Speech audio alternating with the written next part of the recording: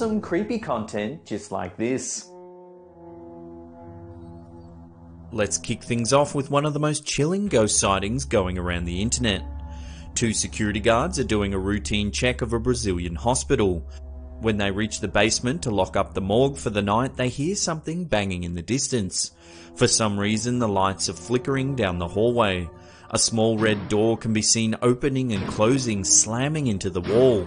It rhythmically bashes into the wall over and over. Gradually, the two guards make their way to the door when it suddenly stops banging. Then, as they get close enough to inspect the door, the lights switch off, plunging them into complete darkness. Eventually, the lights come back on and there appears to be no explanation for the swinging door.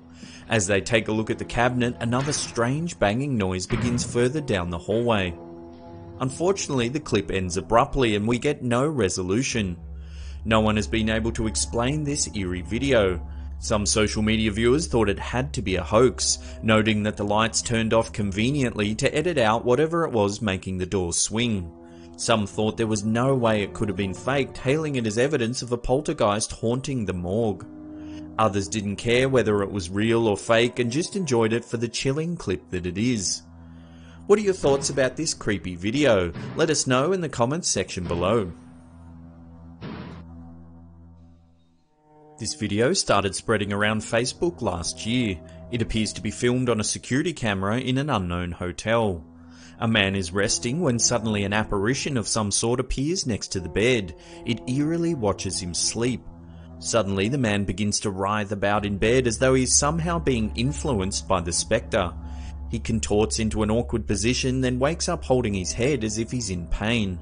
The figure disappears briefly when the man looks around the room, but then reappears as he looks the other way. What's going on in this video? Some commentators have noted that a security camera in a hotel bedroom seems a little suspicious if not set up. Paranormal enthusiasts, however, believe the footage is genuine and that the man has suffered from a partial possession, but woke up just in time to ward the spirit away.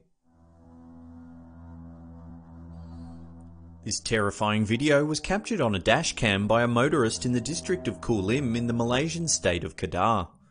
As they drive through rural countryside at 3:25 AM, the driver notices a woman dressed in a red top walking by the side of the road. Thinking nothing of it, they continue into the night.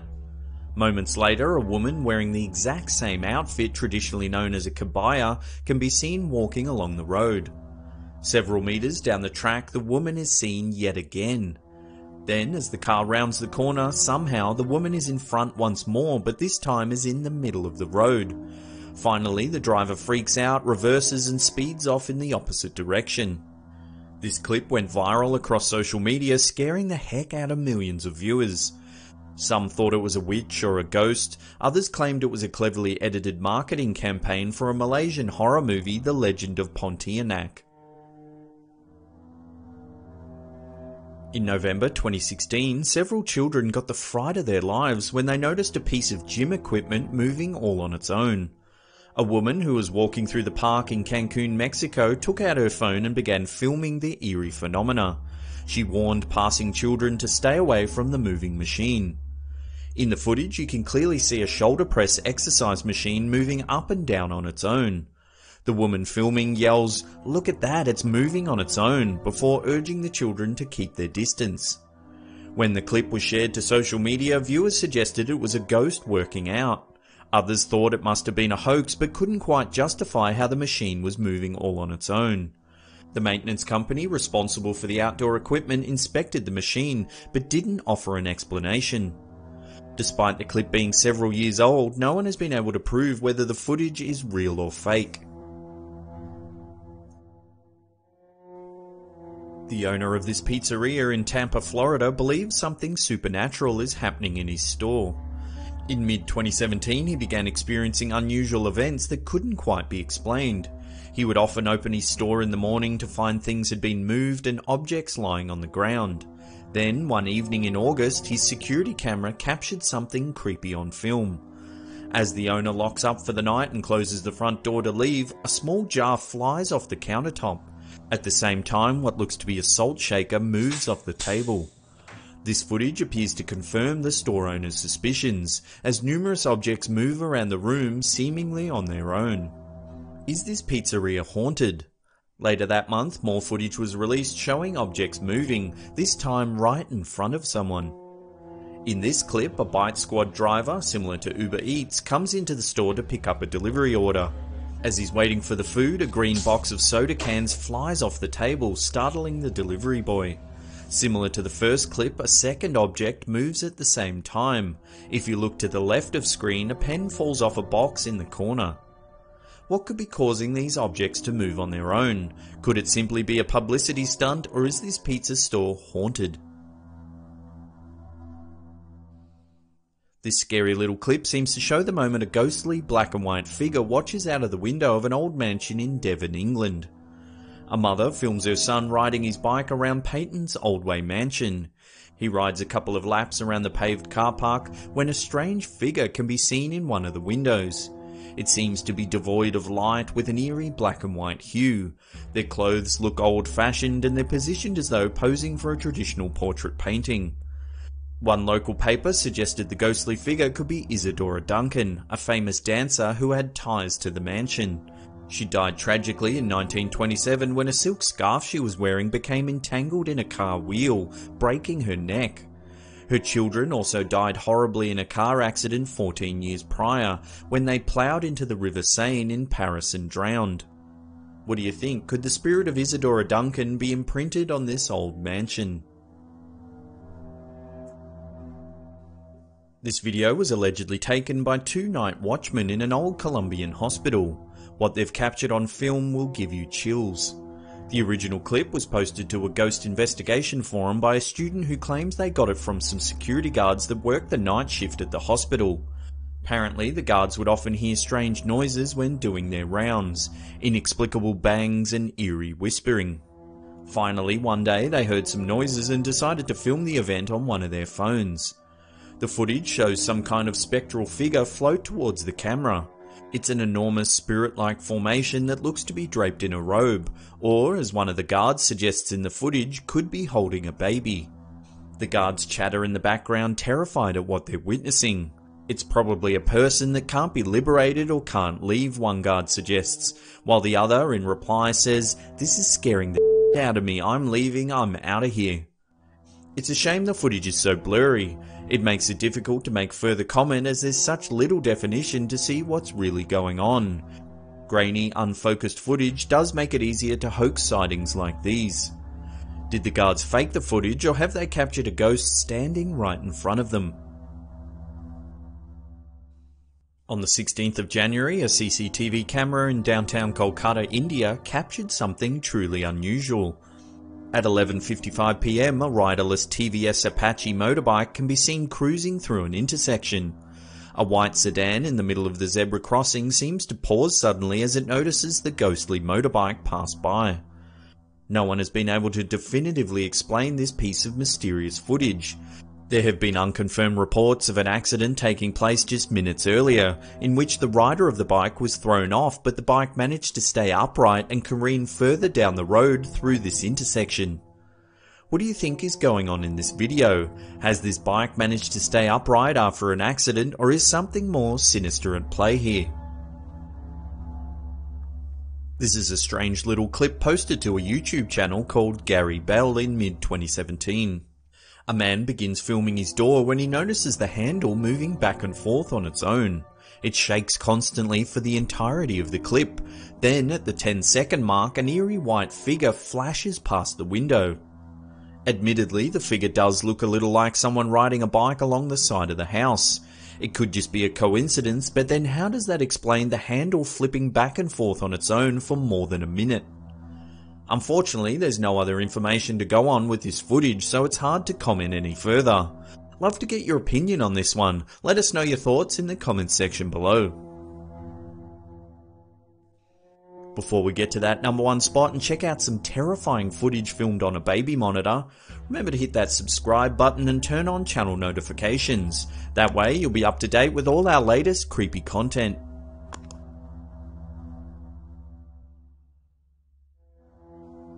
This baby monitor has captured the disturbing moment a strange apparition hovered over a sleeping baby. The clip was posted to Facebook asking viewers what on earth had been filmed. In the video, it's clear some kind of transparent figure is floating around the cot. The possible spirit sits eerily above the baby as though watching it rest. It seems to have a translucent body and a slightly more visible head. Whatever it is wafts back and forth for around a minute before disappearing to the right of screen. Then it returns and moves closer to the baby. Has this baby monitor captured evidence of a ghost? Many viewers have offered their opinions on the video. Some think it could be dust or cobwebs catching the light and reacting to the baby monitor's night vision. Others have said that this is a spirit curious by the baby's energy. What I want to know is, if you spotted something unusual hanging around your baby on the monitor, why would you wait around and film it? I'd like to think the mother checked the room first before thinking how viral the video could go. Well, there's another episode down. Thank you so much for watching. Now, in the comments section below, let us know which one of these clips scared the bejeebers out of you. If you're new to our channel, consider subscribing as well, because we do content just like this each and every week. And that's it for me. I'll see you all next time. Pew!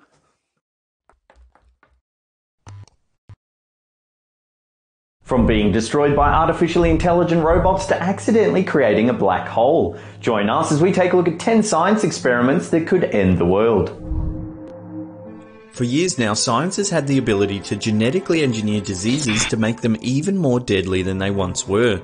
Scientists can now synthesize and genetically modify a range of nasty diseases like anthrax and mousepox, making them even deadlier than the original strains. In 2005, scientists successfully recreated a strain of the influenza virus, which was estimated to have killed 20 to 40 million people in 1918.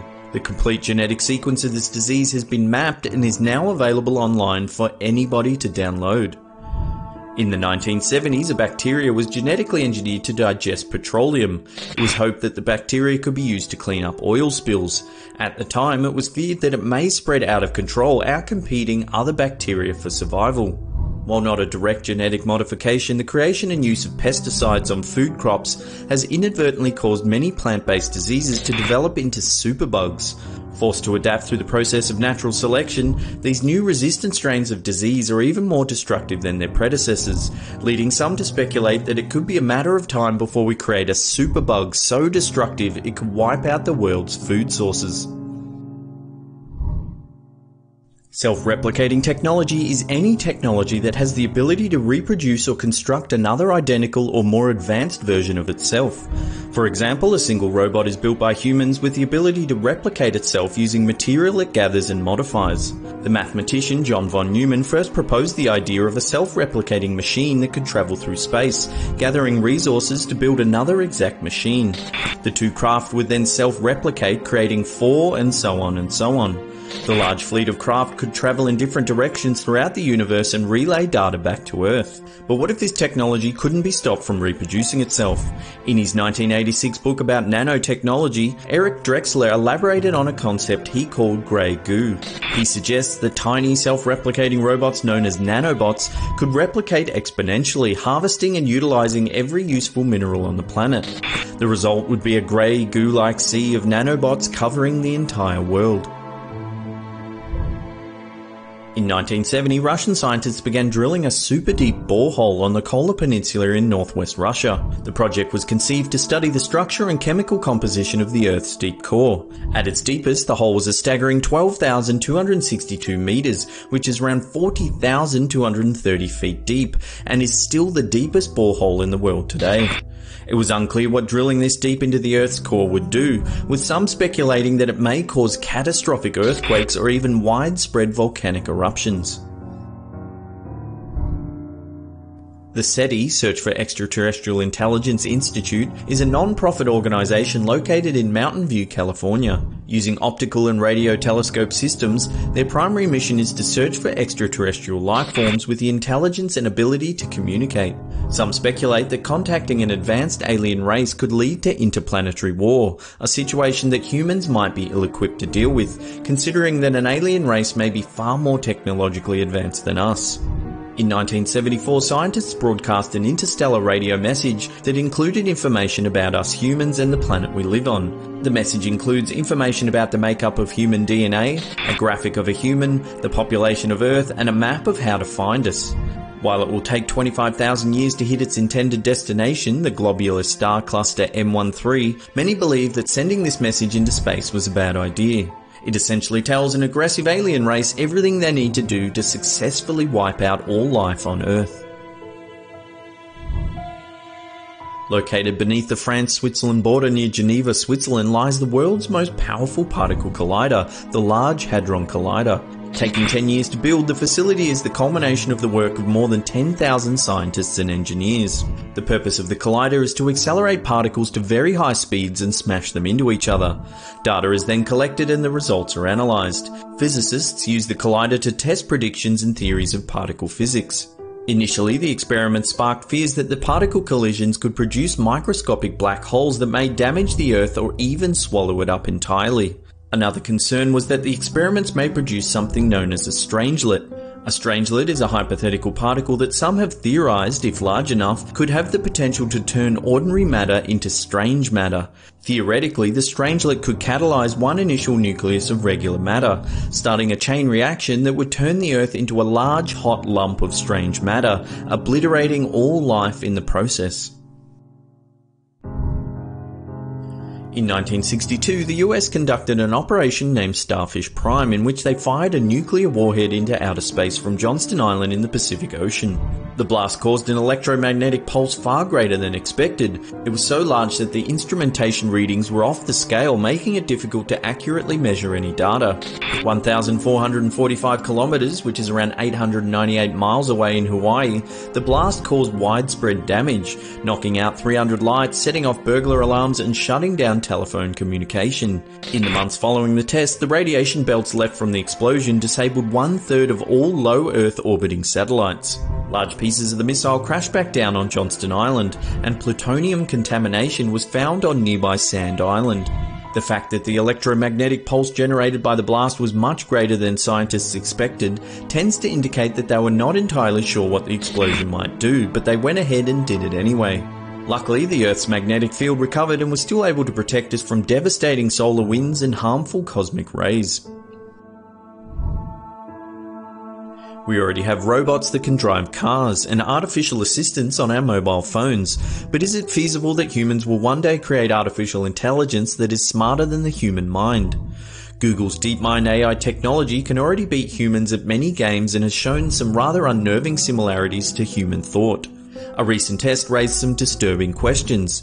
The test involved two games. The first, two teams armed with lasers had to harvest apples, and the second, a game where the two teams hunted down a single prey. DeepMind showed that it was willing to behave peacefully if the resources were plentiful, but if the resources were scarce, it was more likely to attack the other team with the laser. When hunting down the prey, the AI quickly learnt that teamwork was the best way to get the food. The results from these tests show that much like humans, DeepMind understands the benefits of betrayal to get what it needs.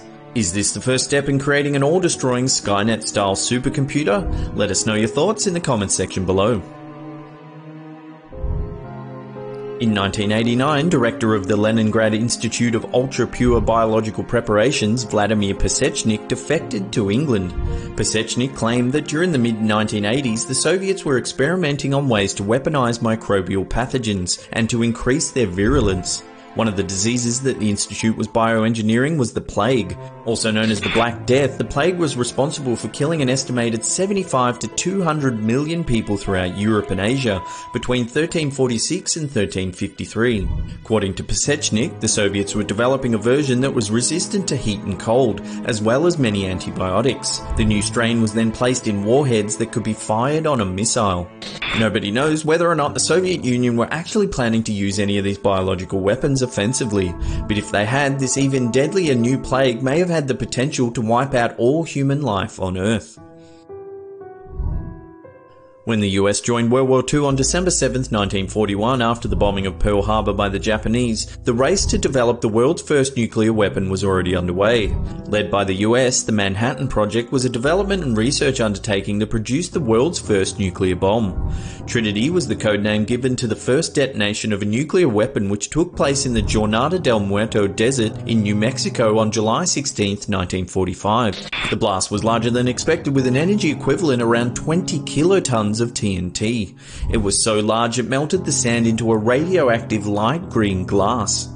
The mushroom cloud reached a staggering 12.1 kilometers, which is around 7.5 miles in height, and the shockwave was felt more than 160 kilometers, which is around 100 miles away.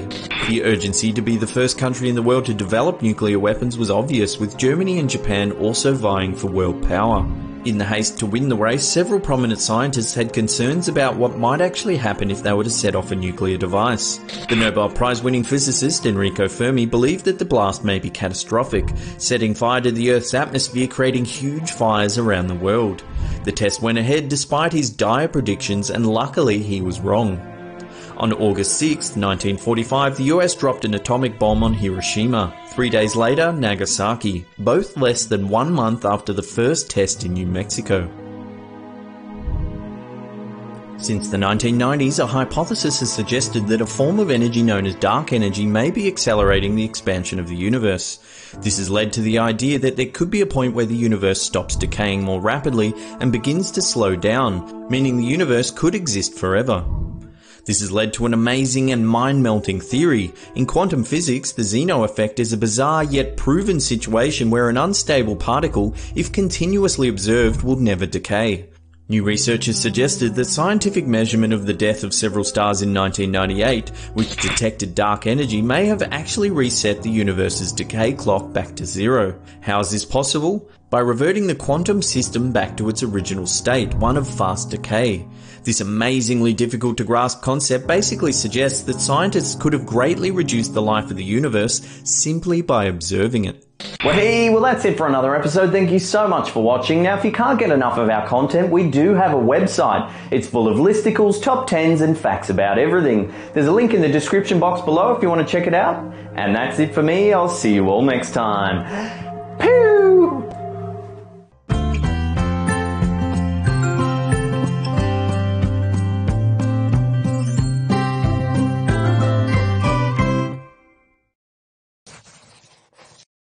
Slap 10 famous people that mysteriously vanished. From legendary big band leader Glenn Miller to infamous union boss Jimmy Hoffa, we take a look at 10 famous people that mysteriously disappeared. Big band leader Glenn Miller was pronounced missing in action on December 15, 1944, when his plane disappeared en route to France. Miller, who was 38 at the time, was the best-selling recording artist from 1939 to 1943. He persuaded the United States Army to draft him into service to lead a band on tour to boost the morale of the serving troops in World War II. Miller was on his way to Paris, France when his plane vanished in bad weather. Several theories attempted to explain his mysterious disappearance, including a faulty carburetor and even the idea that a returning Allied bomber may have hit Miller's aircraft with a jettisoned bomb unused from a failed German bombing raid.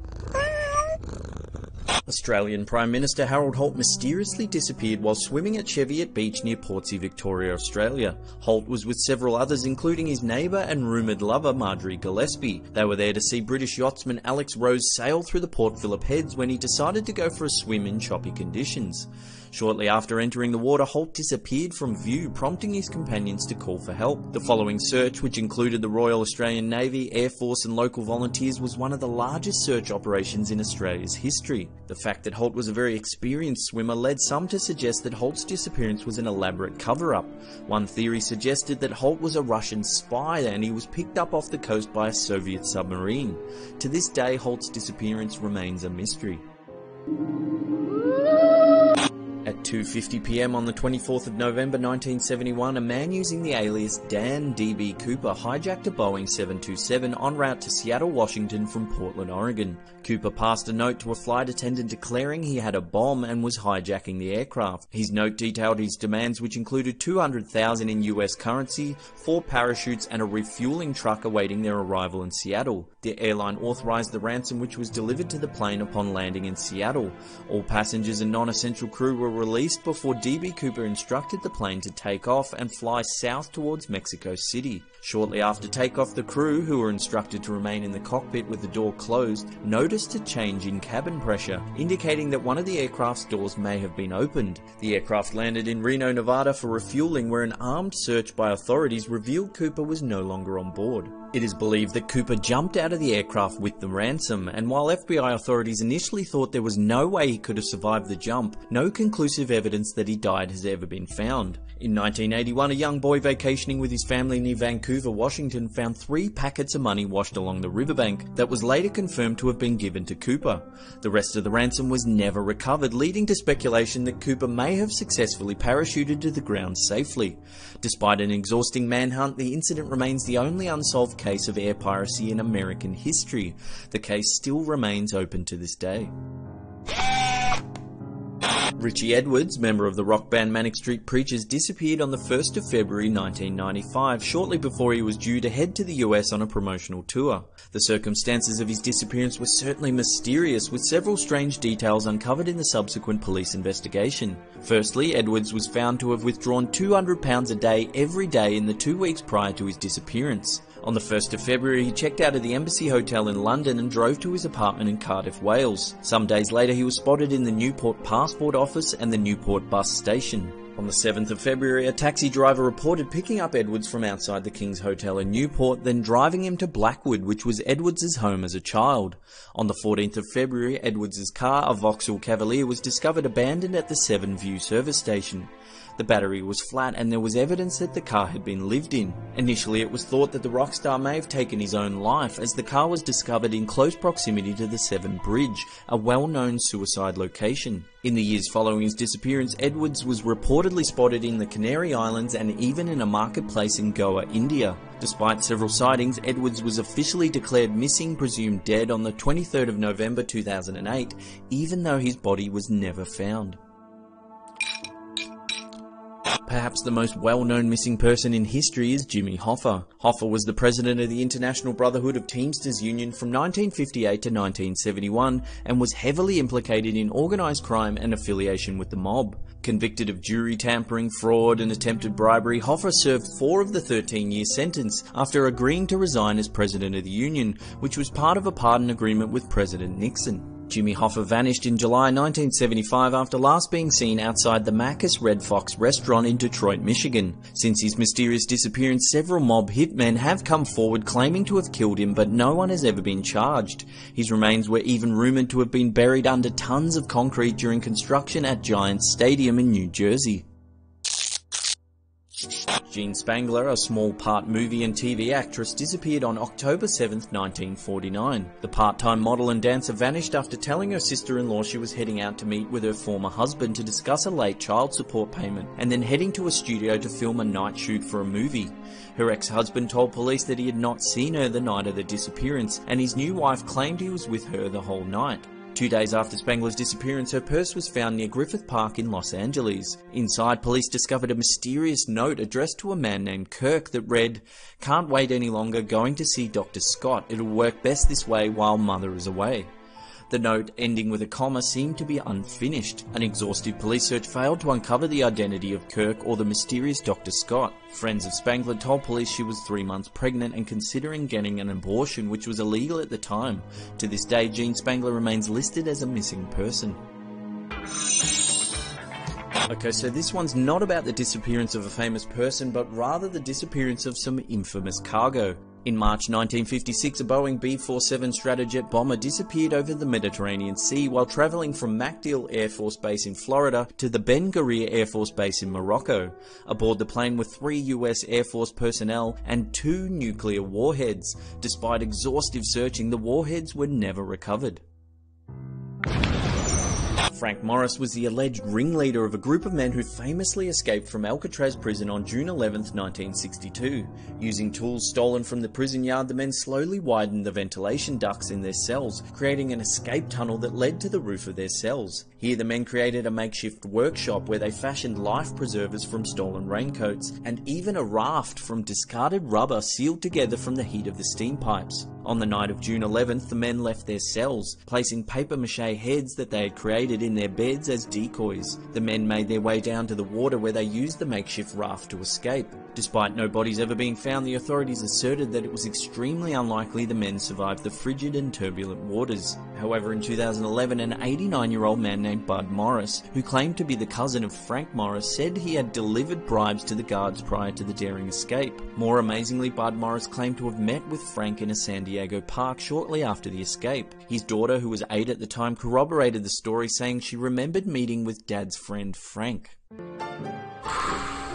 Famous female pilot Amelia Earhart vanished on July 2, 1937 while flying over the Pacific Ocean attempting to circumnavigate the globe. Earhart lost radio contact near Howland Island, and a large search of the surrounding area was soon conducted by the US Navy. Soon after her disappearance, several theories surfaced suggesting that she may have been taken prisoner by the Japanese. One such rumour was fueled by the fact that soon after her disappearance, the Japanese released the Mitsubishi A6M Zero-fighter aircraft, which had several strikingly similar components to the aircraft Earhart was flying at the time she disappeared. It was also suggested that she was a spy sent to report on the Japanese, and that she survived the flight, changed her name, and moved to New Jersey. The Babushka Lady is the name given to the mysterious woman who was present at the assassination of JFK on November 22, 1963 in Dallas, Texas. In several photographs taken by other eyewitnesses, the Babushka Lady can be seen videotaping the assassination within meters of the motorcade. Unusually, the photos show the woman acting very calmly as she continues filming, despite the surrounding eyewitnesses fleeing in panic. Despite exhaustive investigations, neither the woman nor the video footage has ever been officially located. Well, that's perplexing. As always, thanks heaps for watching. If you've got some interesting theories about these disappearances, let us know in the comment section below. We'd love to read them. Remember to hit that thumbs up button, it really helps us out. And this is the Slapperm Shiny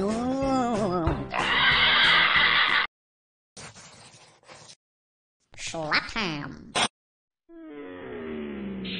10 near-death moments caught on tape. From a plane that nearly lands on top of a sunbather to a photographer almost eaten by a crocodile. Join us as we take a look at 10 near-death moments caught on tape. This amazing footage from a security camera in Southeast Asia shows a woman working at a roadside shop. As a car arrives to place an order, watch what happens as the woman takes the food to the car.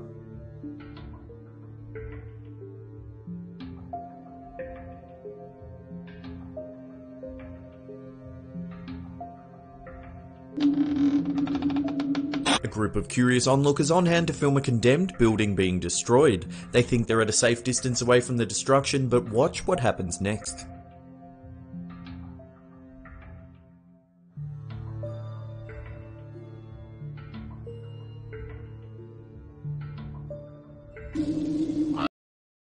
This footage captures the moment an oblivious woman tries to walk right across a competition ski slope.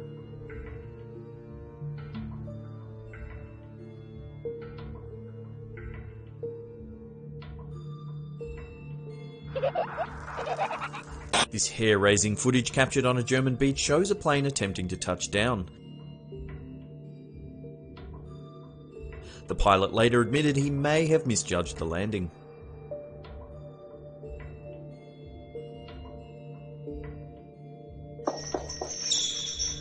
A security camera at a train station in New South Wales, Australia managed to catch this unbelievable footage. A woman jumps onto a moving train as her friend looks on in disbelief. The friend, not knowing if she made the jump safely or not, has to wait nervously for the train to pass. The seemingly lifeless woman eventually begins to move and makes her way back onto the platform.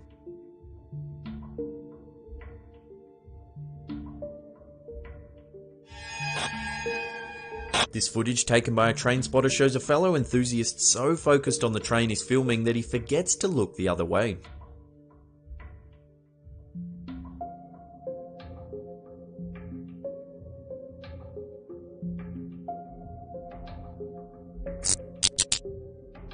This clip taken in Costa Rica shows a man photographing crocodiles from the shore of a river as his friends bait the animals closer, throwing food into the water. The patient manhunters bide their time, waiting for the right moment to strike.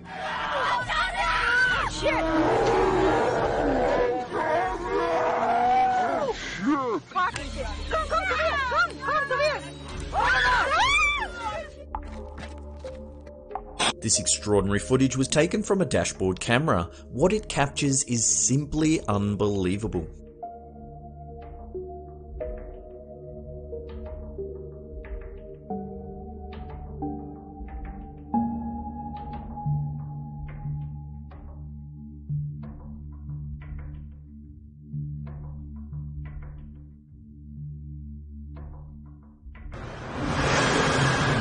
CCTV in the Czech Republic captures this extremely close call as a pensioner makes his way through a level crossing. If you look closely, the train gets so close that the guy's shoe flies off.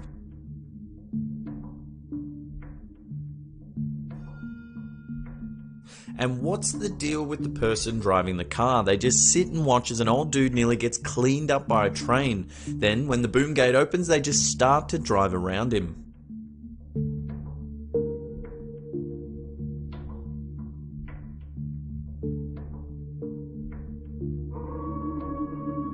This footage of a plane load of skydivers is truly amazing. As they prepare to jump, the unthinkable happens.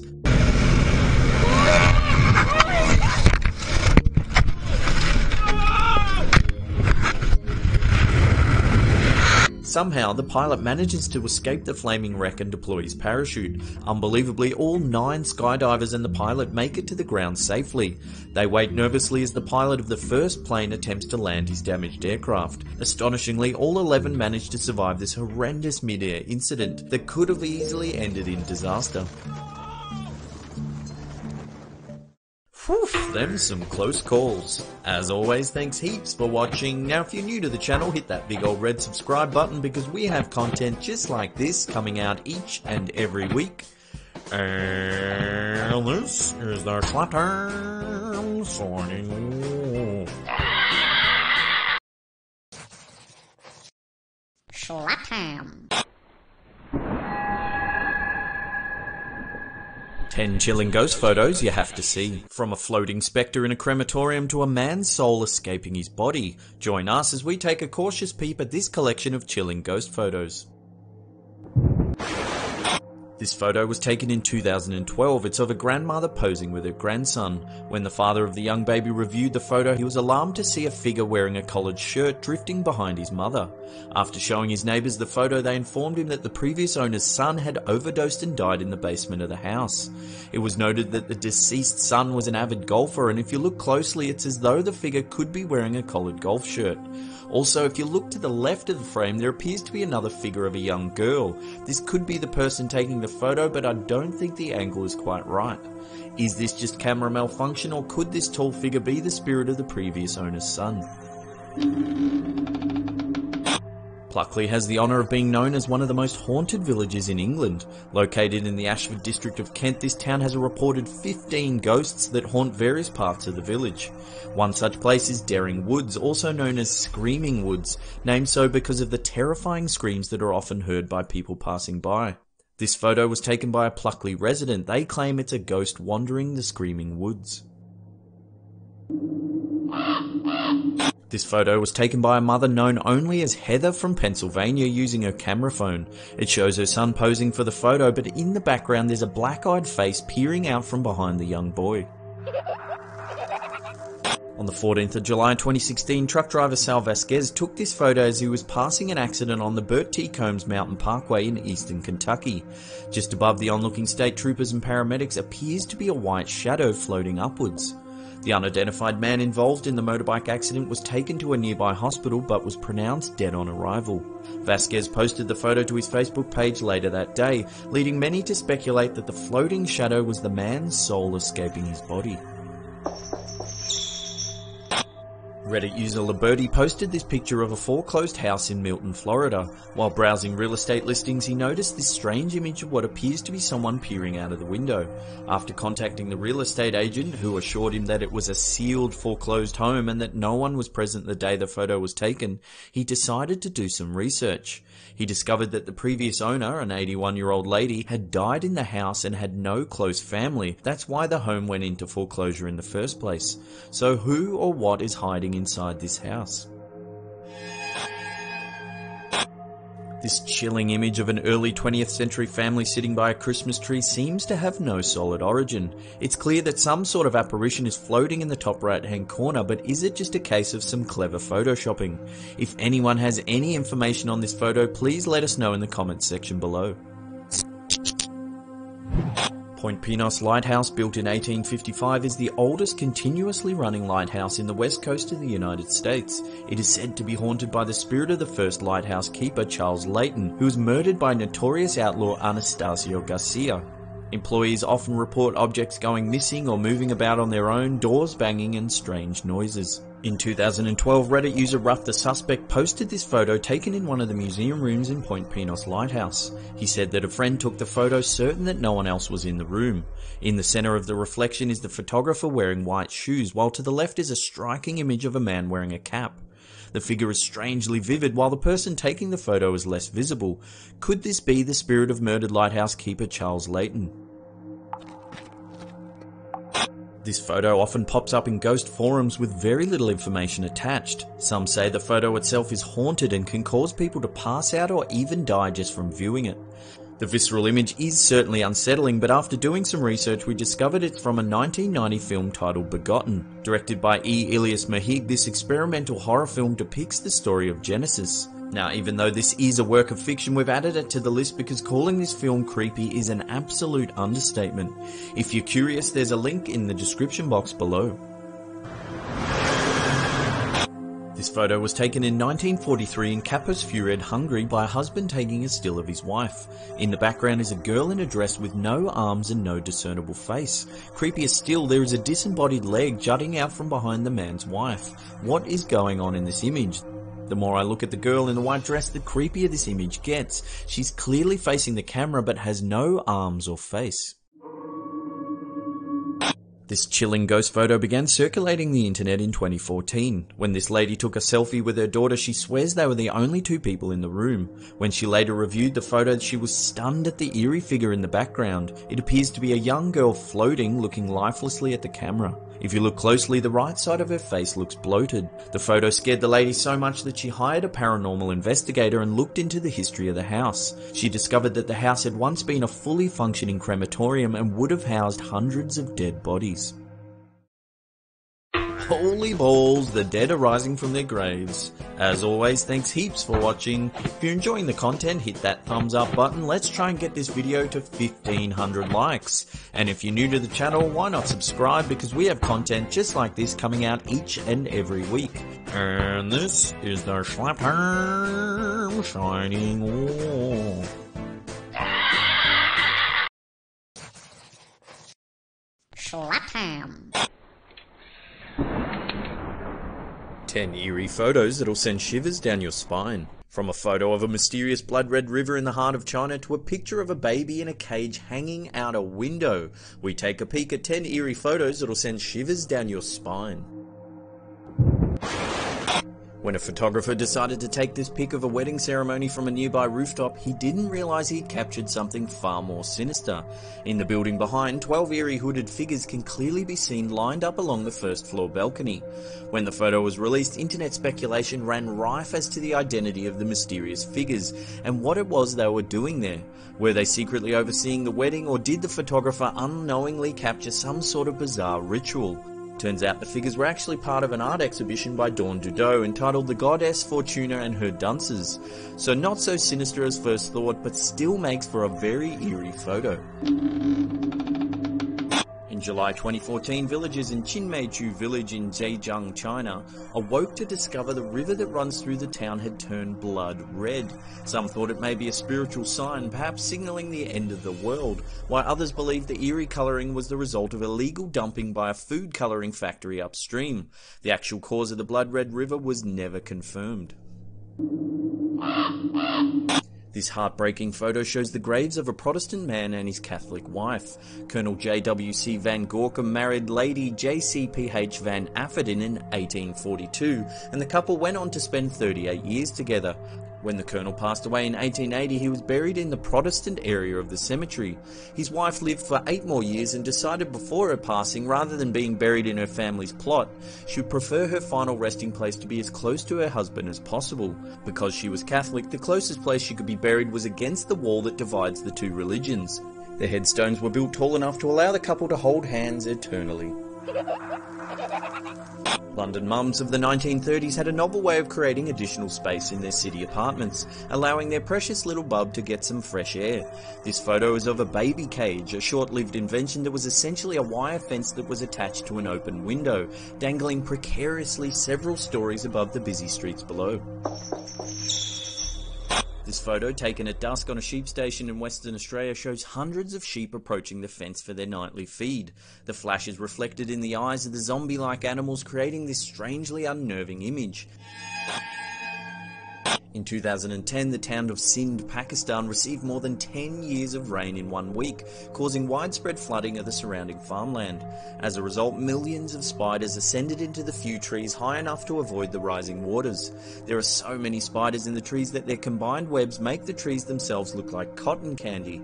The person who captured this image was UK aid worker Russell Watkins, who noted that if you stood under one of these trees, dozens of small, very, very tiny little spiders would be dropping down onto your head. This photo of a creepy big-mouthed clown posing with a small girl is unsettling to say the least. The origin of the pic is uncertain, but one thing is for sure, that the little girl is trying her best not to look understandably terrified. This unsettling photo, supposedly of a goat man, was taken by Mark Hunter while walking in the forest behind his house.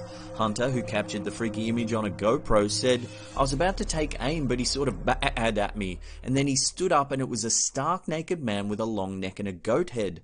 Hunter said he thought the creature may have just been a man wearing a severed goat's head as a mask, but after reviewing the footage was convinced what he saw was real. This otherworldly image was captured from the viewing platform on the tallest building in the world, the Burj Khalifa in Dubai, UAE.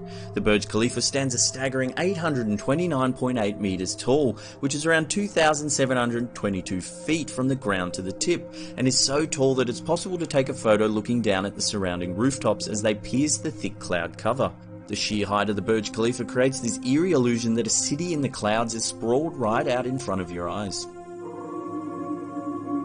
This horrifying image is the last thing you want to see aboard a plane, either taking off or landing. A mid-air collision between a flock of birds and a plane is what's commonly known in the aviation industry as a bird strike, and it is a relatively frequent occurrence. Luckily, very few bird strikes end in disaster, except for the birds, that is, who are often squashed against the side of the plane or sucked into the engines. Fascinating, fascinating! As always, thanks heaps for watching. If you're enjoying this sort of content, hit that thumbs up button. Let's try and get this video to 1,000 likes. Let us know in the comments section below which photo was your favourite. And this is the Slapterm shining off. Slapterm.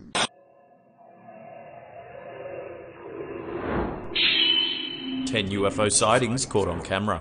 From a UFO caught on the BBC News to a flying object dropping glowing orbs down on Earth. Join us as we take a look at 10 UFO sightings caught on camera. On July 4th, 2016, a strange light was seen hovering in the night sky over Tucson, Arizona. You can see a large white orb that blinks on and off sporadically. At the 1:20 mark, a second object appears, then flashes brightly before disappearing. Many skeptics have noted that July 4th is a common night for firework displays, but do these look like ordinary fireworks?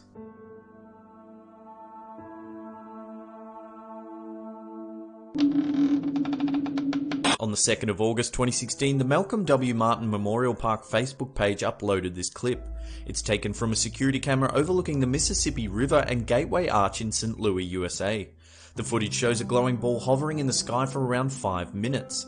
It moves about the sky erratically, disappears, then reappears in different spots. One local tried explaining the footage as headlights from cars parking in the Mississippi River overlook. What do you think, headlights or visitors from outer space?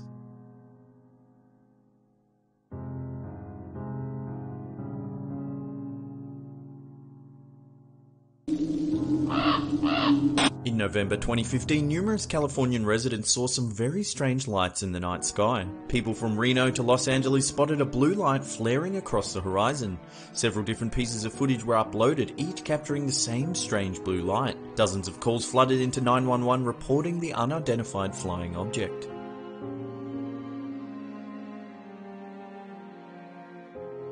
The following morning, the US Navy issued a statement that they had been testing a ballistic missile off the coast of California. It just seems awfully convenient for the Navy to issue a statement like that. Would they really fire missiles near a heavily populated coastline completely unannounced, terrifying hundreds of residents?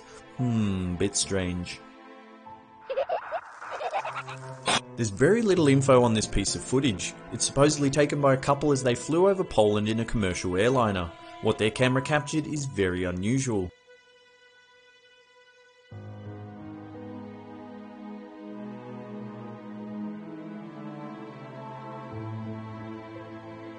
It appears to be a massive floating object drifting by the aeroplane. If anyone has any information on this clip or can translate what the couple is saying, please leave a comment below.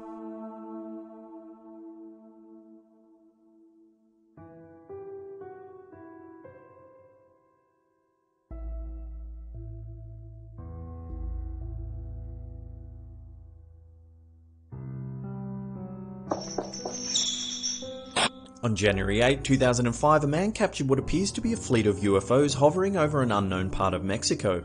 There are 40 to 50 glowing orbs floating in the sky. Many claim the sighting to be balloons or Chinese lanterns, but when the footage zooms in, it looks as though the objects are steering themselves around each other.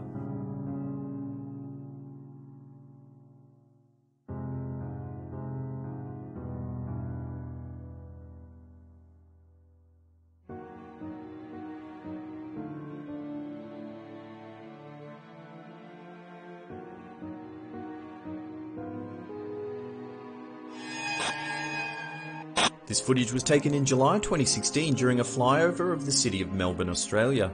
In the background there's a strange floating shape to the right side of the city.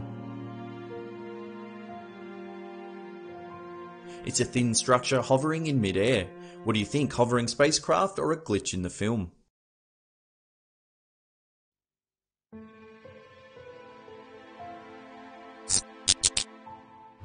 This startling footage was taken in an unknown part of the Philippines in 2014. At first it's difficult to tell what's happening as the footage only shows two glowing objects on a dark background, but you can see smaller orb-like objects falling to the ground. A night vision lens is used to clarify the image, and what it captures is very striking. It's clear that this UFO is dropping numerous balls of light down on the ground. Are there any plausible explanations for this footage?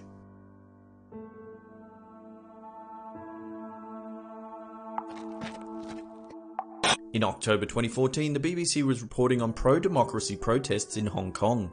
What they inadvertently captured on film is startling. You can see above the sea of protesters between the two buildings, a flying object moves towards the right of camera.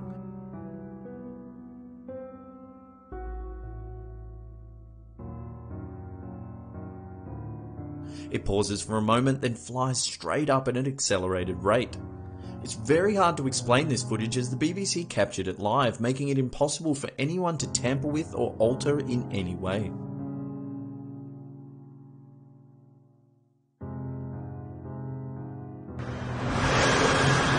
This piece of footage caused quite a stir amongst both the scientific and conspiracy theory communities. Taken on August 6, 1997, this hefty flying object was filmed flying over Mexico City. The community has divided almost in half on whether the footage is real or fake. Some say there are dubious digital artifacts hidden in the still frames of the clip. Others have noted that back in 1997 there were no programs available to the public powerful enough to fake this footage. Other perplexing evidence is the 12 or so witnesses from across the city that reported seeing the craft flying through the air. What do you think, real or fake? If you've got any information on this clip, leave a comment below.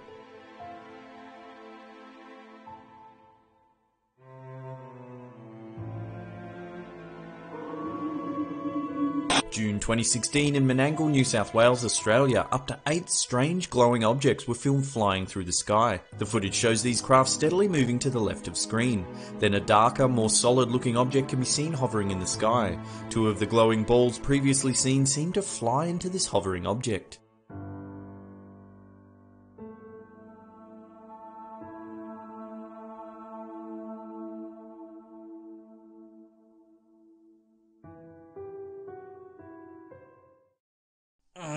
Bonus time! We're giving away 3 Slaptam t-shirts to some lucky viewers. To enter, all you have to do is follow us on Twitter and retweet this tweet. We're only running this competition for a few days, so get in quick. Remember, you must be following us and retweet the tweet to enter the draw. Hurry, do it now or you'll miss out on a chance to win a wicked Slaptam tee. A link is in the description box below. Is it a bird? Is it a plane? No, it's a UFO coming down to probe our anuses. As always, thanks heaps for watching. If you're enjoying the content, hit that thumbs up button. Remember to share this video around with your friends and family. And this is a Slaptam shining.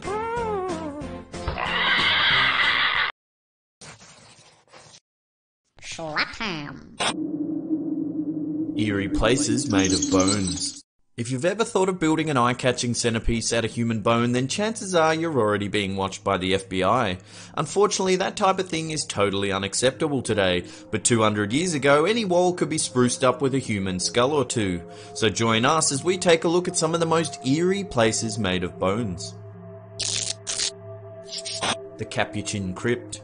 This crypt, commissioned by Pope Urban VIII in 1626, lies beneath a small church in Rome, Italy. The Pope's brother, Antonio Barberini, a Capuchin friar, ordered the exhumation of thousands of dead friars with their bones to be moved to the new crypt.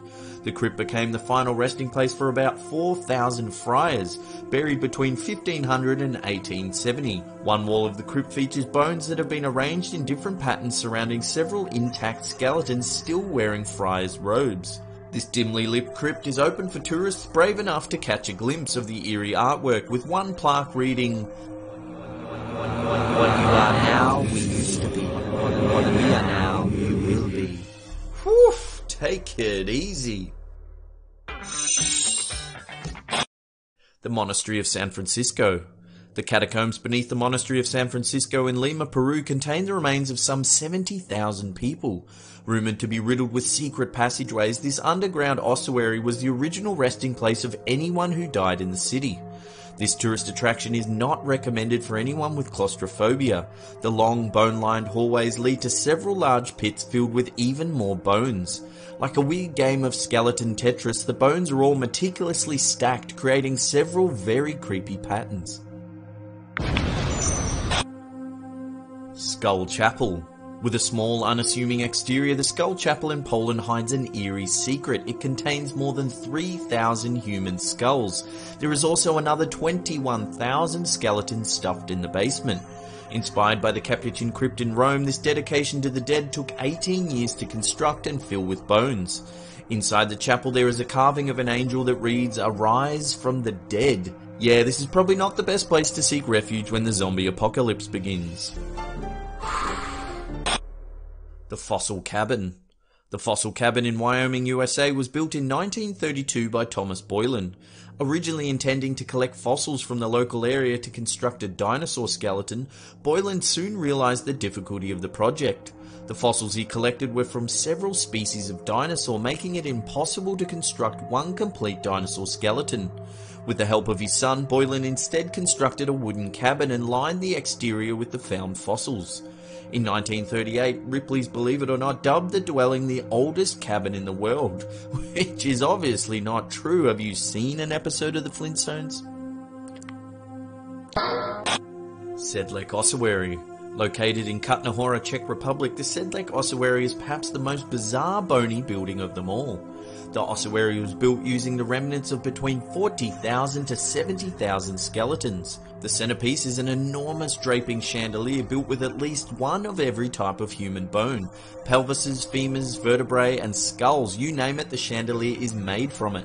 Several other sculptures line the building's interior, including a bony coat of arms and other arrangements. The macabre creations were not added until 1870, when a man named František Rint was employed to arrange the piles of accumulated bones into something a little more eye-friendly. And naturally he thought a gigantic chandelier made of human remains. Nice.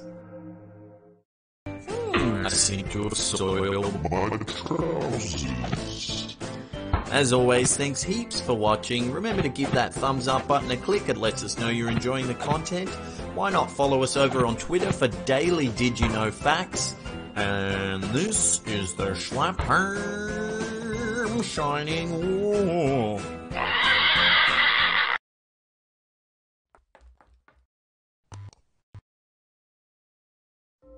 How you doing? I'm Callan and this is Slapped Ham. Today we're talking about creepy coincidences. From a novel that predicted the sinking of the Titanic 14 years before it actually happened, to a man who survived 2 atomic bombs. Join us as we take a look at 12 of the creepiest coincidences in history. Deus Ex was a video game released back in 2000. In it, you play as JC Denton, an anti-terrorist agent augmented with superhuman powers who becomes involved in a multi-level conspiracy. When the designers of the game were creating the skyline for the mission set in New York City, they didn't include the Twin Towers. The reason for their absence was put down to computer memory constraints at the time. To cover the omission, the writers explained that the towers had been destroyed by terrorists. Deus Ex was released in 2000, 1 year before the 9/11 terrorist attacks. On July 28, 1900, King Umberto I of Italy was eating dinner at a small restaurant in Monza when he noticed that the owner was a near-exact physical double to himself. The men began talking and discovered that they shared many more similarities. They were both named Umberto, they were both born on the 14th of March 1844 in Turin, and both married women named Margherita on the 21st of April 1868. Even the restaurant opened the same day that Umberto I was crowned King of Italy. The following evening, King Umberto I learned that the restaurateur had been killed earlier that day in a mysterious shooting. Shortly after hearing the news, the king himself was shot and killed by assassin Gaetano Bresci. On August 6, 1945, Tsutomu Yamaguchi was on a business trip in Hiroshima, Japan, when the US bomber Enola Gay dropped an atomic bomb on the city. Miraculously, he suffered little more than superficial burns and was otherwise okay. He returned home to Nagasaki and, despite his wounds, went back to work on the 9th. As he was telling his supervisor how the bomb that hit Hiroshima had destroyed the entire city, Nagasaki was hit by another atomic bomb. Once again, Yamaguchi survived the attack. In 2009, he became the first person to be officially recognized by the Japanese government as surviving both the Hiroshima and Nagasaki bombings. Yamaguchi died on January 4, 2010 at the age of 93. The South African astronomer Dani du Toit once gave a lecture warning that death could come at any time. After finishing his speech, he sat down, popped a mint in his mouth and choked to death. On the 28th of June 1914, the Archduke of Austria, Franz Ferdinand, and his wife were assassinated in Sarajevo, the capital of Bosnia and Herzegovina. They were killed by 19-year-old Serbian nationalist Gavrilo Princip by weapons supplied to him by Colonel Apis, head of the Serbian military intelligence. The incident provoked the Austro-Hungarian Empire to declare war on Serbia, which ultimately led to the beginning of World War I. More than 4 years later, the war ended when Germany signed an armistice prepared by Britain and France at 11 AM on the 11th of the 11th in 1918. Amazingly, the car that Ferdinand was riding in at the time of his assassination had this license plate: Armistice 11/11/18.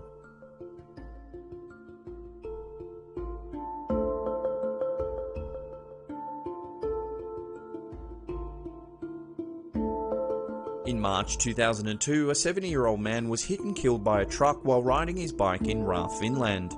2 hours later, his identical twin brother was also hit and killed by a truck while riding his bike.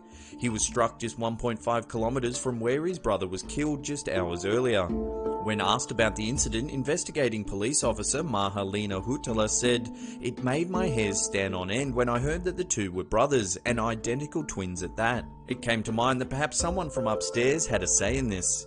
She added that it was unlikely that the second man knew of his brother's death, as police had yet to inform the family of the incident. At 8:30 p.m. on Saturday the 29th of September 1888, a woman by the name of Catherine Eddowes was found drunk lying on Aldgate High Street in London, England. She was taken to the Bishopsgate police station where she was held until 1 a.m, at which time she was deemed sober enough to leave. Upon leaving, she gave the police officers the fake name of Mary Kelly. At 1:45 a.m, Eddowes' mutilated body was found in the southwest corner of Mitre Square by policeman PC Edward Watkins. She had been murdered by notorious serial killer Jack the Ripper. On the 9th of November 1888, another body was found mutilated. This time it was that of a 25-year-old woman discovered at her residence in East London. It was Jack the Ripper's final murder. Bizarrely, her name was Mary Kelly, the same name Eddowes had given to police shortly before she was murdered. In the late 1800s, Henry Ziegland of Honey Grove, Texas, ended his relationship with his girlfriend. She was so distraught by the incident that she committed suicide shortly after. Her brother, seeking revenge, went to Ziegland's property and shot him. The bullet grazed Ziegland's face and lodged in a nearby tree. It had struck him with enough force, however, to knock him to the ground.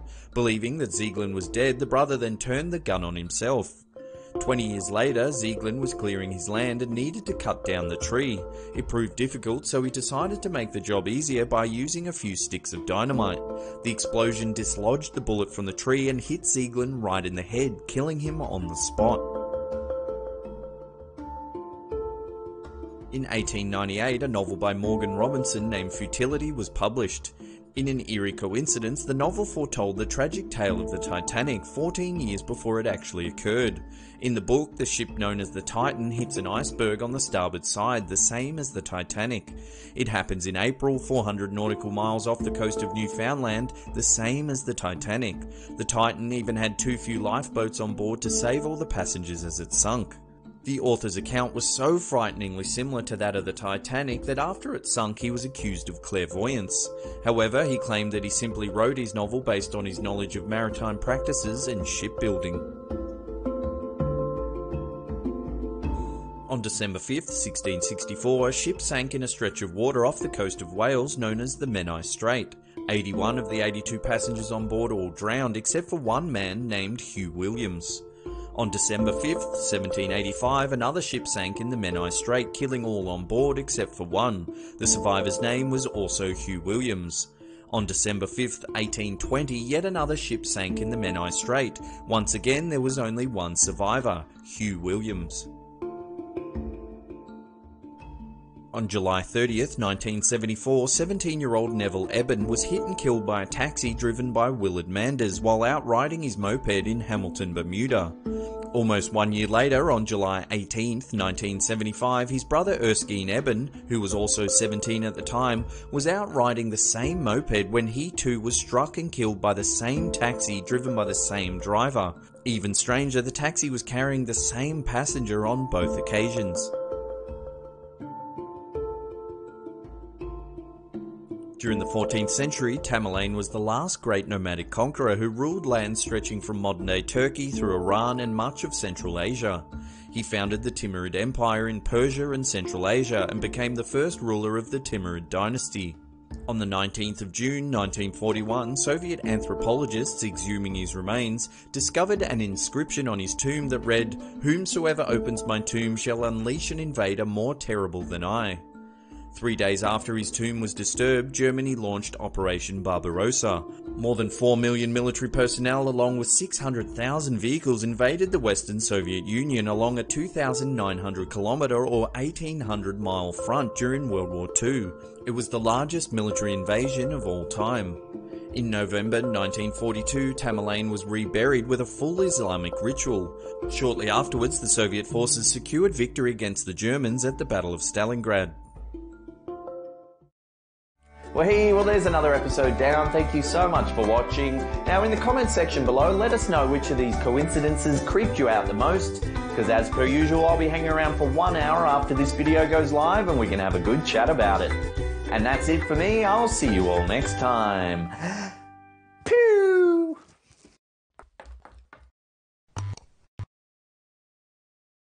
From a photo of a mysterious object orbiting Earth to a picture of a star system that looks like the Eye of Sauron. Join us as we take a look at 10 mysterious photos taken in space. In 1998, a series of photographs taken by NASA revealed something unusual in Earth's orbit. Thought by many to be a satellite of extraterrestrial origin, some believe this mysterious object may have been orbiting Earth for more than 13,000 years. Some think that radio waves heard by Nikola Tesla in an 1899 experiment may have been emitted by this alien satellite. Others believe that the mysterious object is nothing more than a thermal blanket reported lost during a spacewalk conducted by US astronauts Jerry Ross and James Newman. This image of the Crab Nebula was assembled from 24 individual exposures taken from the Hubble Space Telescope in 1999 and 2000. The Crab Nebula is the remnant of a giant star that ended in a supernova explosion nearly 1,000 years ago. The supernova was so bright that it was seen and recorded by Chinese astronomers in the year 1054, making it the first astronomical object identified with a historical supernova explosion. The Crab Nebula cannot be seen with the naked eye but can be made out using binoculars in good conditions. The nebula gets its name from the 3rd Earl of Ross, William Parsons, who, in 1840, observed the object through a telescope and produced a drawing that many thought looked like a crab. An image taken on Mars by NASA in 2015 had many believing it was proof of life on the red planet. A close-up of the side of the rock wall revealed a shape that some think resembles a crab-like creature. Despite the initial internet buzz, a senior astronomer at the Center for SETI Research said the space crab was something else entirely. He believed it could be explained with a phenomenon known as pareidolia. Pareidolia is the brain's ability to see shapes in random objects, like a face in the moon or a dog in the clouds. The object does, however, look out of place in the harsh, rocky landscape. What do you think, alien creature or just our brains playing tricks on us? Let us know in the comments section below. Fomalhaut is one of the most visible stars in the night sky and the brightest star in the constellation of Pisces Austrinus. The star and its surrounding system bear an eerie resemblance to the Eye of Sauron from the Lord of the Rings films. Within this system is an extrasolar object thought to be a planet known as Fomalhaut b or Dagon. This planet has a very unusual, highly elliptical orbit. It has an orbit of nearly 2,000 years, coming as close as 4.6 billion miles to its star, and at its outermost point 27 billion miles away from its star. Scientists believe that this strange orbit may be a result of a yet undiscovered planet that gravitationally ejected Fomalhaut b from a more circular orbit at some point in time. The unusual orbit takes Fomalhaut b through the system's outer dust ring, where it spends around 1,000 years in deep freeze before returning into the system. Scientists also believe that the reason this planet is unusually bright is that as it returns through the system's outer dust ring, any satellites orbiting the planet would suffer great impact from surrounding objects, creating a dust cloud that reflects starlight similar to the ring of Saturn. When the Viking 1 spacecraft took a series of images of the surface of Mars, one in particular caught the eye of astronomers. The photo, which was released by NASA in 1976, is of an area known as Cydonia, and it seems to show a large humanoid face carved into the Mesa. While experts dismiss the image as an illusion of light and poor photo quality, many have argued that this image proves there was life on Mars at some point in time. Many successful spacecraft have photographed the area with gradually improving resolution, leading NASA to state that a detailed analysis of multiple images of this feature reveals a natural-looking Martian hill, whose illusory face-like appearance depends on the viewing angle and angle of illumination. What do you think, a face or just our peepers playing tricks on us? Let us know in the comment section below.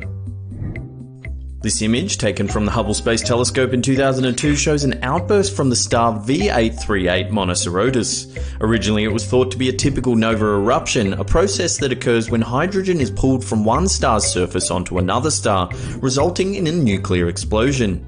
It turned out that what scientists were witnessing was something completely different altogether. Several theories have since been put forward, including the possibility that it was merging with another star or planets. Whatever the process, V838 Monocerotis briefly became one of the largest known stars and one of the most luminous in the Milky Way galaxy. Check out this amazing time-lapse of V838 Monocerotis taken from the Hubble Space Telescope's YouTube channel. A photo taken by NASA's Curiosity rover on May 7th, 2015 had some believing that we had just discovered pyramids on Mars. Despite some initial confusion about the scale of the photo, the pyramid-shaped object is believed by experts to be only about the height of a soda can, just a small volcanic rock that has eroded over time into a sharp angle. In 1972, the crew of Apollo 17 took a series of photos on the Moon. This picture was originally catalogued by NASA as sunstruck, but with the contrast adjusted, it appears to show a pyramid-like structure in the background. Apollo 17 was the sixth and most recent manned moon landing and the final mission of the Apollo lunar landing program. Could this photo be evidence that there are pyramids on the Moon similar to those of Egypt? This photo was captured in 2004 by Spirit, NASA's Mars Explorer vehicle. Taken in close proximity to the vehicle's landing location, it seems to show some sort of humanoid figure making its way across the rocky terrain. When the picture was first released, the internet ran rife with speculation. Everything from an ancient bronze statue to some sort of extraterrestrial Bigfoot was considered.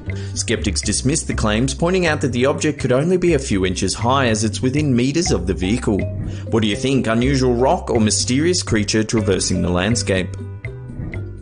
This amazing image is a composite of several images created by the Hubble Heritage team. It is of a nebula 8,000 light-years from Earth known as Menzel 3. Menzel 3, located in the Norma constellation, bears a striking resemblance to a gigantic interstellar ant. Sometimes referred to as the Ant Nebula, its structure is somewhat of a mystery, with some researchers believing that the fiery protrusions may be caused by strong magnetic fields emitted by the dying star. Another theory is that its centre may consist of two stars orbiting around a common point, with the possibility that the dying star may have expanded so much it has consumed its companion, which may be still orbiting inside it. Well, that's it for another episode. Now, some of you are saying you're not getting our latest uploads in your content feed. The best way to combat that is next to the subscribe button, there's a little bell icon. Click that, and that'll make sure you get the freshest, slappiest ham in your push notifications and email every time we upload. And that's it for me. I'll see you all next time. Pew!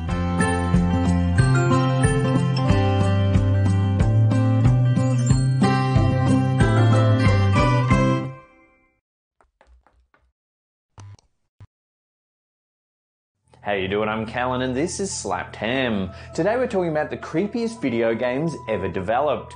From Outlast and the Slender Man games to Resident Evil 7.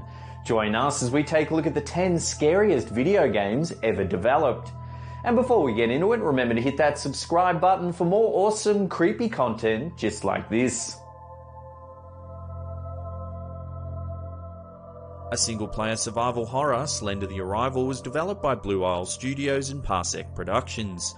The plot takes place several years after Slender the Eight Pages. The eerie settings of the game include an abandoned house, an abandoned mine, and the woods. In Slender the Arrival, the main character Lauren is going to visit her childhood friend Kate, presumed to be the main character from the prequel. After finding the front door open, the furniture and house wrecked, and disturbing drawings and messages found throughout the house, Lauren hears a woman scream, possibly Kate, and goes to find her friend. It was first released in March 2013 for PC and later released for PS3, PS4, Xbox 360, Xbox One, and Wii U.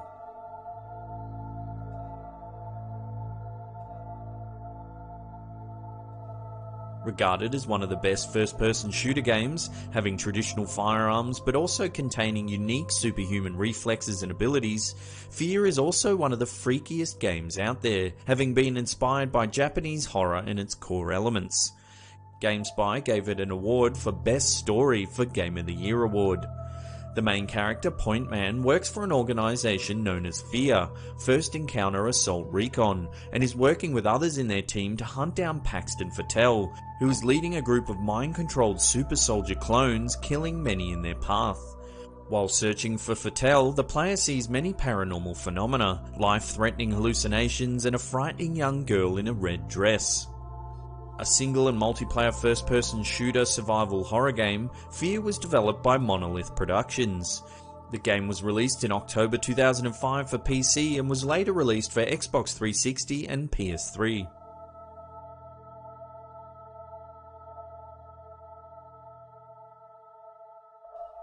Labelled as a worthy sequel and a solid horror game that expands the scope of the series, The Evil Within 2 has provided many with plenty of nightmares. The game has been nominated for several awards, however didn't win any. The Evil Within 2 takes place 3 years after the first game.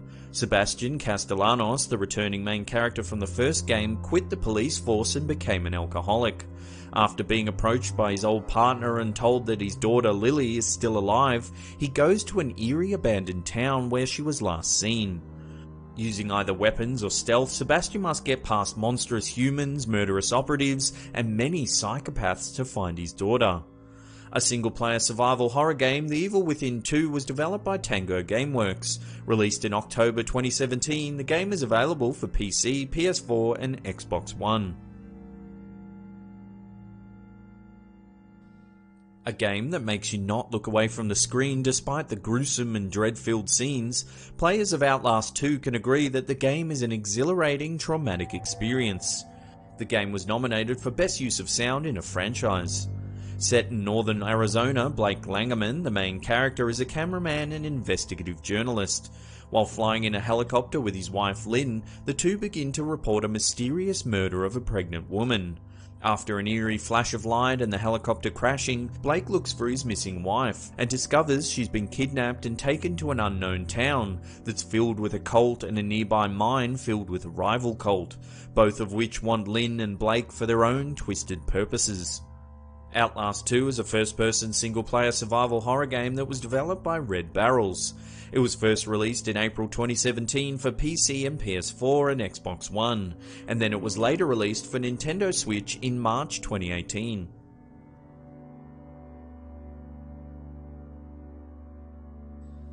Known for its ominous elements and horrifying atmosphere, Amnesia: The Dark Descent is no joke. This game has left even the strong of heart rocking back and forth crying. 4 months after its release, the developer reported almost 200,000 units had been sold. The success became more visible after receiving several awards at the Independent Games Festival. Set in August 1839, a London man named Daniel wakes up with barely any memory and a note written to himself. The note tells him he deliberately erased his own memory and that he's being hunted by a shadow along with other instructions. As he explores the castle, Daniel learns about its mysteries and his own dark past, all the while encountering terrifying monsters that were formerly humans, which he can only run or hide from. Amnesia: The Dark Descent is a first-person single-player survival horror game that was developed by Frictional Games. It was first released in September 2010 for PC. It wasn't until November of 2016 that the game was released on PS4.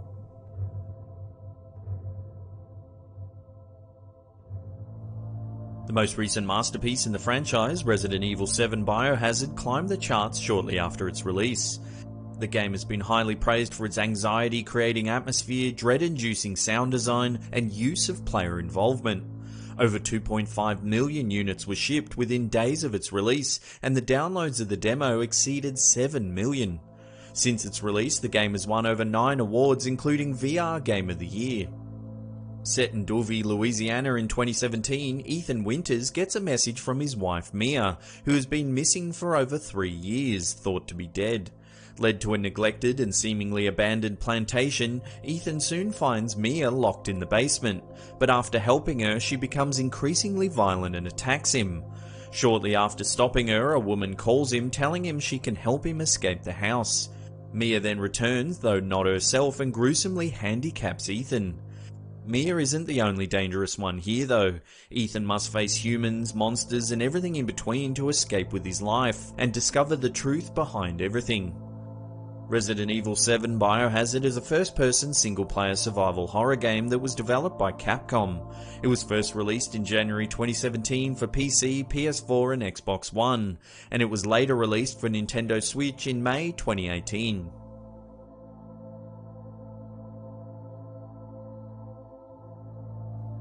From the opening credits to the heart-pounding ending, Dead Space is a nail-biting, sitting on the edge of your seat, visually striking video game. Winning multiple awards, it truly is a hard-to-beat horror game. Set in 2508 on a planet cracker starship, the USG Ishimura sends out a distress signal. All of the crew, except for engineer Isaac Clarke, Commander Hammond, and computer specialist Kendra Daniels, are dead. The commander and Daniels direct Isaac in fixing the ship, which is filled with disfigured monsters trying to kill them. Dead Space is a unique over-the-shoulder third-person point-of-view single-player science fiction survival horror game. Developed by EA Redwood Shores, it was released in October 2008 for PC, PS3 and Xbox 360.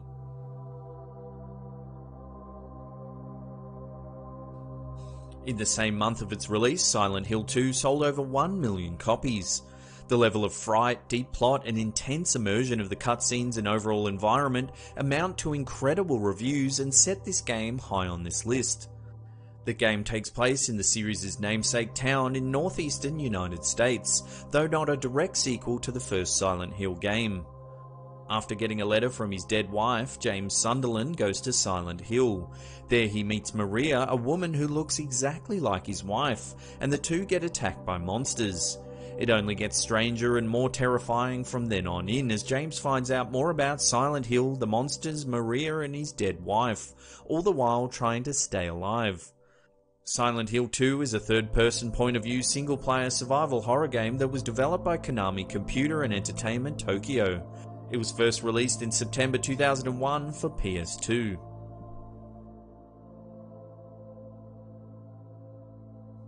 Regarded as one of the scariest video games ever made, Alien Isolation is based on the 1979 Alien horror film.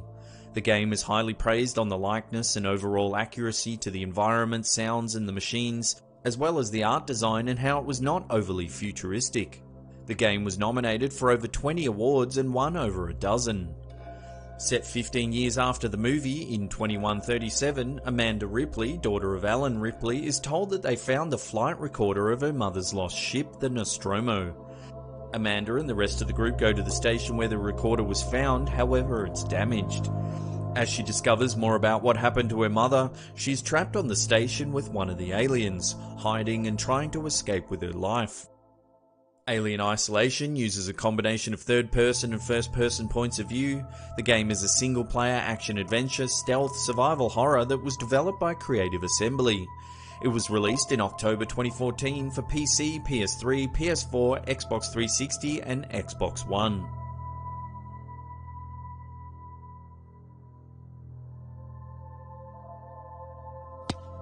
Before we get to that number one spot and find out what some consider the scariest video game of all time, remember to hit that subscribe button and turn on channel notifications. That way you'll be up to date with all our latest content.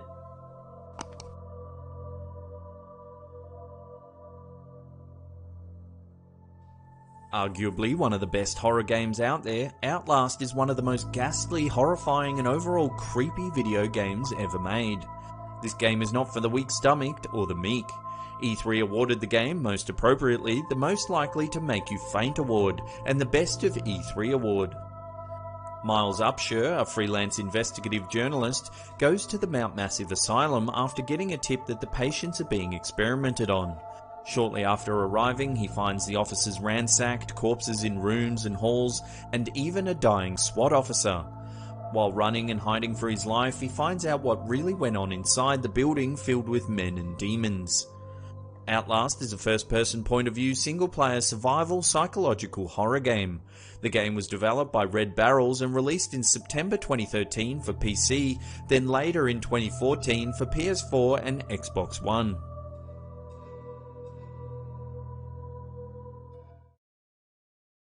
Well, there's another episode in the can. Thank you so much for watching.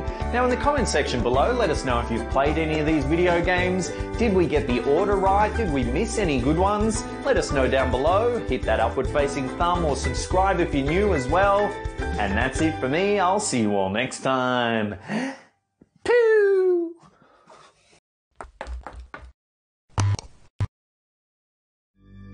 How you doing? I'm Callan and this is Slapped Ham. Today we're talking about some really terrifying images. From a photo of an eerie alien visitor to a monster seen lurking near the Great Wall of China.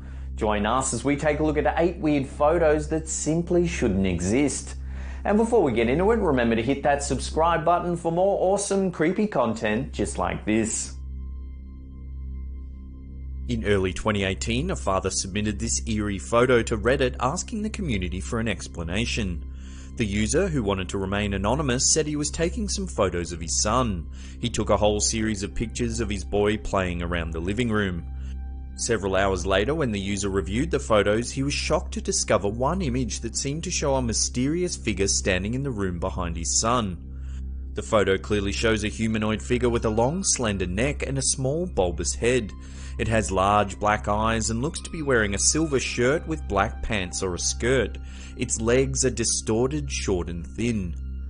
The user said he was terrified someone had broken into their house, as he was adamant that it was just him and his son home at the time. The dad quickly searched all the rooms looking for someone that had entered their home. However, there was no one to be found anywhere. Once he thoroughly searched his house and property, he sat down and took another look at the photo. It was at this point he almost fainted at the realization that it wasn't a thief or a human intruder. The Reddit user now believes he was visited by an extraterrestrial. He is convinced that the strange proportions of the visitor and deep black eyes have to be that of an alien from outer space. Fellow Reddit commentators agreed that the figure was unusual and couldn't quite explain the image. A whole slew of explanations were considered, including ghosts, ghouls, aliens, and even angels. More level-headed viewers suggested that it might be a glitch in the camera, merging another image with this one. Others said it was an outright hoax, blaming Photoshop for the whole thing. So what do you think? Has the camera captured the split second an alien visitor appeared, or is there another explanation? Imagine walking along a street walled in by tall apartments only to see this very unsettling notice sticky taped to a pole. While you're reading this, there is a man in one of the windows high above you who is taking your photograph. He'll then make a Wii model of you and put it with other Wii models of other people, then he plays weird games with them. It's enough to make anyone's skin crawl. In January 2015, Japanese pop star Sayaka Yamamoto posted this eerie photo to her Twitter. Nothing seemed out of the ordinary when the member of girl band NMB48 tweeted to her audience, saying she was about to eat some strawberry daifuku. However, moments after the tweet went live, several fans noticed something unusual in the photo. If you take a close look in the mirror at the rear of the room, it appears to show an extra person sitting in the vacant seat next to Yamamoto. In the reflection, you can see the back of the pop star's head, and to her right there is another long-haired figure, but in the foreground the seat is completely empty. According to Japanese folklore, mirrors can sometimes reflect images of spirits that have unresolved energy, ghostly entities that are trapped in limbo. What do you think's been captured in this mysterious photo? Experts who have analysed the image have struggled to provide a reasonable explanation. One professional even admitted if it's a Photoshop job, it's one of the finest he's ever seen.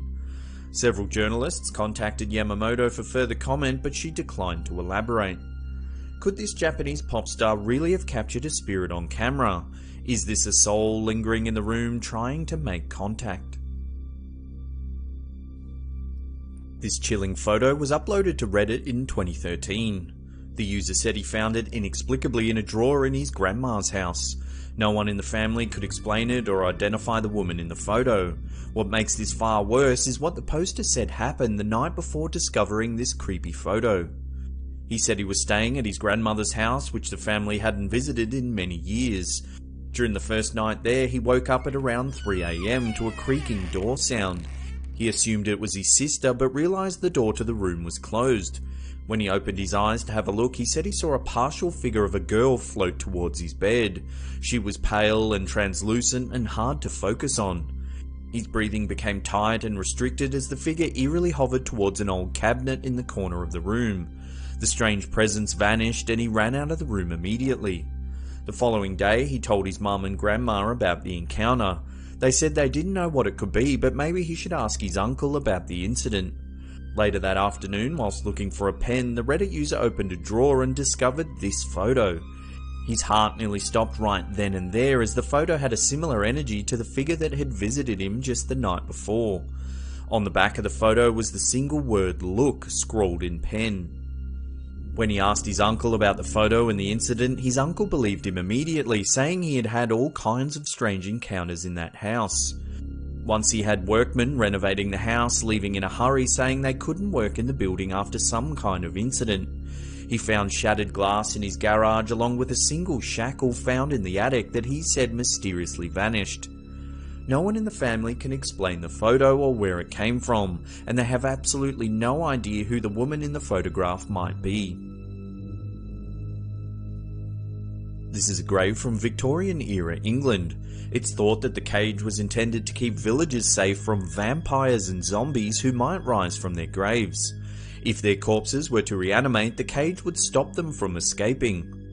However, some historians have noted that these cages might actually have been used for the opposite reason, to stop grave robbers from pillaging wealthy family tombs. What do you think? Is this cage keeping things in or out? Let us know your thoughts in the comments section below. In January 2017, researchers claimed that they had discovered a mummified hand that they believed to be extraterrestrial in origin. Author Brian Forster claims he and his team were given the strange mummified specimen from some cavers who were exploring a network of tunnels in southeastern Peru. It's alleged that the three-fingered hand was found near an unusual elongated skull.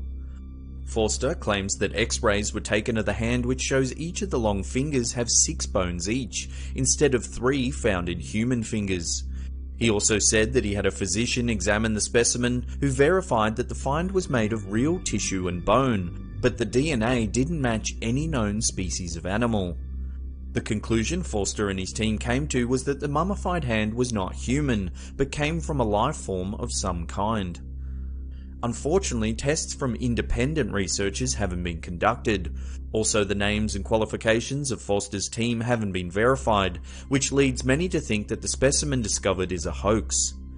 However, the bizarre three-fingered mummified hand has fueled hopes for many alien enthusiasts that this is genuine evidence that extraterrestrials have visited our planet. This weird photo was posted to Reddit a few years ago.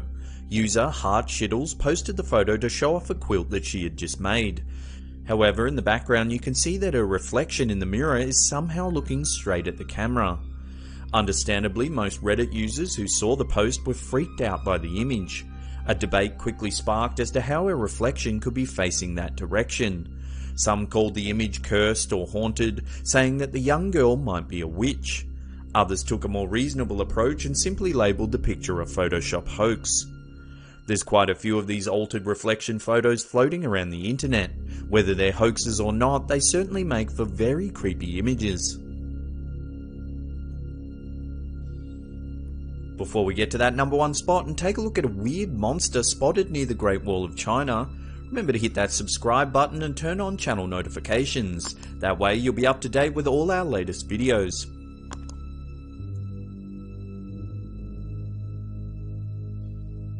In June 2014, a series of photos surfaced that appear to show a goblin-like monster in a ravine near the Great Wall of China. An anonymous Chinese tourist said he was camping in Huaru, Beijing when he wandered away from the campsite to go to the toilet. It was at this moment he spotted a bizarre-looking creature squatting on a rock. He took out his phone and took a series of photos that almost defy explanation. When local news outlets contacted the witness, he said, "I walked far away to have a pee and suddenly saw a monster." When the photo set did the social media rounds, people were quick to dub the monster Gollum from Lord of the Rings, or even Dobby the house elf from Harry Potter. Some analysts have noted that the figure bears a striking resemblance to a costume featured in a Chinese TV commercial that was aired around the same time. So what do you think, real or fake? Did the tourist just stumble onto a photo shoot for an ad, or did he really witness some kind of cryptid animal that is yet to be classified by modern science? Well, there's another episode down. Thank you so much for watching. Now in the comments section below, let us know which one of these photos you thought was the creepiest. Slap that thumbs up button as it really helps us out. And that's it for me. I'll see you all next time. Pew!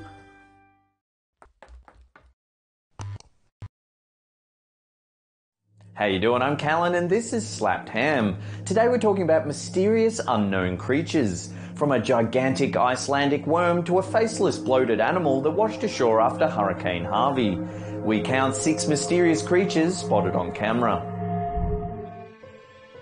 In September 2017, after Hurricane Harvey battered the coastline of southwest Texas, this strange faceless fanged creature washed ashore. Strong winds and heavy rains pounded the shoreline, bringing with it this bizarre-looking animal. Preeti Desai, a social media manager for conservationist company Audubon, was documenting the devastation caused by Hurricane Harvey when she came upon the unknown animal. She took some photos and posed the question to Twitter, "What the heck is this?" When the photos went live, it whipped people into a frenzy, quick to call it a prehistoric dinosaur or even an alien from another planet. Desai said that someone suggested that she get in contact with Kenneth Teague, a biologist at the Smithsonian National Museum of Natural History. Teague, who was a specialist in eels, commented on the photo suggesting it was most likely a fang-toothed snake eel, or Aplotophis chorliotis. As the photos don't conclusively show certain features of the creature, it's still not positively identified, leaving some to speculate on the species' origin. What do you think? Is this merely a bloated eel, or is this some kind of prehistoric beast that lurks deep in the oceans off the coast of Texas? Released in January 2015, this startling footage shot in Lettuce Lake Park, Tampa, Florida, shows a bipedal ape-like creature walking through the swamp. The man who captured the footage, known only as Matt M., was canoeing through the swamp when he noticed something strange. He initially thought he had spotted a bear and began filming. But when he later asked a park ranger about bears in the area, they said they tend to stay away from swampy areas. If you take a closer look, it appears to have much longer arms than a bear and walks comfortably on its hind legs. Many say a hominid cryptid creature known as a skunk ape roams the Florida area. It gets its name from the foul-smelling odour that it reportedly emanates. Numerous witnesses throughout Florida have reported seeing a big, hairy, ape-like creature that runs on two legs. Could this footage be proof of a skunk ape? In February 2012, this footage was released to the public. Filmed in Lagerflut, Iceland, the footage shows a long, slender creature snaking through icy water. Many locals believe it to be a mythic Icelandic worm monster that has had reported sightings as far back as 1345. The legends tell of a heath dragon that slithered into the lake centuries ago. It grew large and heavy as it fed on unsuspecting villagers. Since these early tales, many sightings have been reported, most notably in 1963 when the head of the Icelandic National Forest Service spotted a long, slender beast trailing through the murky waters. Then, in 1998, a teacher and several students say they saw a worm-like creature swimming just offshore. The lake where the sightings occurred is notoriously murky, with very poor depth visibility as the glacial-fed waters have high siltation. In 1983, contractors were laying phone cabling in the lake. While conducting preliminary tests, they detected a large moving mass near the eastern shore. Later, when they retrieved their cabling, it had sustained massive damage right where the moving mass had been detected. The heavy-duty cable had been badly torn in several places. One of the engineers believed they had dropped the cabling directly on top of the fabled beast. Over the subsequent decades, sightings diminished until the striking 2012 footage emerged. A panel of experts were assembled to scrutinise the footage. Some believe it to be gases rising from the lake bed creating an optical illusion. Others think it's nothing more than a fishing net trailing through a current. However, others believe the scientific explanations to be inconclusive, admitting they had no reason to doubt the existence of the great Icelandic worm. Could this creature be nothing more than debris or optical illusion, or is there some truth to the legendary folklore?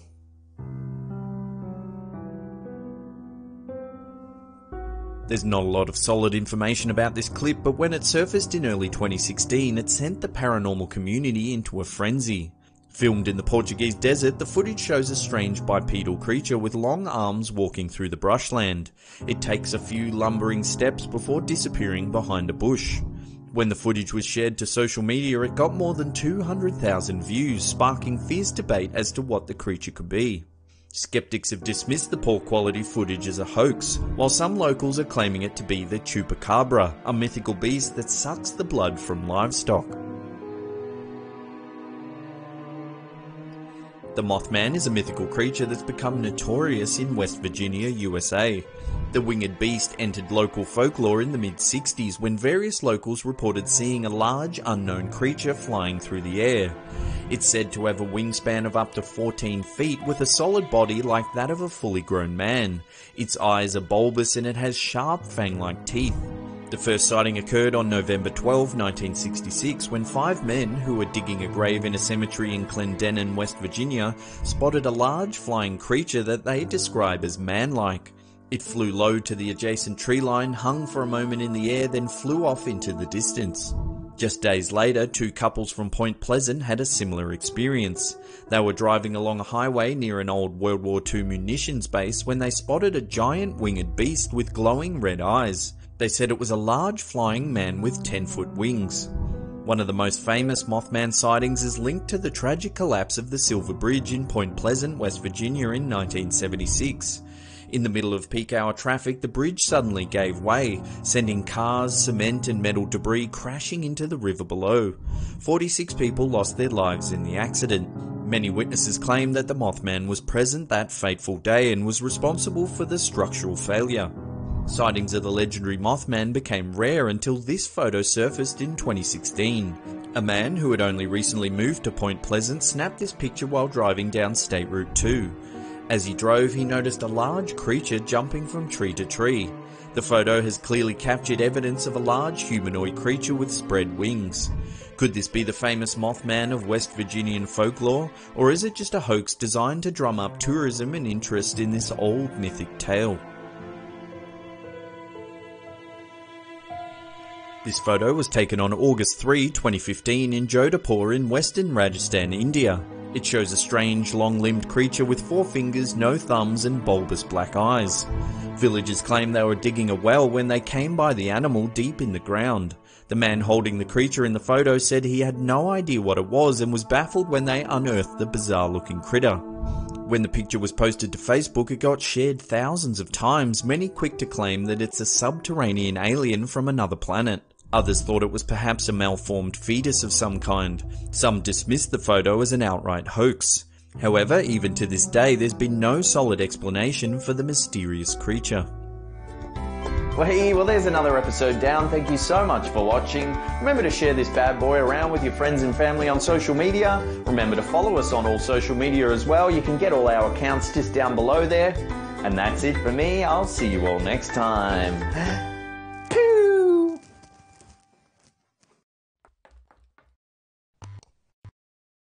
How you doing? I'm Callan and this is Slapped Ham. Today we're talking about a ghostly Mexico.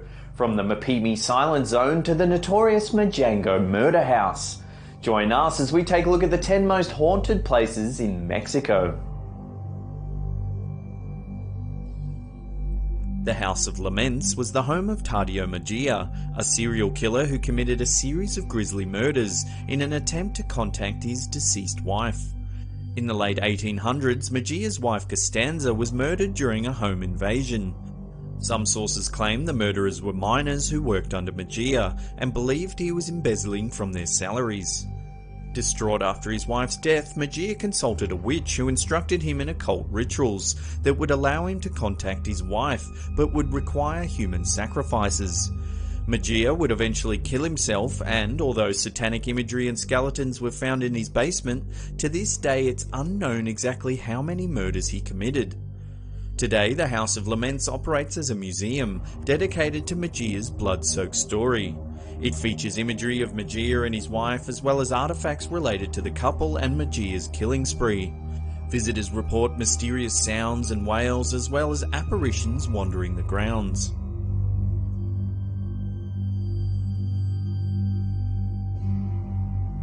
Subway systems always seem to attract ghost stories. Maybe it's the dark tunnels or the crowds, maybe it's the reputation as a common place for suicides. Whatever the reasons, Mexico City's metro system is no exception to this rule. First opened to the public in 1969, the metro is host to a wide range of ghost stories and paranormal activity, ranging from ancient Aztec ghosts to murdered commuters and ghost trains. Pino Suarez Station is known for the ghost of Victor Platinoff, a Metro employee who died in 1989, as well as an ancient Aztec man who weeps about the Spanish conquest. Visitors to Panteonis Station, a subway stop constructed near two graveyards, may experience mysterious knocks on the tunnel walls or see ephemeral shapes that disappear when they come close. A ghost train allegedly runs from Allende to Zocalo Station, through Viaducto Station, the site of a horrific 1975 crash that killed at least 31 passengers.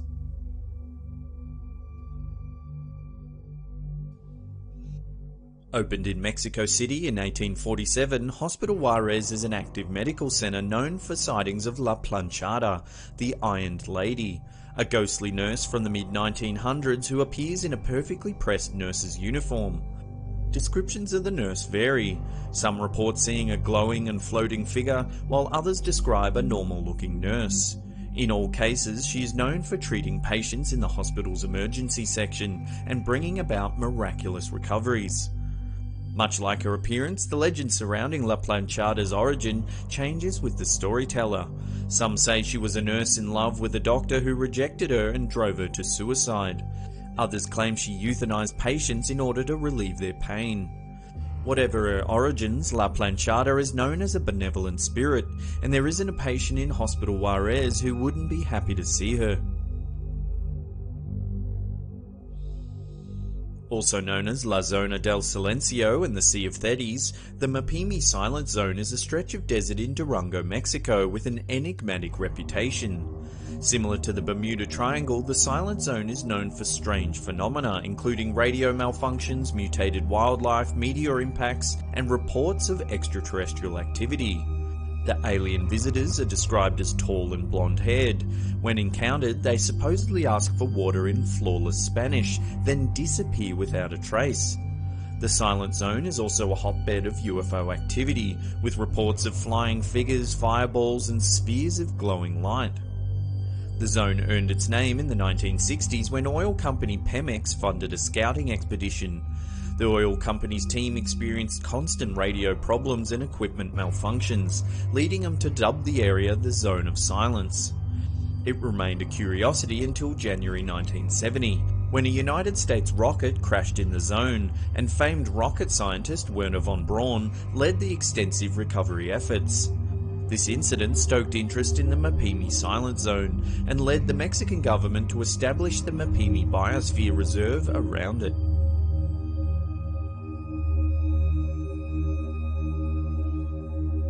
More than 50 years ago, Don Julian Santana Barrera left his wife and child and relocated to the solitude of Chinampa, known as the Floating Garden, in the canals of Xochimilco, Mexico City. Barrera was known as a loner, so this floating island, an hour from the nearest pier, must have been paradise for him. Shortly after taking residence on the island, Barrera found the corpse of a little girl who drowned in the canal along with a child's doll. He hung the doll from a tree nearby as a memorial for the girl, but began to be haunted by whispers, wails, and footsteps in the night, despite the fact that he was the only one on the isolated island. He believed these haunting phenomena to be the work of the drowned girl's spirit. In an effort to appease her, he began hanging dolls all around Chinampa. He would continue hanging these dolls for over 50 years until he died in 2001. He drowned, reportedly in the same spot he found the little girl. Hundreds of dolls still hang in the trees of Chinampa today.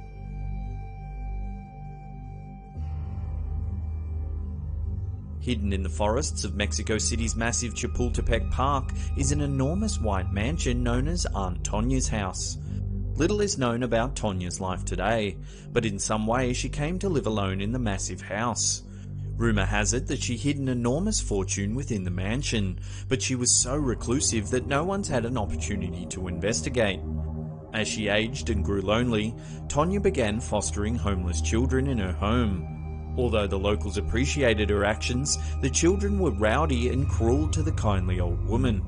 This is where the stories diverge. Some tellings say she murdered the children in a fit of rage. Others say the children murdered her while trying to discover the hidden treasure. Whatever the story, Aunt Tonya's house is known today to be very haunted. It can only be reached by crossing a dilapidated wooden bridge in the third section of Chapultepec Park. The house is always shrouded in fog, and legend has it that Aunt Tonya and the children can be seen and heard wandering the grounds. In March of 2008, 20 students died by falling off a cliff near the mansion. The house is difficult to reach today. The third section of Chapultepec is home to packs of feral dogs, and the mansion has come under new ownership.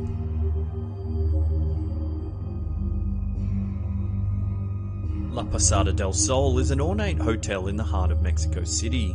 Designed by architect Fernando Saldaña Galvan, Posada del Sol represented the culmination of his life's work.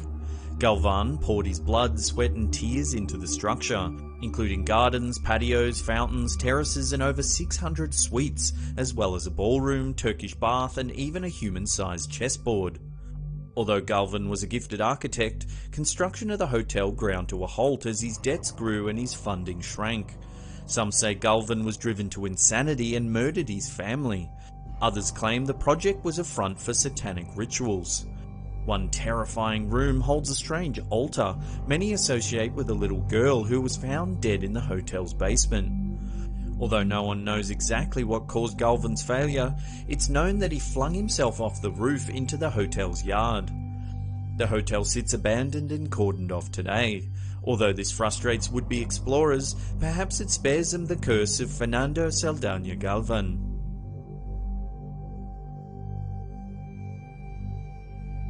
Panteon de Belen, also known as Santa Paula Cemetery, is a closed cemetery in Guadalajara that has been the site of dozens of folk tales and hundreds of ghost sightings. Perhaps the most famous of these is the vampire tree. Legend has it a vampire terrorized the citizens of Guadalajara until he was caught, impaled with a wooden stake and buried. A tree grew from his grave. It can be seen today towering over the other graves. It is said you can see the faces of the vampire's victims in the bark at night, and if you break off a branch, the tree will drip blood instead of sap. Some even believe that when the tree dies, the vampire will rise again to terrorize the city. The tree is protected by a government-installed fence today. Whether this is to protect the tree from vandals or protect the citizens from a resurrected vampire remains unclear.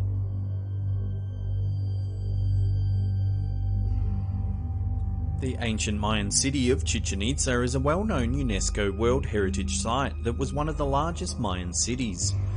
Aside from its cultural importance, Chichen Itza is known to paranormal enthusiasts as one of the most haunted places in Mexico. Chichen Itza was the site of mass human sacrifices whose ghosts wander the ruins today. Visiting tourists often report seeing ghostly humanoid figures around the old observatory. Chichen Itza is also a hotspot for Alax sightings. Alaxes are spirits that take the form of child-sized Mayans and are associated with natural features like caves and forests. Much like European fairies, they're known for theft and trickery, but also for bestowing gifts on those who show them proper respect. If you encounter a small, mysterious person in traditional Mayan clothing in Chichen Itza, be sure to mind your manners.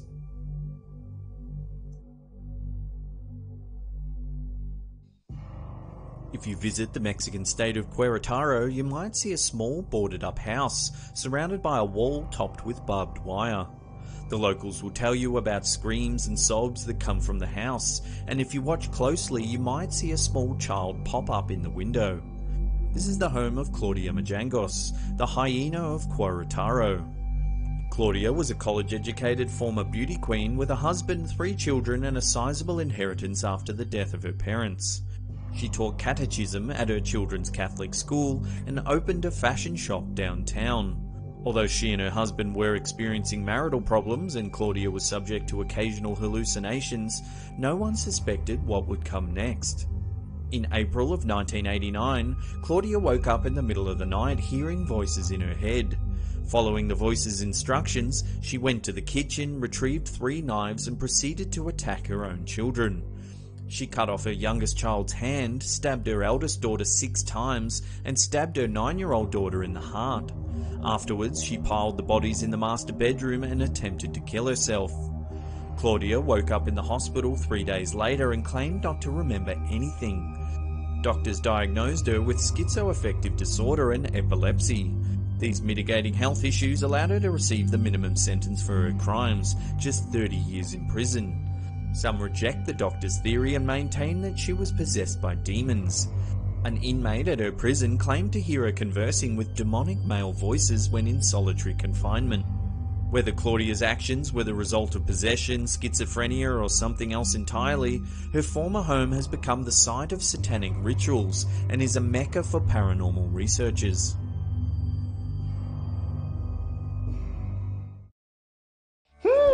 Fresh pandalonis, please. I may have just soiled myself. As always, thanks heaps for watching. If you're enjoying our content, hit that thumbs up button. If you're new, then why not hit subscribe and turn on channel notifications. And that's it for me. I'll see you all next time. Pew! Hey dude, I'm Callan and this is Slapped Ham. Today we're looking at some chilling ghost footage. From an enraged entity that tears apart a kitchen to two little girls that burst into tears at seemingly nothing. Join us as we take a look at some extreme poltergeist activity caught on camera. YouTuber Mallow Bird has been documenting poltergeist activity in his house for years. He believes a destructive spirit resides within his home. Around 8 years ago, he began uploading eerie videos that seem to show an entity throwing objects around the house. Here you can see a static camera that's been left to film the kitchen. Random objects begin to fly around the room, a grill on the stovetop lifts up, some cans and bottles flip over, and the cupboard doors inexplicably open and close. The camera flickers as a strange blue bar appears on screen. For 1 minute 25, objects get violently thrown around the room. One of the more startling objects to move is a basket of cutlery. Knives and forks fly every which way. The interesting thing about this clip is that it would be incredibly hard to stage.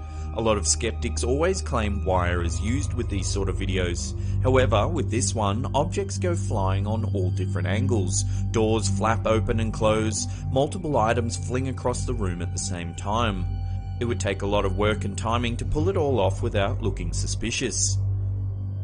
There are loads of fascinating ghost videos on Mallow Bird's channel. If you want to check them out, there's a link in the description box below.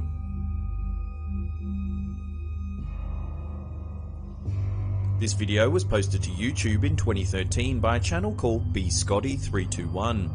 The iPhone footage shows a little girl having her dinner.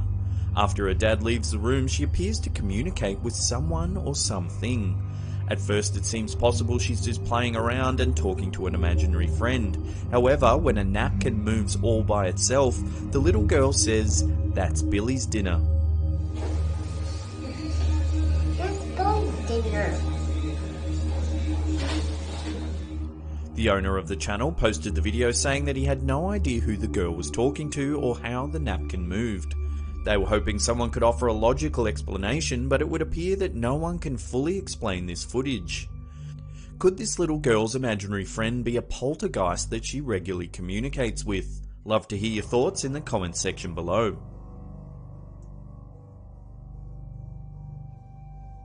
Here's another YouTube channel that's been documenting a poltergeist haunting in their house. In 2011, a man by the name of Philip Shapiro heard some strange noises coming from his basement. The occurrences had been happening for a while, so he decided to start filming them. In the clip, Shapiro walks into his basement to investigate a strange tapping sound. As he gets to the bottom of the stairs, a commotion can be heard behind him in the kitchen. He turns and runs to see what it was. Right where he'd been standing just seconds earlier is a tower of chairs stacked strangely on top of one another. The ceiling light swings eerily in the background. When it was first uploaded to YouTube, experts were stunned at the footage. How is it that chairs could be stacked like that so fast with so little sound? The wider community was also shocked, with the video racking up nearly 1 million views and over 1,200 comments, all speculating on the footage. This clip first appeared on LiveLeak several years ago. Two girls are singing for the camera when something strange starts happening. First the door slowly swings open, then a bottle of water gets swiped off the desk before the door violently slams shut. They both scream for their dad and run out of the room. Dad! Dad! Dad! A lot of commentators have noted that this clip bears a striking resemblance to a clip shared a few years prior, where two Australian girls are also singing for the camera when their door swings open. Their bottle of water also flies across the room and the door slams shut. Could this just be a copycat, or are there poltergeist entities that react to certain pitches of singing?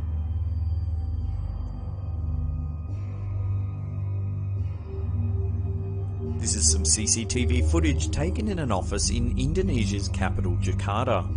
It shows a man going about his workday when suddenly strange things start to happen around the room. First, a strange black shadow appears above the man. Then a chair begins to move on its own. A bottle of water gets thrown off the desk. Finally, another chair begins to move, this time falling over. The employee is so frightened that he runs out of the room. What do you think is going on in this Indonesian office? Is it an elaborate hoax, or is there something more sinister at play here?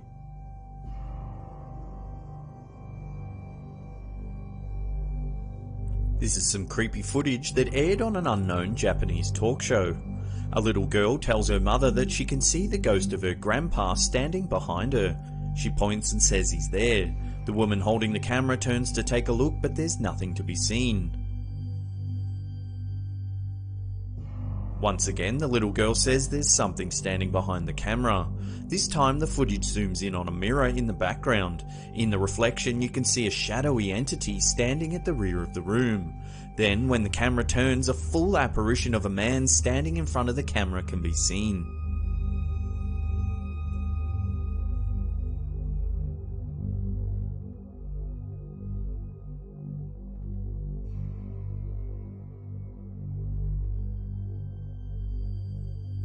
While live streaming, YouTuber Rubsy caught something truly chilling. It's alleged that Rubsy was minding his friend's cat when he encountered some poltergeist activity while live streaming Skyrim on his PS4. He ran several streams while staying at his friend's place, but nothing particularly odd happened. However, on one particular stream, weird things started to occur. As he's chatting to his friends on voice chat and text, a door opens behind him. It then slams shut. He gets frightened and people in the chat begin to react. Suddenly, a light inexplicably turns on and off right in front of the camera. The chat room lights up as Rubsy investigates what's going on. Over the course of the night, the door continues to open and close. The light flickers on and off, and a box on the table even flies across the room. It's not like we needed any sleep or Rubsy's reactions appear to be genuine. With each chilling occurrence, he looks honestly startled. The weirdest part is as the haunting progresses over the night, he gets strangely used to it and doesn't leave the apartment, which could hint at a hoax. However, in a follow-up video, Rubsy talks about his experiences and even goes back to the apartment for a second stream. After the first stream was uploaded to YouTube, it gained a fair amount of exposure and thousands of requests rolled in asking if he'd go back and live stream in the house. It's this second stream, coupled with his explanation, that makes this haunting seem genuine. Rubsy says he felt awful prior to entering the apartment. He left it to the last minute before entering and didn't want to go in. Shortly after setting up his equipment and going live, the door behind him begins to open and close just like the first time. This time, however, Rubsy is noticeably shaken. He looks scared and his demeanour is off. In his explanation, he talks about trying to communicate with the entity. Several people in the chat suggested he say that he comes in peace and just wants to help. At this point, Rubsy says he went completely numb. He couldn't feel his face or hands. He even says he blacked out and doesn't remember what happened for several minutes. The last thing he remembers is coming to in front of the banging door. On the verge of tears, he apologises to the stream and says he has to leave immediately. Rubsy has since said that he'll never go back to the apartment no matter what he's offered. If you want to watch the full haunted stream or check out what else Rubsy has been up to, you can suss his YouTube channel. There's a link in the description box below.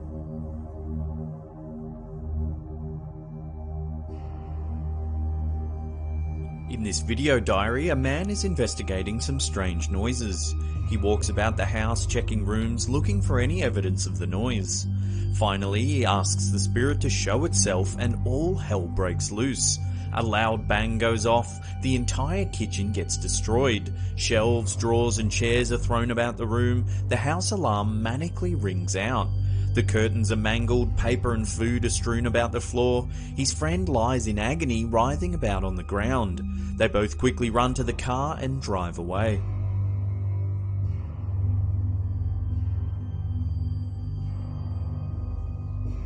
This chilling little clip shows the moment a young boy was caught levitating a metre above his bed.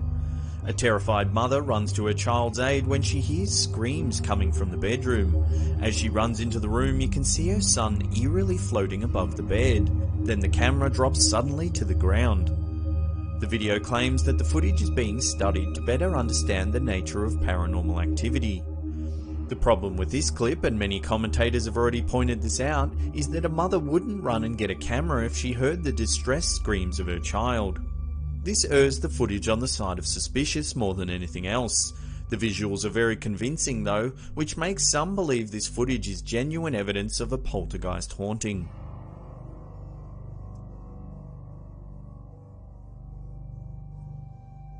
This is a terrifying clip uploaded to YouTube in 2012. Two girls are sitting having a snack when one of them becomes unsettled. She points to the darkened laundry and says she sees something. She's clearly freaked out and keeps insisting that something is there. Her friend or perhaps sister laughs it off, saying there's nothing there. Even the mum insists that there's nothing behind them. But surely enough, the girl is driven to tears and runs to her mum's side. It's what happens next that will surely give you chills. In the second half of the clip, the girl who said that there was nothing there turns to have another look. This time she pauses and lets out an awful scream. She sees something standing there and immediately bursts into tears. Turn around, turn around. But you gotta listen to me. Turn around, look at me. What's the matter?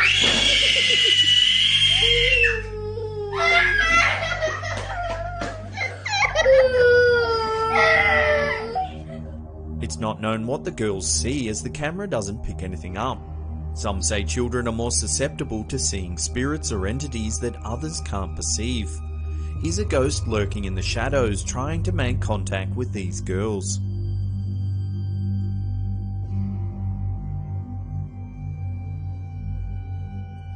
This tense 46-second clip captures the moment a young boy is dragged off the couch by some unseen force. As he sleeps on the lounge, he begins to be pulled by the feet. The entity is so strong it drags the boy right off the couch and along the carpet. It eerily pulls at him, pauses for a moment, then pulls him along once more. Some skeptics think it's nothing more than a doll being dragged with wire, while others think the little boy is in a trance and couldn't wake up even if he wanted to. What do you think, real or fake? Let us know in the comments section below.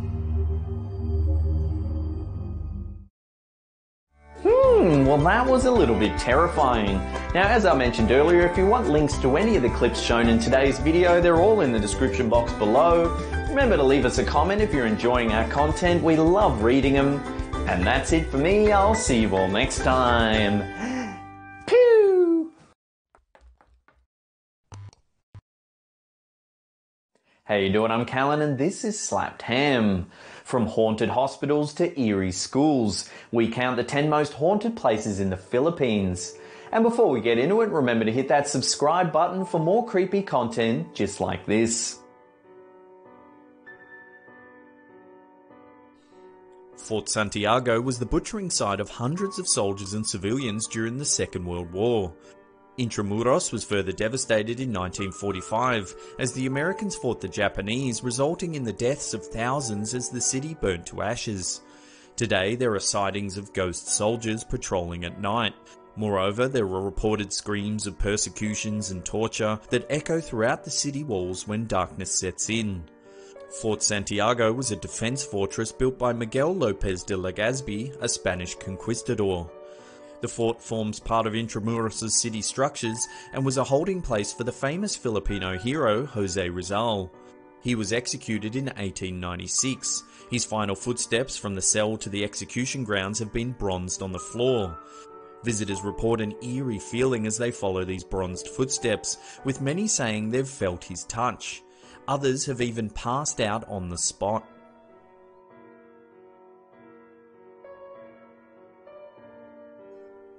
Another World War II victim, the Diplomat Hotel, is now an eerie structure in Dominican Hill. Apparently it was the beheading site of priests and nuns during the war. People in the nearby area perpetually report hearing howls and screams at all times of the day. The Diplomat's former employees claim that there are headless ghosts that traverse the long dark hallways of the hotel, carrying their heads on plates. The Diplomat used to be a seminary and rest house before being converted to a hotel in 1911. It was the actual beheading of numerous members of the clergy in its grounds that is attributed to the sightings of headless apparitions by former guests and employees. The death of its owner in 1987, spiritual healer Tony Agpao, saw to the hotel closing shop. It remains off limits to both visitors and the public. Nevertheless, nearby villages still hear disturbing sounds emanating from Dominican Hill during the night. Dishes clattering, doors banging, and agonizing screams are pretty much a common occurrence.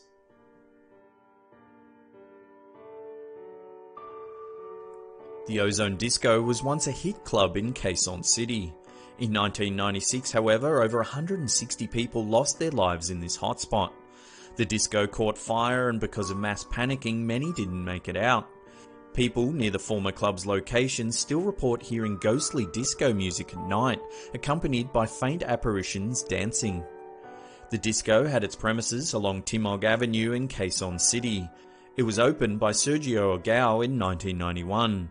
The premises previously housed a jazz club known as Birdland. On March 18, 1996, a fire broke out. At the time, Ozone had over 350 patrons and 40 employees in a space meant for just 35 occupants. Sadly, the majority of the patrons were college and high school attendants. It's reported that sparks started flying out of the DJ's booth, followed by smoke, which everyone considered to be part of the party act. After subduing the fire, bodies were found piled up waist high at the club's only exit. The fire exit, on the other hand, had been blocked by another building. It's also said that the disco's bouncers apparently locked the main exit from outside, fearing a riot. Today, the former club's burnt-out shell remains vacant and undisturbed, save for the perennial ghost sightings, voices, and strange music.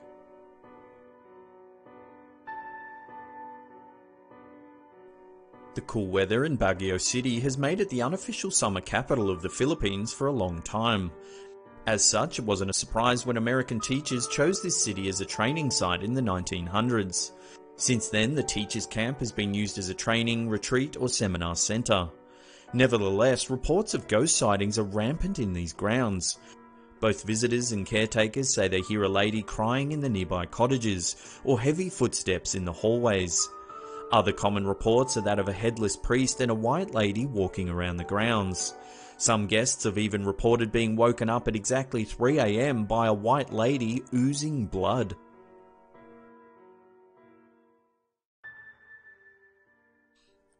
This was an American settlement that faced some major bombing in World War II by the Japanese.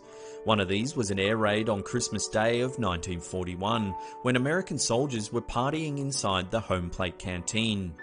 Apparently, the partying souls have not missed a beat or are unaware of their demise. Early morning joggers often report hearing excited talk and music inside the grounds, even though they're evidently empty. The abandoned Clark Air Base Hospital is another site for paranormal activity. In addition to hearing mysterious voices and seeing apparitions, violent spirits started terrorizing the grounds, which led to the area being rendered off-limits to everyone. At the Clark Museum, sightings of a ghost of a serviceman that hung himself in the premises still haunt the property. Needless to say, Clark Air Base has had a long, turbulent and bloody history. This airbase was also the evacuation site for American soldiers during the Vietnam War. Death and trauma resulting from the conflict has also been attributed to the presence of spirits in the hospital. The now ruined Clark Base Hospital is a hub for ghostly activity. Swing sets moving back and forth inexplicably, voices in empty buildings, dancing orbs of light, apparitions that bear battle scars floating around, and other occurrences have been reported countless times. Visitors have even had objects thrown at them from nowhere. Several TV crews have attempted to investigate the authenticity of these claims. Most of them were so badly frightened that they didn't stick around to complete production.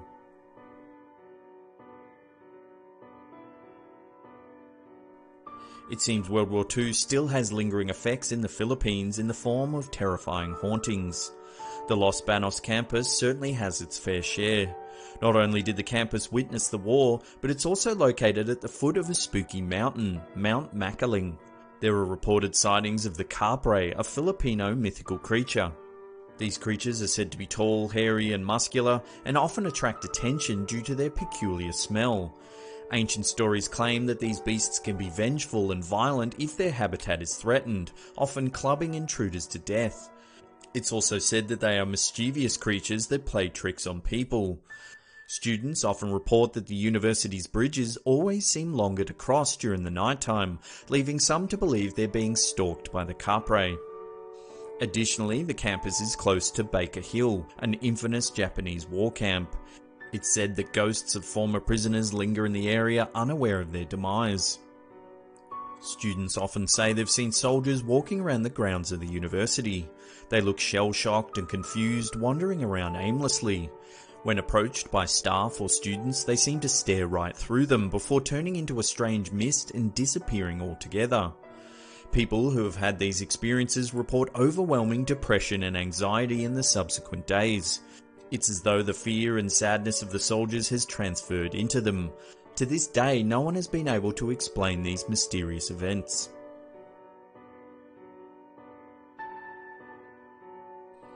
San Jose is the capital town in the province of Antique on Panay Island. Locals believe the area is haunted by ghost pirates. They say the pirates lurk in the shadows near the docks. It's thought that these ghost pirates will fiercely defend their territory, guarding their hoards of treasure from years gone by. San Jose also has churches that were built on top of burial grounds by the Spanish. Many people report these churches to be among the most haunted places in the Philippines.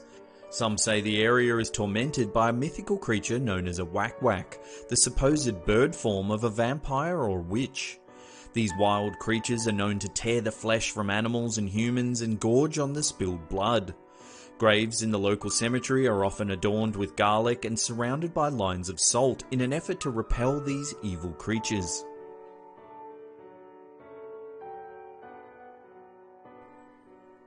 Ballet Drive is famous for sightings of a ghost white lady, in addition to numerous haunted houses which were constructed during the 19th century.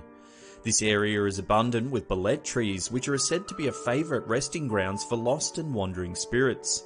It's said that they sit in ballet trees waiting to prey on their next victim. It's believed that the ghost white lady was a woman who was accosted and raped by Japanese soldiers during World War II. Her corpse was reportedly not even buried. It was thrown into a ditch by the road where it remained for several years. Bit by bit, the body was picked apart by rats, birds, insects and other creatures. It's claimed that part of her hair and bones are buried in underground rats' holes or perched in branches as part of birds' nests. Her face is said to have been taken by the man who killed her as a personal souvenir. It's believed that her spirit still searches for the man and his descendants to exact her revenge. Those who have witnessed her ghost advise motorists to avoid Ballet Drive at all costs, particularly if you're alone. If you have to use the route, ensure your backseat is full and that no one looks behind them or into their mirrors. If you take a taxi cab along this route, you'll notice the driver's edginess when you come near the spot. If either of you notices her, you're in for a violent death. You can only mitigate this disastrous outcome by fasting and reciting the Holy Rosary for the next 3 days. Only then will you be spared. Those who have seen the White Lady's ghost and lived to tell the tale report of seeing an apparition wearing a long white and blood-stained gown. It is tattered and ripped, and she is sporting long dishevelled hair. Her face is indistinguishable and covered with dripping blood. The modern tale of her story purports that she faced a gruesome death by the hands of a taxi driver. Coincidentally, almost anyone that reports of her sighting is either a sole driver or a motorcyclist.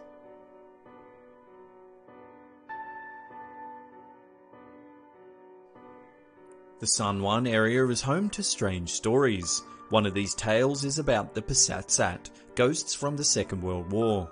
Because graveyards and coffins were too pricey for the natives, they instead wrapped their dead in reed mats. Apparently, if someone becomes haunted by a Pasatsat, they need to find their grave and stab their reed coffin to lay the angry spirit to rest. Pasatsat means to stab. That's not all, there is a devil man in San Juan whose MO is to ask for cigars. Those that have encountered the devil man report that instead of a face, he has extreme darkness in its place and usually dons a wide-brimmed hat. Give him a cigarette and you'll be okay. He also has a penchant for native cigarettes. San Juan also has a headless nun that was reportedly beheaded by the Spanish. If you see her and she touches you on your left shoulder, you'll either go mad or die instantly.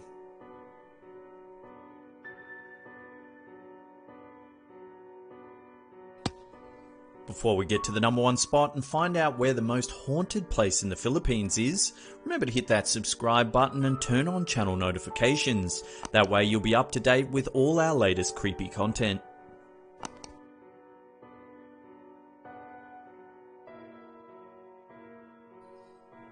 Among the most haunted places in the Philippines, the Manila Film Center has to take first place. It's said that the spirits of those died constructing the centre still roam around the area looking for live bodies to inhabit.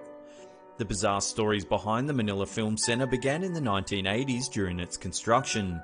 Apparently, the construction was rushed in a bid to meet the date of a certain festival. This led to the ceiling scaffolding collapsing and sending the men working on it plummeting down to their deaths.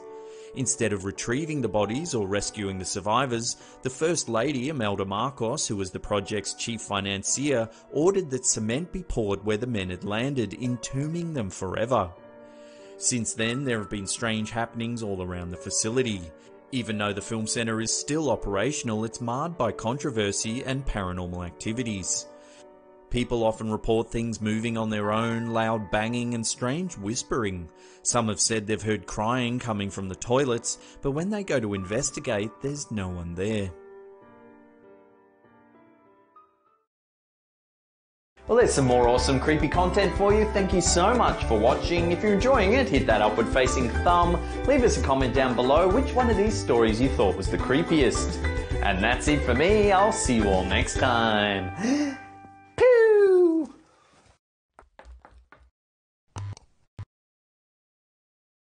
How you doing? I'm Callan and this is Slapped Ham. Today we're talking about some terrifying haunted places in China. From the ghosts of hikers that went missing on the Great Wall of China to a road that's allegedly so haunted motorists swear they've had to swerve around spirits. So join us as we take a look at the 10 most haunted places in China. And before we get into it, remember to hit that subscribe button for more creepy content just like this. Chaoneng number 81 is a 3-story mansion in Beijing built in the French Baroque style. According to legend, it was built by members of the Qing dynasty as a church for British expats living and working in Beijing. Sometime in the middle of the 20th century, the building became the home of a powerful Kuomintang Nationalist Party official. In 1949, the Communists defeated the Nationalists at the end of China's civil war. As the Communists marched into Beijing, the terrified official fled, leaving his wife behind. Devastated by her husband's abandonment, she hung herself. It's alleged her ghost has haunted the mansion ever since, and people have reported hearing her screams. Some say they've seen feet hanging from the rafters of dark rooms, but when they rush in to help, there's no one there. There are also rumours of homeless people that have ventured into the house looking for warmth and a place to sleep. They say they go in but never come out. In 1807, a wealthy philanthropist had the Huiguang Opera House constructed in Beijing with only the best of intentions, to provide shelter for the poor.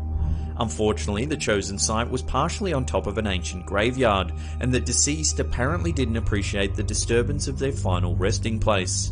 The building, which is now an opera house and museum, is said to be haunted.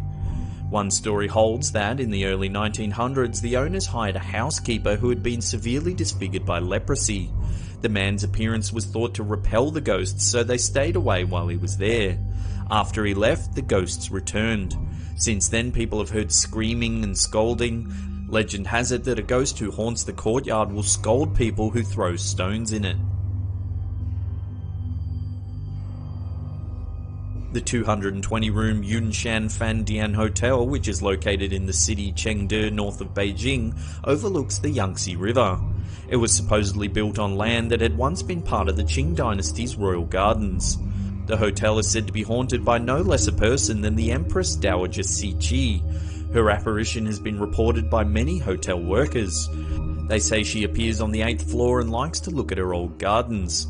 Some have said they've seen her spirit sitting eerily in the shadows of certain rooms.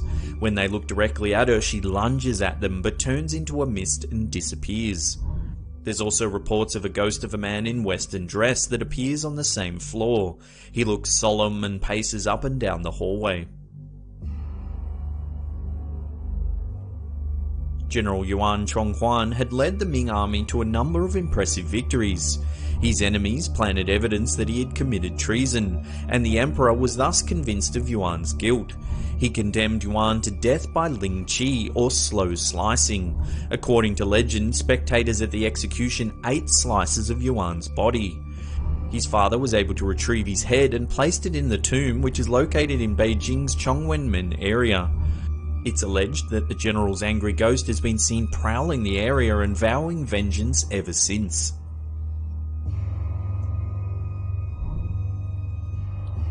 The two Chu brothers originally came to Shanghai as migrant workers at the start of the 20th century. They dreamed of becoming rich and had the great fortune to find a warehouse that the Germans had abandoned after World War I. It was filled with paint, which was becoming increasingly expensive at the time. The brothers soon made a fortune selling their find. They then built twin mansions next to each other, complete with gardens and an artificial lake. The Chu brothers became notorious for their lavish and luxurious lifestyle in a city racked by financial woes. They collected exotic animals like tigers, crocodiles, and peacocks that roamed their gardens. At some point, however, the brothers mysteriously vanished, and their enraged neighbours broke into the mansions and looted them. They also killed and ate some of the animals. Since then, people have claimed that the ghosts of the abandoned and slain animals haunt the Chu mansions, which have since fallen into disrepair. People have reported seeing and hearing strange creatures at the mansions. Night guards working at the Four Seasons Hotel across the street have sometimes gone to the hospital to be treated for unexplained animal bites. A woman claimed to have seen a dragon crawling on a crane on the property. In another incident, a mason attacked his manager. He claimed lizards had ordered him to attack anyone nearby. The Sai Ying Pun Community Complex, located on High Street, Hong Kong, was built in 1892. Its original purpose was quite benign, to provide housing for European nurses. The Japanese occupied Hong Kong for much of World War II, however, and, according to legend, they often used the complex as a site for executions. After World War II, the complex was converted into an insane asylum that was abandoned after several fires. Since then, people have claimed to have seen various spirits at the complex, like headless poltergeists running down the corridors in the middle of the night. The second floor is said to be haunted by devilish-looking creatures in traditional Chinese dress that spontaneously burst into fire. People have also reported hearing the footsteps and screams of a girl or woman who was attacked by Japanese soldiers during World War II. Chunmun Road, which was built in 1977, is a very busy highway that links the Hong Kong villages Chunwan and Chunmun. It's also supposedly one of the most haunted roads in the world. Chunmun Road has a reputation for being one of the world's most dangerous roads on account of all the mysterious traffic accidents that occur. The South China Morning Post reported that there had been 250 traffic accidents on Chunmun Road between the years 2010 and 2012. And bizarrely, it's just 12.1 miles long. Not surprisingly, it's thought that the ghosts are those of people who have died in traffic accidents. In 2003, for example, a bus crash along the road caused 21 fatalities. People claim to have seen or encountered the victims' ghosts. Worse, some stories hold that the ghosts are trying to add to their ranks. They will cause crashes by suddenly appearing in front of cars, forcing them to swerve at the last minute. Some people have claimed that the ghosts will seize control of their vehicle and drive them off the bridge. The Forbidden City, located in Beijing, was built in the early 15th century during the reign of Emperor Yongle, who was infamous for his wickedness. On one occasion, he tried to suppress a sex scandal by slaughtering up to 2,800 people.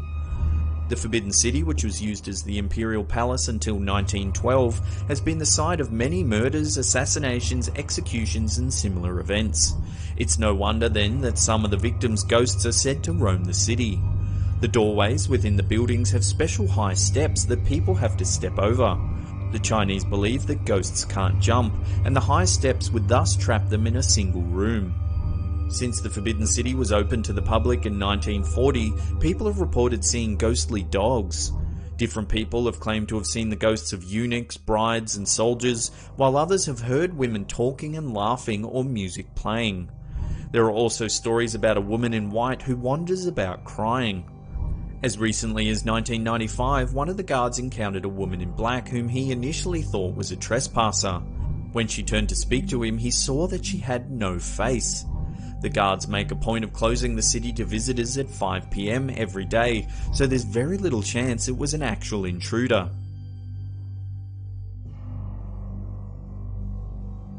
Fengdu sits on the Ming Hill at the northern end of the Yangtze River. Built 2,000 years ago, it's often called the City of Ghosts. Legend has it that during the Han Dynasty, a pair of officials from the imperial court, Yin Changshen and Wang Fangping, came to the city to practice Taoist rituals that eventually made them immortal. Combining their surnames produces the phrase Yin Wang, which means King of Hell, and they were said to drag people into the underworld. Fengdu is home to 3 sites that ghosts must visit before they visit the underworld. Nothing to be Done Bridge, Ghost Torturing Pass, and Tianzi, Son of Heaven Palace. Ghosts must take tests at each place. Those who pass will go to heaven, while those who fail will go to hell. Other sites in Fengdu include a large temple built during the Tang Dynasty that depicts the torments of hell. A far more recent attraction is the Last Glance at Home Tower, which was built in 1985. It honours the site where spirits condemned to hell could take one last glance at their families. Sinister laughing is often heard late at night. Neighbouring villages say they hear all kinds of strange noises coming from the area. They say it sounds like someone is being tortured. The Great Wall is another site within haunted China. Originally believed to be around 5,000 miles long, measurements taken between 2007 and 2012 show that it's actually 13,170 miles long. Parts of the wall date back to the 7th century BC. 1 to 2 million workers died during the centuries of construction, and their ghosts are said to haunt the wall ever since. Visitors have reported seeing ghosts along the wall or hearing the sounds of marching footsteps without seeing anybody there. Some visitors have reported sudden feelings of uneasiness or attacks of nausea, pain or headaches. Others have reported being slapped, punched or grabbed by unseen beings. Local legend warns that visitors will be haunted and harassed by the ghosts of the dead workers until they scare them away by stepping over a line of firecrackers. The Wild Wall, which is located north of Beijing, is said to be the most haunted part of the wall. Several hikers have actually died in this area under mysterious circumstances. Their ghosts have been seen prowling the wall ever since. Well, that's the end of another episode. Thank you so much for watching. If you're enjoying our content, remember to hit that upward facing thumb, subscribe if you're new, or leave us a comment down below. We love reading them. And that's it for me. I'll see you all next time. Pew!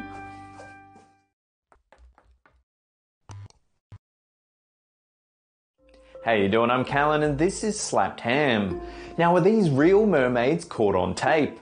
From a mermaid spotted swimming in a cave in Mexico to a strange sea creature washed ashore in the UK. Join us as we take a look at 10 real mermaids spotted in the wild.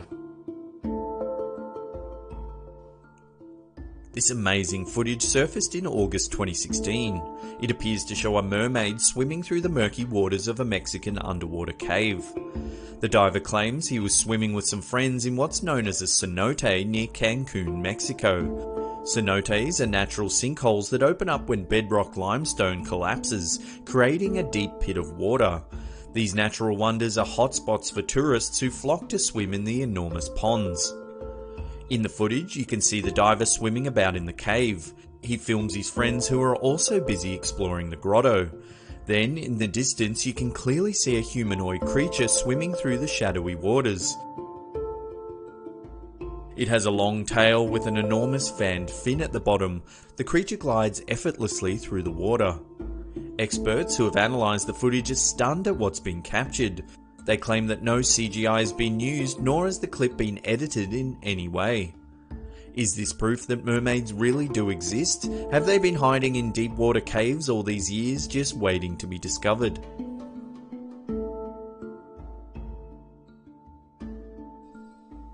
Startling footage of an alleged mermaid washed onto the internet in 2016 and caused quite a stir.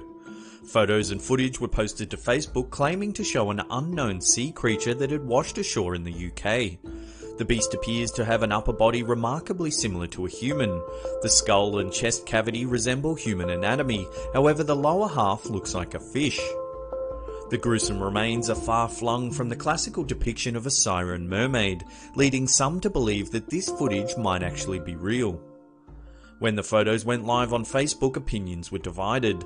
Most were quick to call the images fake, while others were stunned at what they saw, hoping that a genuine discovery had been made.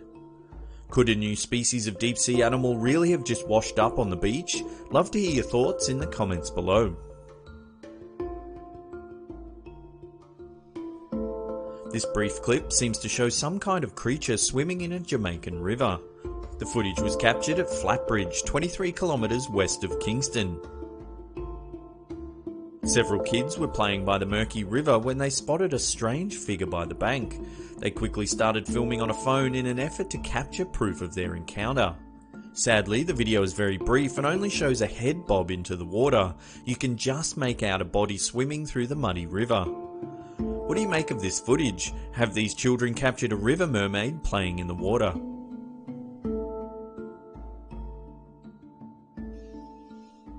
This is some bizarre footage that surfaced in December 2017. It shows an unknown aquatic beast tied up on a box. It has the head and tail of a fish but has 4 breasts and a bloated belly. The skin around its midsection is clearly different to that of its head and tail. For safety reasons, the creature's arms have been tied behind its back. You can see its throat pulse in and out as it gasps for air. Allegedly, several fishermen caught the mermaid off the coast of Paradip in Odisha, India. Unfortunately, details are scarce and the origins of the clip are unknown. Some claim that the creature is nothing more than a sculpture, while others insist that it's irrefutable proof of a deep-sea creature that is yet to be catalogued by science.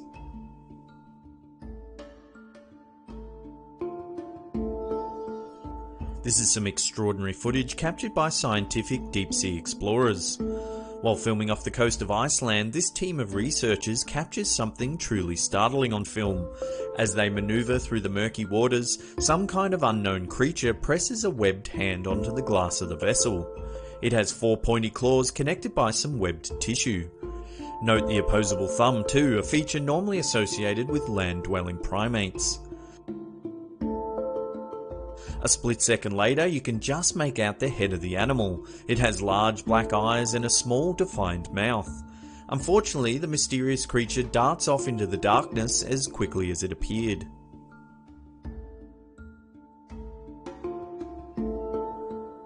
This is some wild footage taken in Israel in 2005. It claims to show a real mermaid sunbathing on a rock in the ocean. 2 tourists began filming on their phones when they noticed a strange figure down on one of the rocks. They filmed for several minutes, calling out to attract the attention of whatever's lying on the rocks. The creature becomes startled and dives backwards into the water. As it does so, it seems to reveal a long tail and finned feet. Curiously, mermaid sightings have become so common in Israel that a mayor of a coastal town has even put up a bounty for anyone that has irrefutable proof.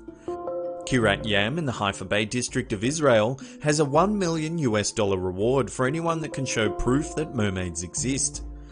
Dozens of locals claim they've had encounters. One man even says a mermaid touched his leg while swimming in the bay. He was so enamored by the encounter he hopes he'll find the mermaid once more, claiming the brief rendezvous was like heaven. Could this footage be proof of the Israel mermaid? And is it strong enough evidence to claim the $1 million reward?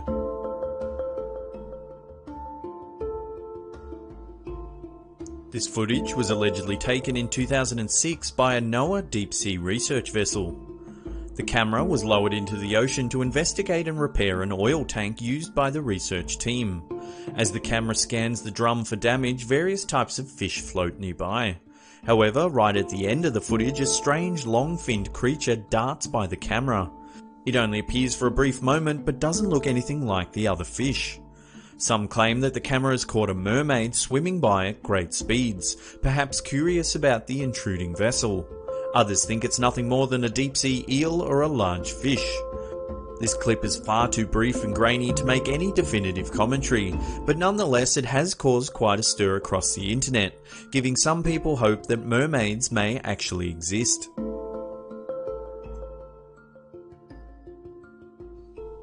In 2014, startling reports began surfacing that a mermaid had washed ashore in Mexico. The photos show a well-preserved specimen that resembles the mythical half-fish, half-human creature from ancient folklore. The face of the animal is slender with high cheekbones, full lips and black eyes. The skin almost sparkles in the sun. The upper body, which has vaguely human anatomy, blends seamlessly into a fish tail lower half.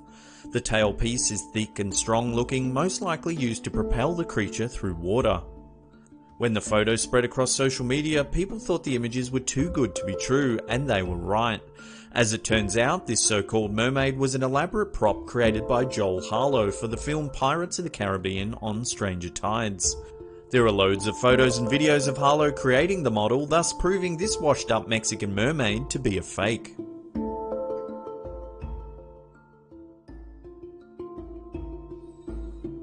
These fishermen caught something truly bizarre while in rough waters in the North Atlantic. A shaky handycam seems to have caught the moment a strange sea creature was brought up in the trawler's fishing net. The men frantically fall about the deck of the boat as rough waters batter the ship from all sides. The mood is clearly tense as they realise they've caught something unusual in their nets. As the cameraman gets closer, something very large is clearly thrashing about in the net. A webbed hand can be seen reaching out moments before the catch falls back into the water. What do you think this footage has captured? Is it a mermaid or some other wild sea creature that is yet to be classified?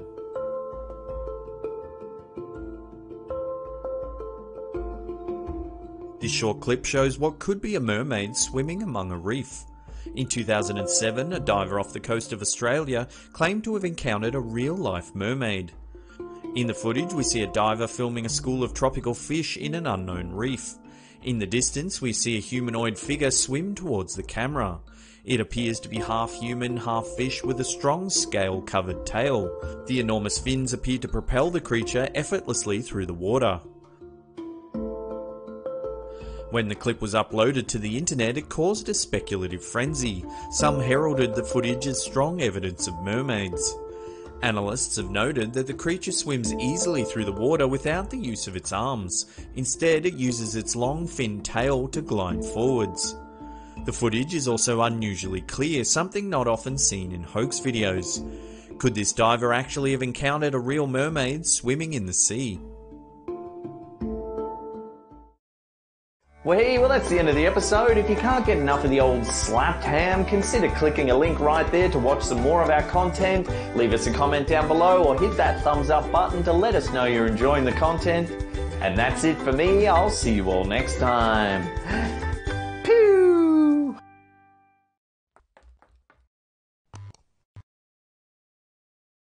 How you doing? I'm Callan and this is Slapped Ham. Today we're talking about some really creepy photos caught on trail cameras. From an inquisitive alien to ghosts, monsters and sinister rituals. Join us as we take a look at 11 trail cam photos that can't be explained. This startling image was captured by a hunter who had set up several trail cameras on his property. When he reviewed the photos, he couldn't believe his eyes. The camera appears to have captured a close-up image of some sort of creature that looks very much like an alien grey. It has a huge dome-shaped head, large black pupilless eyes, a tiny mouth and a flattened nose. Could this hunter have actually captured an inquisitive alien staring into the lens of his camera? If so, what was the creature doing on the property in the first place, and why is it so fascinated with the camera?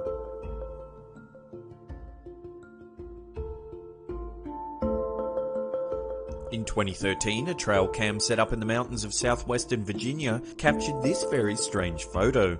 The image shows some sort of unidentified animal rummaging through the fallen debris. It has long, ape-like limbs, no visible tail, and is covered in dark, shaggy fur. When this photo first surfaced, many were quick to suggest that the mysterious creature could actually be a young Sasquatch foraging for food. Some thought it may have been a chimpanzee that had escaped from a local zoo, while others thought it resembled a malnourished bear. The owner of the trail camera, a man by the name of Roger Williams, told a local newspaper that the creature seemed to possess several human-like features. It appears that the right arm of the creature shows fingers as the animal grasps the base of the tree stump. It also has elongated feet similar to man's appendages. Its fur is matted on the back but thin on the arms and legs. The beast had experts drawing comparisons to this famous photo that was snapped in 2007. Bigfoot enthusiast Rick Jacobs managed to capture this striking image on a trail camera in the forests of northwest Pennsylvania. It too appears to be an ape-like creature rummaging through the undergrowth. When this photo surfaced, several Bigfoot researchers believed it to be evidence of a juvenile Sasquatch. As you can see, the beast captured in this photo bears a striking similarity to the one taken by Williams. What are these mysterious creatures? Could these images really be proof that Sasquatches are roaming the countryside? Or are they actually escaped chimpanzees or sickly bears? Or perhaps there's something else entirely?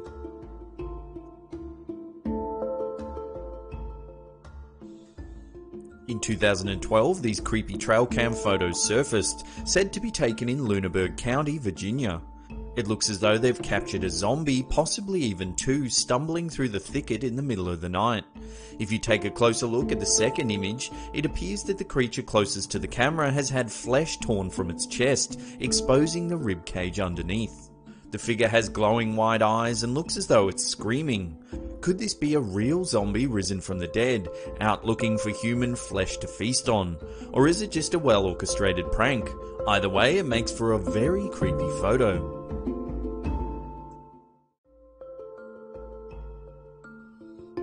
There's very little information about this photo other than it was taken in Big Spring, Texas.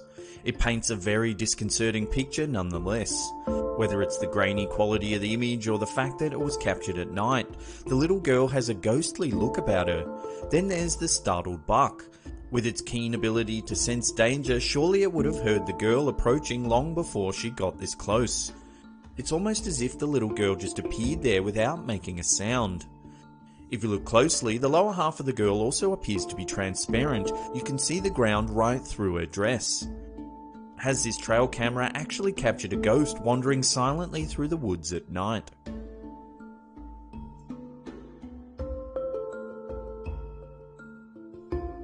This trail cam photo appears to have captured an old woman wandering through the woods alone in the middle of the night. The fact that the woman is wearing a long white gown has led some to speculate that she might have been a patient in a nearby hospital, perhaps wandering off and getting lost in the darkness. Others think it may even be a ghost or someone about to take part in some sort of sinister ritual. Whoever or whatever it is sure makes for a terrifying photo.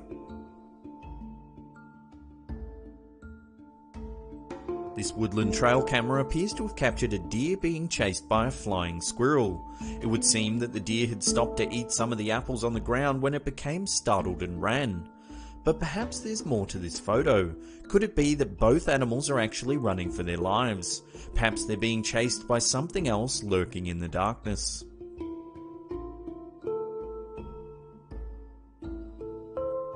These two very unsettling photos were captured by a trail cam in 2012. The camera was placed in a wooded area said to be at least 5 miles from the nearest house. The first image shows a mysterious figure kneeling among the trees. They have their head bowed towards the ground and hands clasped together. It looks as though they're praying.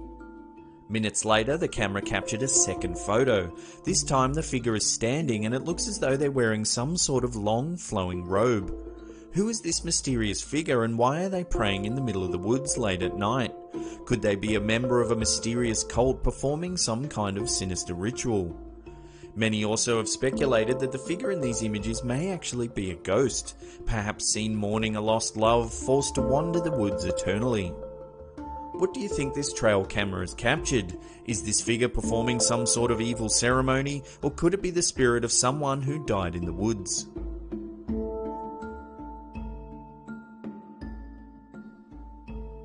These images first appeared on Reddit in 2013.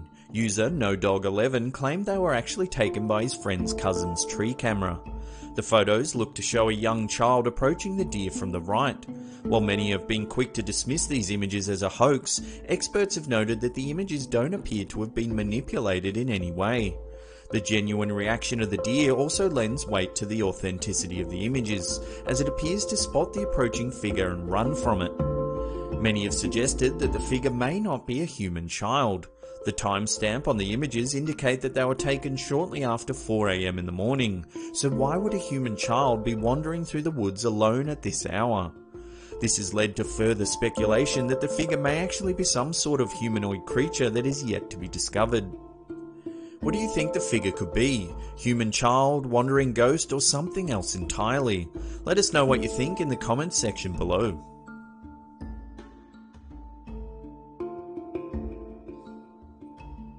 This very strange photo was taken by a trail camera in 2012. It appears to show a dinosaur stalking the countryside. However, there is very little information available about the photo. The creature seen in the image closely resembles a velociraptor, similar to the ones depicted in the original Jurassic Park films. It is now known that actual velociraptors were covered in feathers and were only about the size of a turkey. Without any further information on this photo, it's difficult to speculate any further. However, it's probably likely that it is a fake, maybe a well-constructed model or a clever Photoshop job. Nevertheless, it sure does make for a creepy photo. Even the slightest chance that an intelligent man-hunting dinosaur could be roaming the countryside is enough to make me want to never go camping ever again.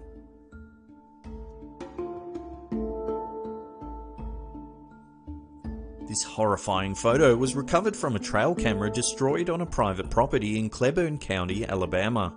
The poster claimed that in the 2 weeks prior to the image being found, the property owner had lost 5 pet goats. The photo shows the muscular legs of an unidentified creature. It has long, pointy claws and reddish skin covered in thin, light-coloured hair. The 2 visible feet each have 4 pronounced front toes, which is more akin to some kind of dog rather than a bear. Unfortunately, the head of the creature is invisible in the image, and this is believed to be the only one that was recovered from the destroyed camera. Could this creature seen in this photo be some sort of mutated dog, or could it be something else entirely? What do you think this trail camera has captured? Now, before we get on to the #1 spot and find out exactly what this thing is, remember to hit that subscribe button and turn on channel notifications, because we do videos just like this each and every week, and if you turn on channel notifications you'll be notified about our freshest content. In 2013, a camera that was placed on a deer trail in North Carolina captured this unsettling image. It looks to show a ghost-like girl running through the woods. She is pale and has no definable facial features. Her feet are bare and her arms look long and gaunt. When this image first surfaced, many believed that the figure was indeed a ghost, while others suggested it could be a young girl running away from someone or something. Either way, it definitely makes for a very creepy photo, one that leaves you feeling more and more uneasy the longer you stare at it. Well, there's another episode down. Thank you so much for watching. Now, if you really enjoyed this topic, why not check out our other creepy trail cam video? There's a link right there. Remember to slap that like button, subscribe if you're new, and that's it for me. I'll see you all next time. Phew!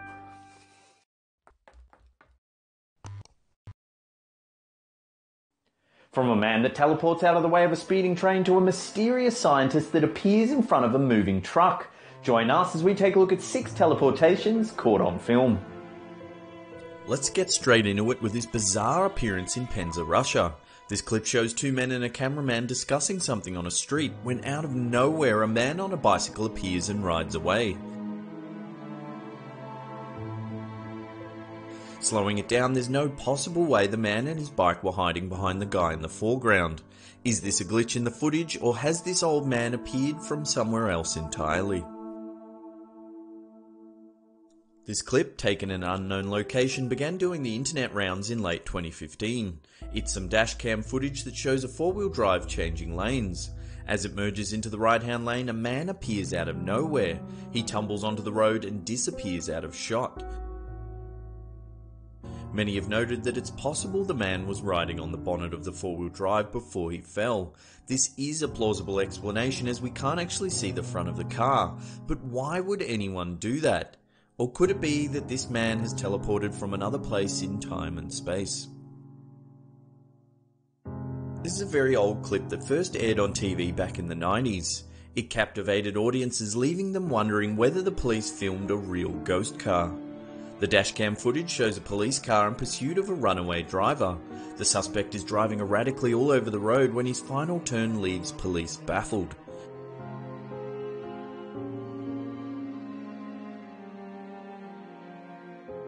Many have offered explanations for this footage. Some say the car flew through the chain link with enough force to slide under the loosely attached fence.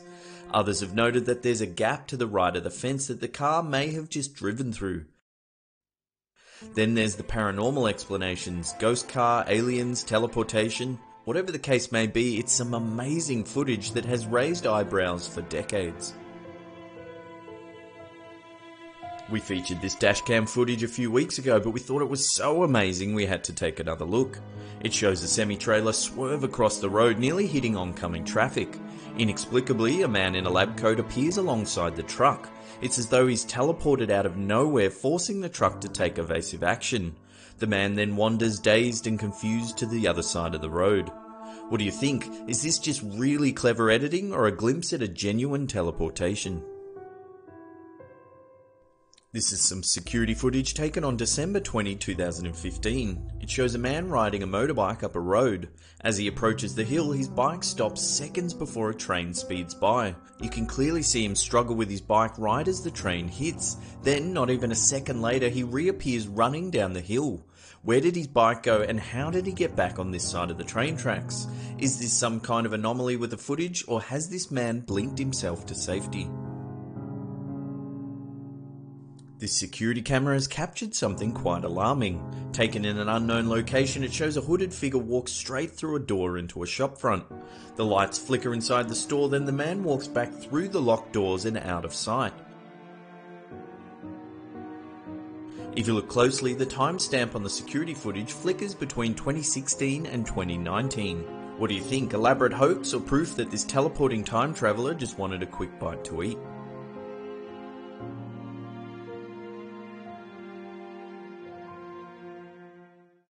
Follow us on Twitter @SlappedHam to see outtakes just like this. From a Spanish YouTuber who made it massive trolling people on YouTube. Join us as we take a look at the top 10 most subscribed channels, top 10 most subscribed YouTube channels as of 2016. The top 10 most subscribed YouTube channels as of Dillybop. From a Spanish YouTuber who made it massive trolling people on chat roulette.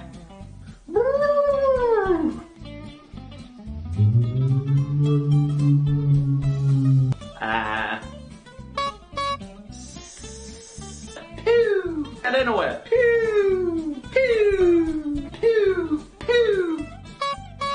There's links everywhere if you want to check them out. And that'll probably do. Toodles!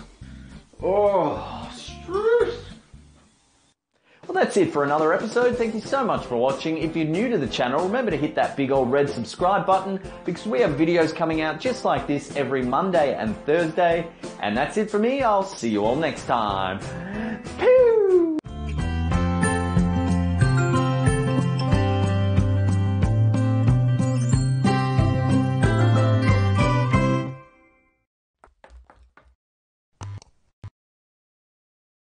How you doing? I'm Callan and this is Slapped Ham. Today we're looking at shocking UFO sightings caught on tape.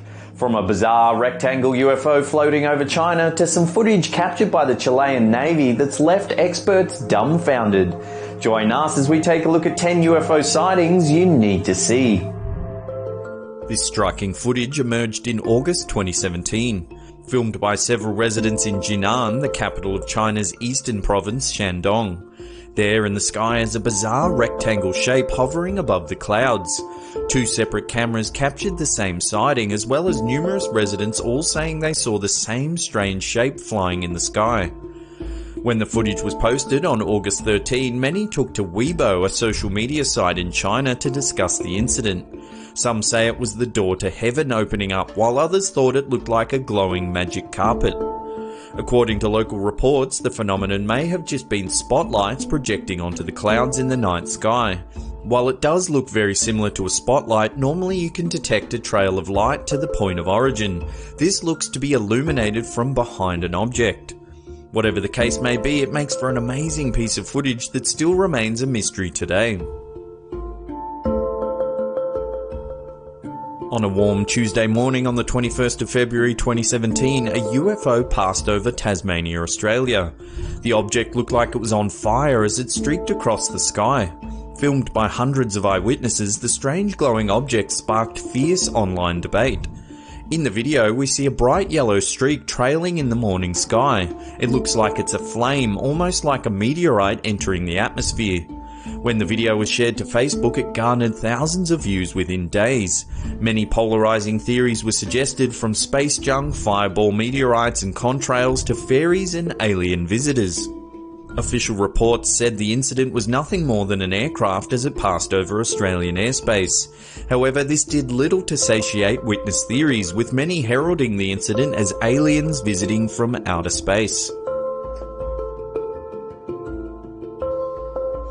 This mass UFO sighting occurred on July 23, 2011 in Sao Paulo, Brazil.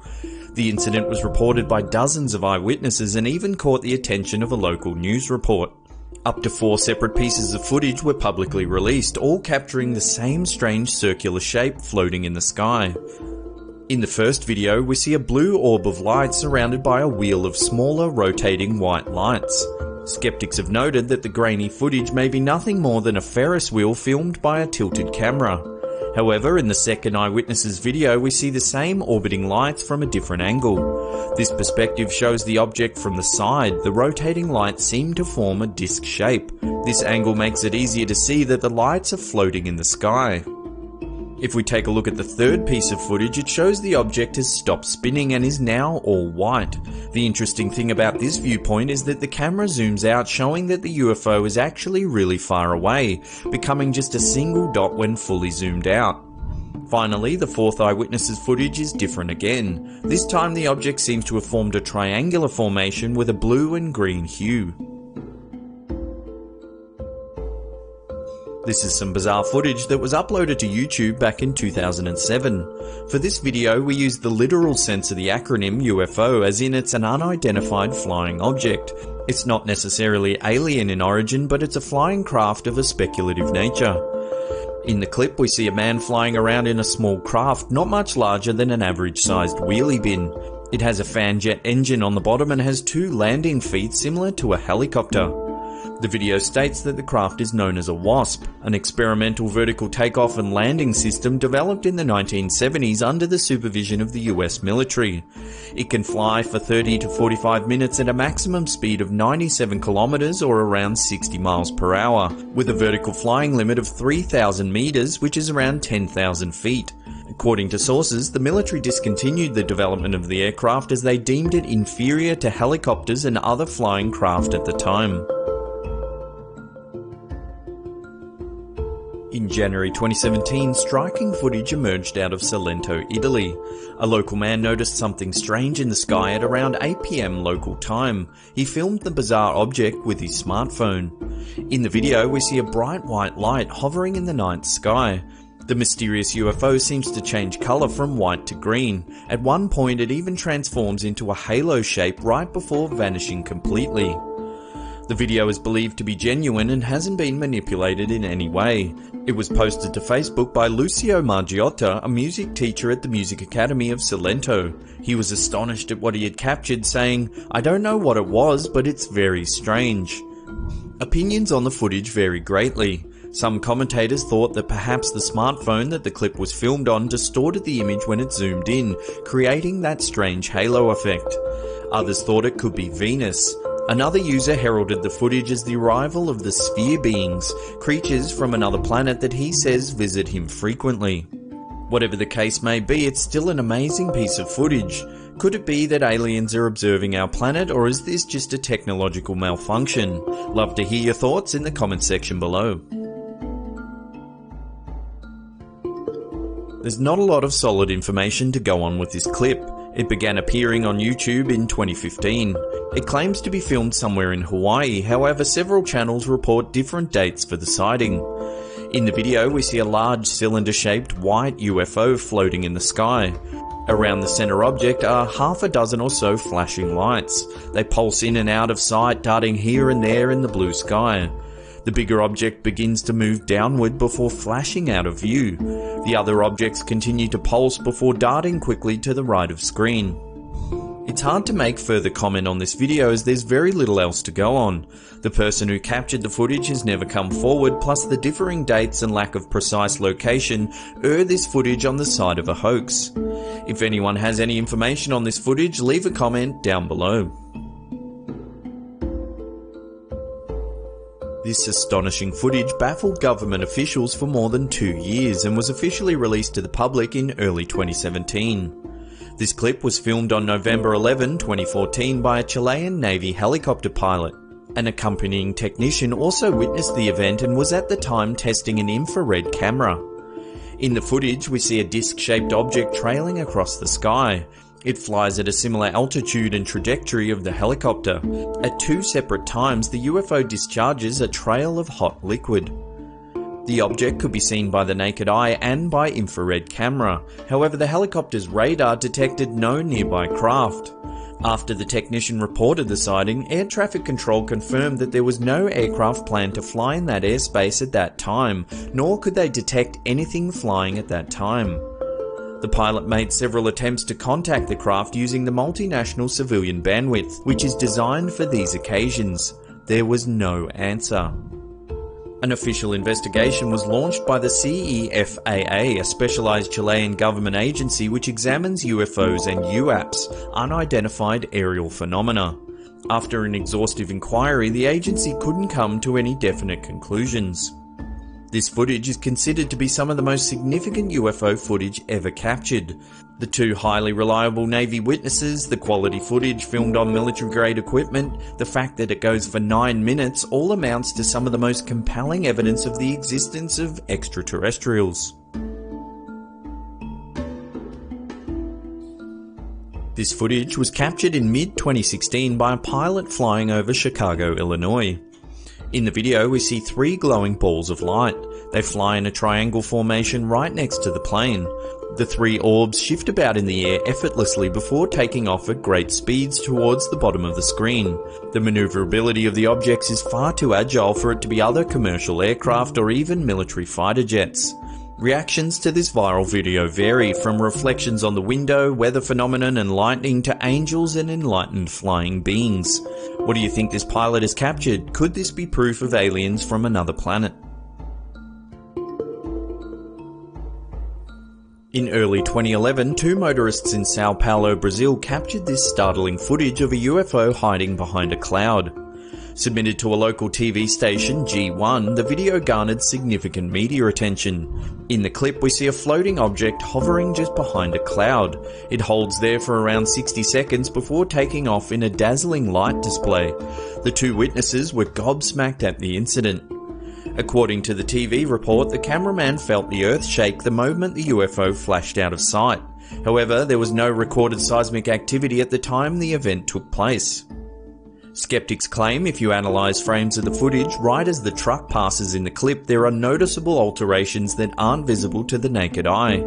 However, the two eyewitnesses maintain the authenticity of the footage. A mass UFO sighting occurred in the skies over Cornwall, England in July 2017. Numerous people captured footage of a strange shape-shifting object hovering in the sky. The phenomena happened over several days with dozens of witnesses reporting the event. The first sighting occurred on Monday, July 18th when surfer Kiefer Krishnan posted his GoPro footage to Instagram. Photographer Shane House was the second to come forward with amazing footage of the object hovering above the A30 freeway. The UFO seems to shimmer in and out of visibility against the cloudy English sky. Next, a Twitter user by the name of Harry Wild posted his version of events on Fistral Beach. Again, the same strange shimmering shape floating through the sky. Many responded to the tweet noting that it looked like a swarm of birds or insects drifting through the air. 3 more sightings occurred on the Tuesday, all showing the exact same object in the sky. Many news outlets around England were quick to point out that the footage may be a planned hoax orchestrated by a local conservationist initiative. The Eden Project is a series of gigantic greenhouse domes that house exotic plants and various exhibitions in Cornwall. At the time of the UFO sightings, the Eden Project was hosting an event called Alien Encounter. While they never officially owned up to the publicity stunt, it seems likely that they were the culprits. Hello, Ham Fam. How you all doing? I just wanted to let you know, last week I sat down with Tim from Super Mayhem and he interviewed me about my life, my gaming habits, and whether I like to be chained or whipped. If you want to find out the answer to that question, you can find a link to the interview in the description box below. One should pop up right here now as well. Check it out, it's a lot of fun. Well, there's the end of the episode. Thank you so much for watching. If you're enjoying our content, hit that thumbs up button. If you're new, remember to subscribe because we do stuff like this each and every week. And that's it for me. I'll see you all next time. Pew! Slap ham. 5 monsters caught on tape. From a dragon filmed flying over England to a creature caught lurking in the depths of a sewer, we take a look at 5 monsters caught on tape. This footage, taken during the 2011 tsunami in Japan, appears to show some sort of mysterious white creature fleeing the rising waters.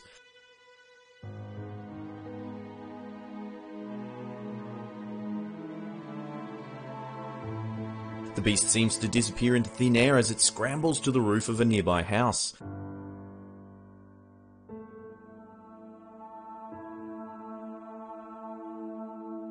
Sensing further danger, the monster then makes another dash for higher ground.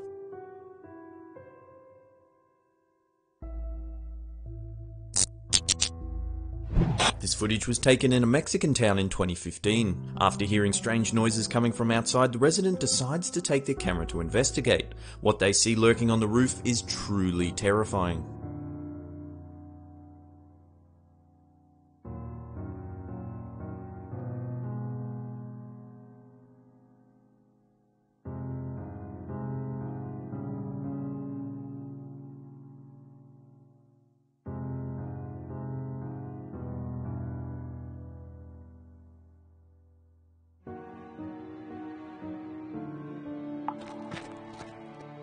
There's very little information available about this clip. It's apparently filmed somewhere in England and appears to show a dragon flying across the sky.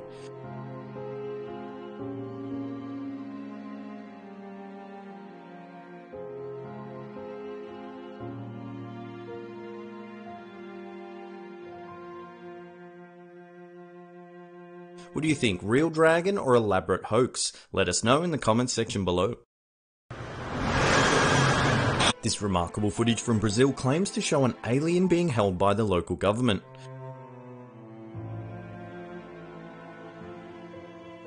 In the video, the soldiers are apparently asking the creature to speak. Both soldiers then make a hasty exit as one of them says, "Let's get out of here."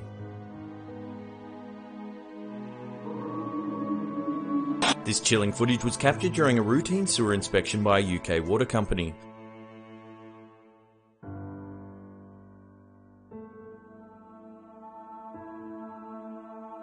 What they catch a glimpse of is the stuff of nightmares.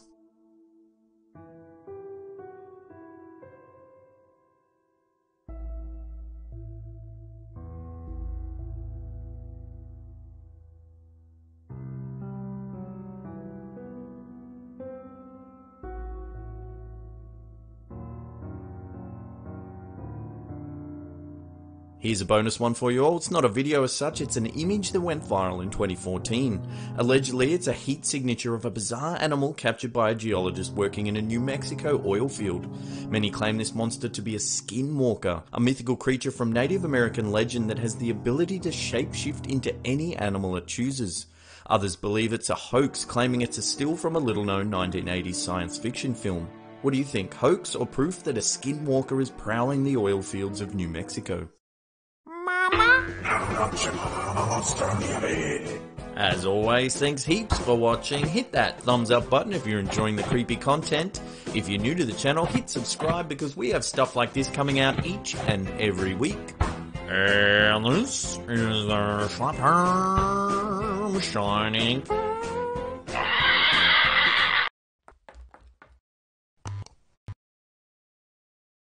How you doing? I'm Callan and this is Slapped Ham. Today we're talking about some terrifying haunted places in China. From the ghosts of hikers that went missing on the Great Wall of China to a road that's allegedly so haunted motorists swear they've had to swerve around spirits. So join us as we take a look at the 10 most haunted places in China. And before we get into it, remember to hit that subscribe button for more creepy content just like this. Chaonei number 81 is a 3-story mansion in Beijing built in the French Baroque style. According to legend, it was built by members of the Qing dynasty as a church for British expats living and working in Beijing. Sometime in the middle of the 20th century, the building became the home of a powerful Kuomintang Nationalist Party official. In 1949, the Communists defeated the Nationalists at the end of China's Civil War. As the Communists marched into Beijing, the terrified official fled, leaving his wife behind. Devastated by her husband's abandonment, she hung herself. It's alleged her ghost has haunted the mansion ever since, and people have reported hearing her screams. Some say they've seen feet hanging from the rafters of dark rooms, but when they rush in to help, there's no one there. There are also rumours of homeless people that have ventured into the house looking for warmth and a place to sleep. They say they go in but never come out. In 1807, a wealthy philanthropist had the Huiguang Opera House constructed in Beijing with only the best of intentions, to provide shelter for the poor. Unfortunately, the chosen site was partially on top of an ancient graveyard, and the deceased apparently didn't appreciate the disturbance of their final resting place. The building, which is now an opera house and museum, is said to be haunted. One story holds that, in the early 1900s, the owners hired a housekeeper who had been severely disfigured by leprosy. The man's appearance was thought to repel the ghosts, so they stayed away while he was there. After he left, the ghosts returned. Since then, people have heard screaming and scolding. Legend has it that a ghost who haunts the courtyard will scold people who throw stones in it. The 220-room Yunshan Fandian Hotel, which is located in the city Chengde north of Beijing, overlooks the Yangtze River. It was supposedly built on land that had once been part of the Qing dynasty's royal gardens. The hotel is said to be haunted by no less a person than the Empress Dowager Cixi. Her apparition has been reported by many hotel workers. They say she appears on the 8th floor and likes to look at her old gardens. Some have said they've seen her spirit sitting eerily in the shadows of certain rooms. When they look directly at her, she lunges at them but turns into a mist and disappears. There's also reports of a ghost of a man in Western dress that appears on the same floor. He looks solemn and paces up and down the hallway. General Yuan Chonghuan had led the Ming army to a number of impressive victories. His enemies planted evidence that he had committed treason, and the emperor was thus convinced of Yuan's guilt. He condemned Yuan to death by Ling Chi, or slow slicing. According to legend, spectators at the execution ate slices of Yuan's body. His father was able to retrieve his head and placed it in the tomb, which is located in Beijing's Chongwenmen area. It's alleged that the general's angry ghost has been seen prowling the area and vowing vengeance ever since.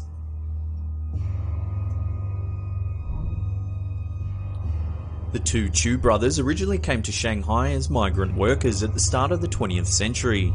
They dreamed of becoming rich and had the great fortune to find a warehouse that the Germans had abandoned after World War I. It was filled with paint, which was becoming increasingly expensive at the time. The brothers soon made a fortune selling their find. They then built twin mansions next to each other, complete with gardens and an artificial lake. The Chu brothers became notorious for their lavish and luxurious lifestyle in a city racked by financial woes. They collected exotic animals like tigers, crocodiles and peacocks that roamed their gardens. At some point, however, the brothers mysteriously vanished, and their enraged neighbours broke into the mansions and looted them. They also killed and ate some of the animals. Since then, people have claimed that the ghosts of the abandoned and slain animals haunt the Chu mansions, which have since fallen into disrepair. People have reported seeing and hearing strange creatures at the mansions. Night guards working at the Four Seasons Hotel across the street have sometimes gone to the hospital to be treated for unexplained animal bites. A woman claimed to have seen a dragon crawling on a crane on the property. In another incident, a mason attacked his manager. He claimed lizards had ordered him to attack anyone nearby. The Sai Ying Pun Community Complex, located on High Street, Hong Kong, was built in 1892. Its original purpose was quite benign, to provide housing for European nurses. The Japanese occupied Hong Kong for much of World War II, however, and, according to legend, they often used the complex as a site for executions. After World War II, the complex was converted into an insane asylum that was abandoned after several fires. Since then, people have claimed to have seen various spirits at the complex, like headless poltergeists running down the corridors in the middle of the night. The second floor is said to be haunted by devilish-looking creatures in traditional Chinese dress that spontaneously burst into fire. People have also reported hearing the footsteps and screams of a girl or woman who was attacked by Japanese soldiers during World War II. Chunmun Road, which was built in 1977, is a very busy highway that links the Hong Kong villages Tsuen Wan and Tsuen Mun. It's also supposedly one of the most haunted roads in the world. Chunmun Road has a reputation for being one of the world's most dangerous roads on account of all the mysterious traffic accidents that occur. The South China Morning Post reported that there had been 250 traffic accidents on Chunmun Road between the years 2010 and 2012. And bizarrely, it's just 12.1 miles long. Not surprisingly, it's thought that the ghosts are those of people who have died in traffic accidents. In 2003, for example, a bus crash along the road caused 21 fatalities. People claim to have seen or encountered the victims' ghosts. Worse, some stories hold that the ghosts are trying to add to their ranks. They will cause crashes by suddenly appearing in front of cars, forcing them to swerve at the last minute. Some people have claimed that the ghosts will seize control of their vehicle and drive them off the bridge. The Forbidden City, located in Beijing, was built in the early 15th century during the reign of Emperor Yongle, who was infamous for his wickedness. On one occasion, he tried to suppress a sex scandal by slaughtering up to 2,800 people. The Forbidden City, which was used as the Imperial Palace until 1912, has been the site of many murders, assassinations, executions and similar events. It's no wonder then that some of the victims' ghosts are said to roam the city. The doorways within the buildings have special high steps that people have to step over. The Chinese believe that ghosts can't jump, and the high steps would thus trap them in a single room. Since the Forbidden City was opened to the public in 1940, people have reported seeing ghostly dogs. Different people have claimed to have seen the ghosts of eunuchs, brides and soldiers, while others have heard women talking and laughing or music playing. There are also stories about a woman in white who wanders about crying. As recently as 1995, one of the guards encountered a woman in black whom he initially thought was a trespasser. When she turned to speak to him, he saw that she had no face. The guards make a point of closing the city to visitors at 5 PM every day, so there's very little chance it was an actual intruder.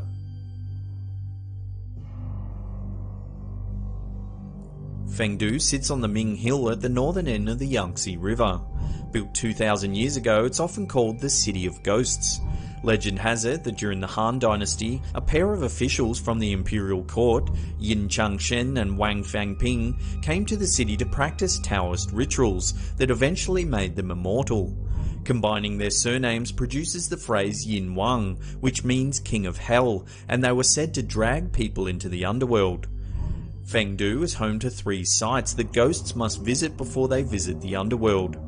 Nothing to be Done Bridge, Ghost Torturing Pass, and Tianzi, Son of Heaven Palace. Ghosts must take tests at each place. Those who pass will go to heaven, while those who fail will go to hell. Other sites in Fengdu include a large temple built during the Tang Dynasty that depicts the torments of hell. A far more recent attraction is the Last Glance at Home, which was built in 1985. It honours the site where spirits condemned to hell could take one last glance at their families. Sinister laughing is often heard late at night. Neighbouring villages say they hear all kinds of strange noises coming from the area. They say it sounds like someone is being tortured. The Great Wall is another site within haunted China. Originally believed to be around 5,000 miles long, measurements taken between 2007 and 2012 show that it's actually 13,170 miles long. Parts of the wall date back to the 7th century BC. 1 to 2 million workers died during the centuries of construction, and their ghosts are said to haunt the wall ever since. Visitors have reported seeing ghosts along the wall or hearing the sounds of marching footsteps without seeing anybody there. Some visitors have reported sudden feelings of uneasiness or attacks of nausea, pain or headaches. Others have reported being slapped, punched or grabbed by unseen beings. Local legend warns that visitors will be haunted and harassed by the ghosts of the dead workers until they scare them away by stepping over a line of firecrackers. The Wild Wall, which is located north of Beijing, is said to be the most haunted part of the wall. Several hikers have actually died in this area under mysterious circumstances. Their ghosts have been seen prowling the wall ever since. Well, that's the end of another episode. Thank you so much for watching. If you're enjoying our content, remember to hit that upward facing thumb, subscribe if you're new, or leave us a comment down below. We love reading them. And that's it for me. I'll see you all next time. Pew!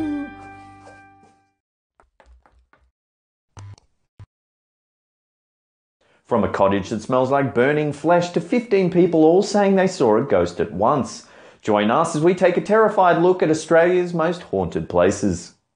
The building that houses the National Film and Sound Archive in Canberra was once the Australian Institute of Anatomy, where human body parts were preserved for research. It's this direct link to death that gives this property the title of one of the most haunted places in Australia. It is believed that the hundreds of body parts that were once housed here have imparted their spirit and still haunt the place today. People say that ghosts still wander the hallways, and reports of strange sounds and whispers are not uncommon. The downstairs corridor that once housed human skulls is said to be the hub of some major paranormal activity. A contractor claims he was pinned against a wall by some invisible force while doing some routine work at the property. Boggo Road Jail was once home to some of the country's toughest inmates and criminals. Until 1913, it included an execution chamber. It also housed Ellen Thompson, the only woman ever to be hanged in Queensland. Now running as a historic site, tourgoers often report hearing strange screams and noises, and seeing people standing in abandoned hallways.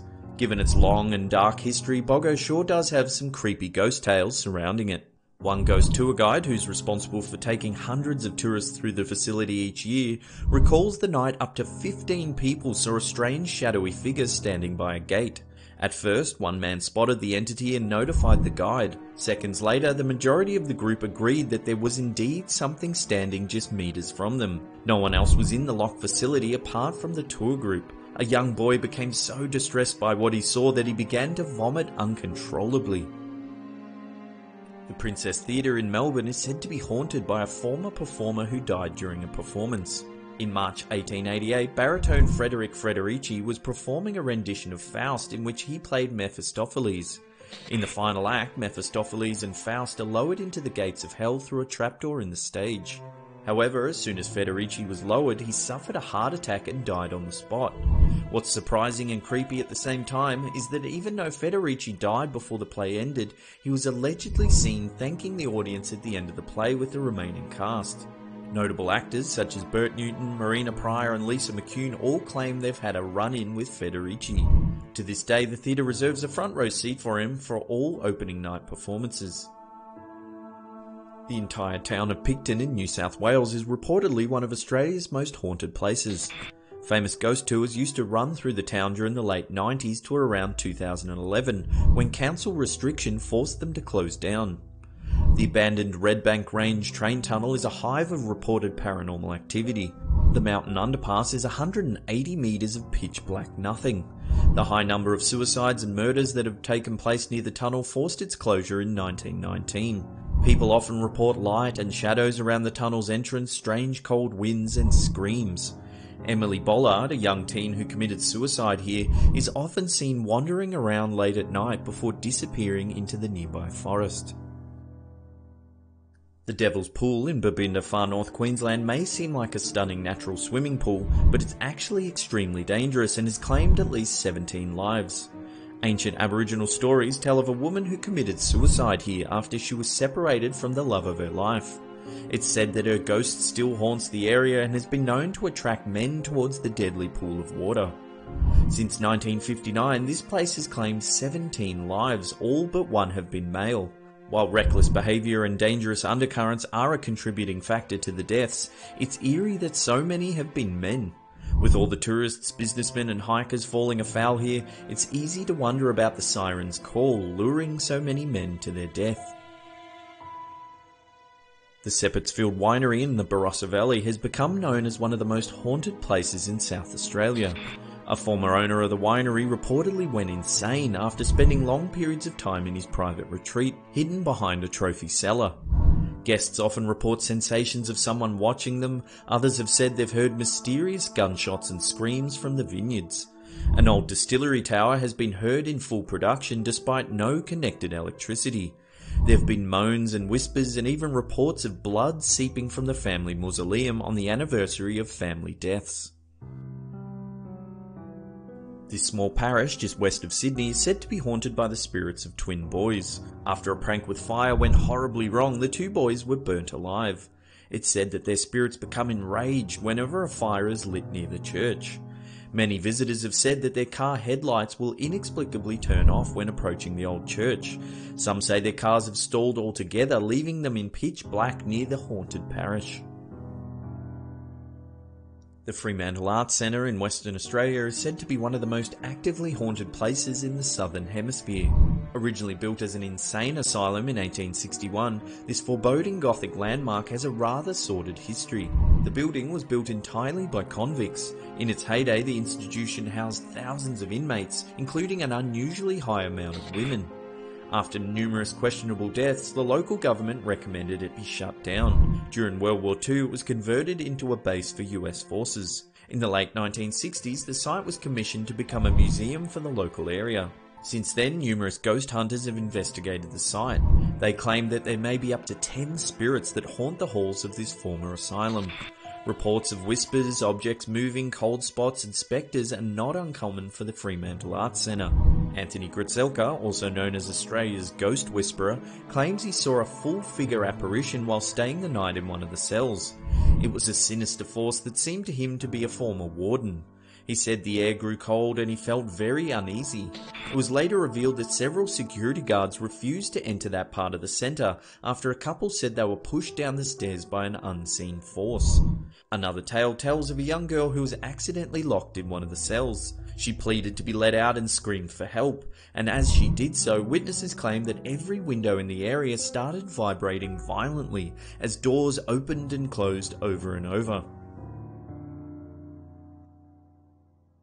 Blundell's Cottage in Canberra is so old that the city it's located in didn't even exist when it was first built in 1858. In 1892, former owner Flora Blundell was wearing a white crinoline dress that caught fire from a hot iron. She tragically burnt to death. It is said that she's often seen in a nearby garden standing in the same white dress looking at the house. Frequent tour groups have reported that the house sometimes smells like burnt flesh. Built in 1885, the Monte Cristo homestead is considered one of the most haunted places in Australia.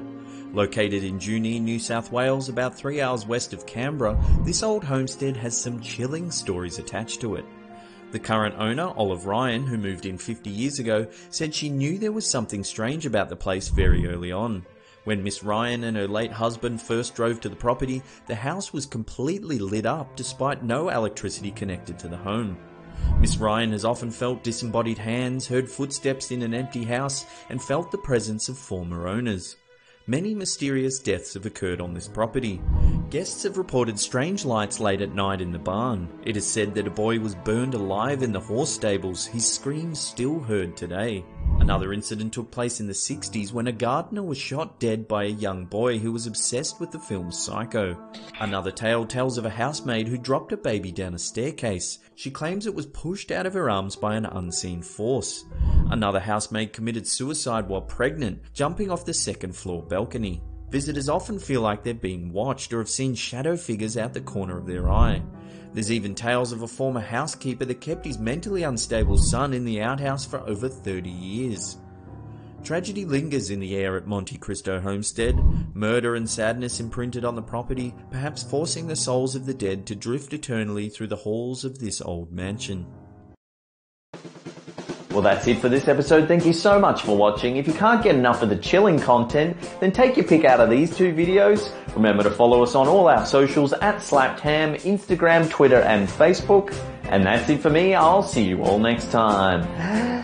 Pew!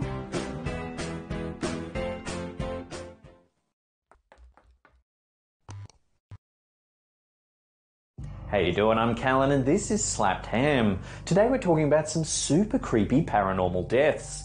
From alien abductions and spontaneous human combustion to an entire family that was allegedly possessed.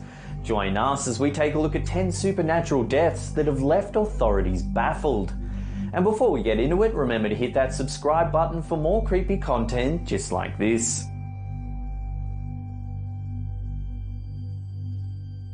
Carl Pruitt continued to demonstrate his displeasure with life even after he was dead and buried. In 1938, while living in Pulaski County, Kentucky, Pruitt discovered his wife cheating on him with another man. Rather than simply walking away and getting on with his life, Pruitt strangled his wife to death with a chain and then took his own life. Understandably, the family of Mrs. Pruitt requested that Pruitt be buried in a cemetery in another town, having no desire to see his grave every time they visited their loved one. Here's where things start to get very strange. After he was buried, people began to notice unusual marks appearing on and around Pruitt's grave.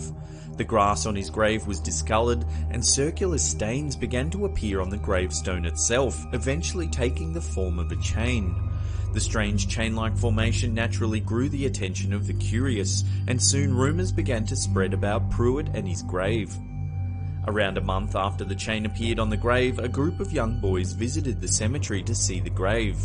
James Collins, in an attempt to prove his lack of fear, tossed a rock at Pruitt's grave, which chipped off a piece of the headstone.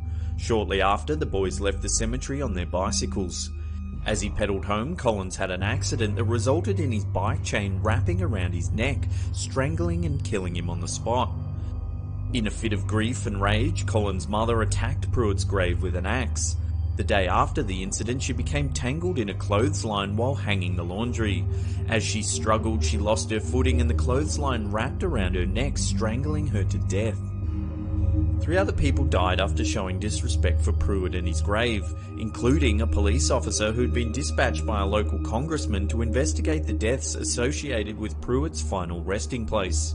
All 3 died as a result of some type of injury to the neck and throat, 2 by strangulation, and in the case of the police officer, near decapitation. As a result of all the tragedy associated with the cemetery, many family members opted to have their loved ones moved to other locations, and eventually the graveyard became overgrown and forgotten. Carl Pruitt's remains were the only few that weren't moved.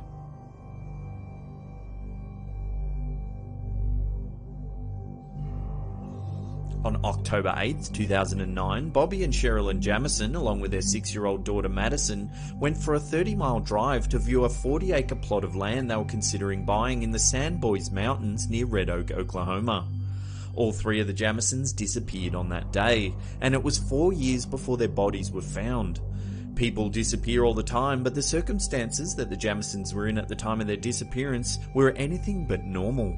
Many people feel that theirs were a paranormal death due to the activities that were taking place in their lives at the time. Gary Brandon, the Jamisons' family pastor, came forward to say that the family had come to him for guidance because they believed that their house was haunted and that they were under spiritual attack.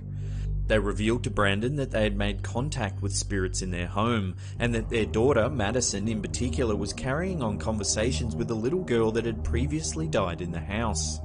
Brandon went on to say that Bobby Jamison was particularly distraught by the haunting and that he requested special bullets that he had hoped to use to kill the invading spirits. Nikki Chenault, a close friend of Sherilyn, went on to say that not only was the house haunted by a negative presence, but that Bobby, who was typically known for being kind and even-tempered, would suddenly go after his wife in a manner that was not at all like him. Sherilyn had told her friend that she was concerned that her husband was possessed. 4 years after they disappeared, the Jamisons were found in the woods, face down in a road not too far from where their truck was found during the initial search. There's been some speculation that it was a murder-suicide due to a hole that was found in the back of Bobby Jamison's skull, but there were no similar wounds found on Sherilyn or Madison. The autopsies were inconclusive as to the cause of death due to the amount of time the bodies had been exposed to the elements.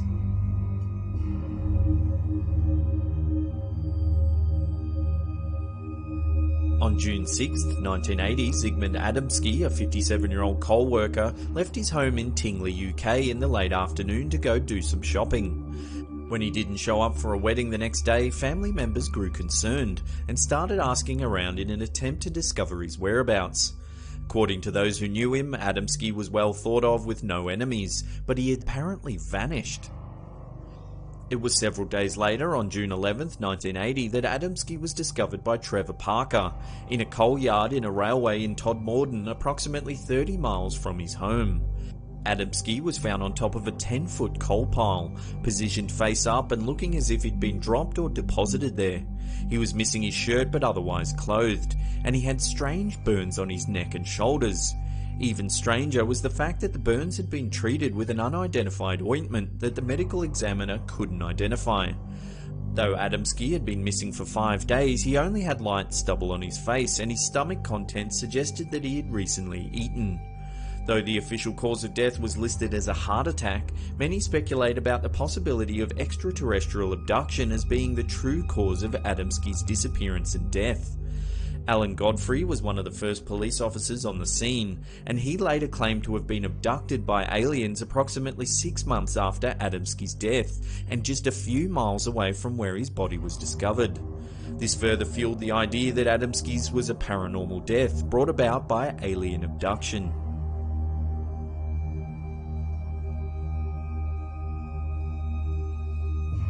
In 1994, an unidentified Brazilian man was found horribly mutilated in the Guaraparanga Reservoir in the southern portion of Sao Paulo, Brazil.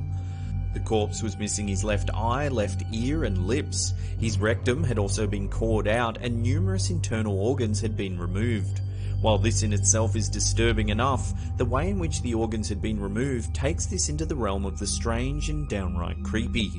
According to the medical examiners, the internal organs were removed from the body by some type of vacuum or suction mechanism. Several exit holes were found on his body through which the organs were removed. The body had also been completely drained of its blood supply. While the official cause of death was listed as a heart attack induced by pain and shock, there has been a lot of speculation as to who actually did this.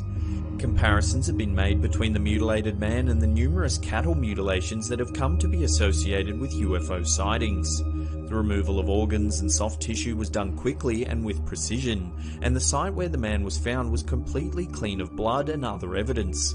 It is thought by many that the procedures performed on the man were beyond the technical expertise of man, and that the mutilated man was the victim of alien experiments.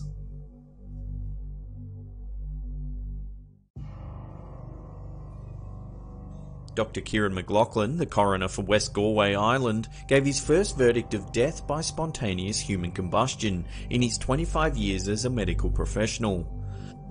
On December 22, 2010, Michael Faraday was discovered in his living room at his home in Galway. His neighbour called the police after hearing a fire alarm and witnessing smoke pouring from the man's window.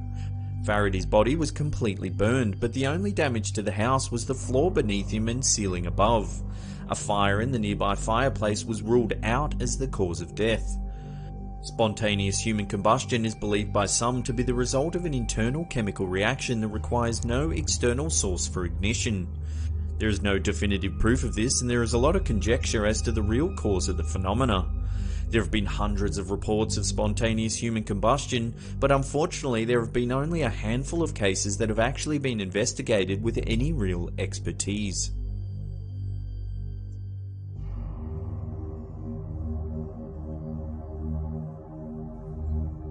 In April 1991, medical examiners listed heart failure as the cause of death for Christopher, a 35-year-old resident of Seattle.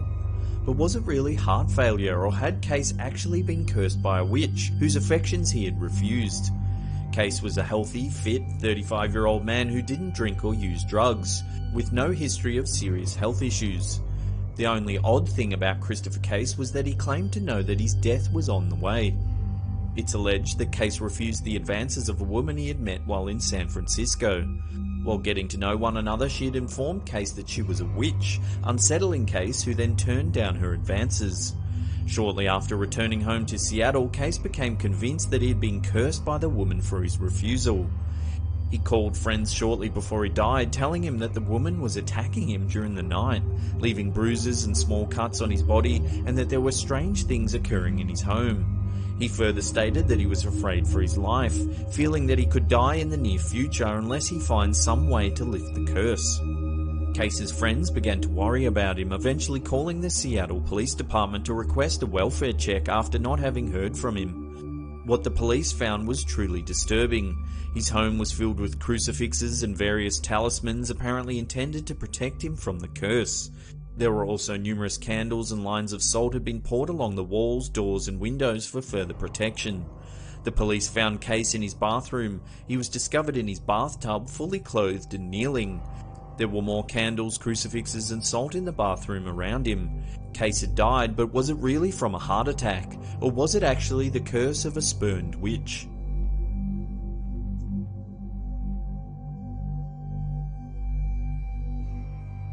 Gaurav Tiwari, a 32-year-old paranormal investigator, was found unconscious in his Delhi, India home on July 8, 2016. His family stated that they heard a loud noise from the bathroom before discovering him unconscious on the bathroom floor. He later died at the hospital of apparent asphyxiation, and there was an unusual black line around his neck that was only discovered after he had died. Tiwari was a prolific paranormal investigator, having visited over 6,000 homes in the course of his career. His family revealed that he had felt that a negative energy had attached itself to him around a month before he died. The death was ruled as a suicide, but his family felt that even though he had shown some signs of depression due to a heavy workload, he was typically happy and had no reason to take his own life. Many now wonder if a negative energy in Tiwari's life could have influenced him, causing him to commit suicide, or if he was physically attacked by a demonic entity.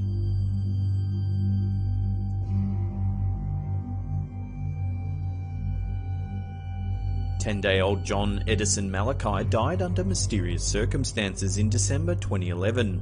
Located in Talisay City, Philippines, John Edison's grandparents found red spatters that turned out to be blood on the floor of their daughter's home in the early morning hours. Assuming that rats could be the cause of the spatters, Virgil Arbequez called his daughter and told her what he had found. John Edison's mother, Kimberly, found her child with blood draining from his mouth and nose, as well as what looked like a puncture in his navel. The child was rushed to the hospital where he was pronounced dead.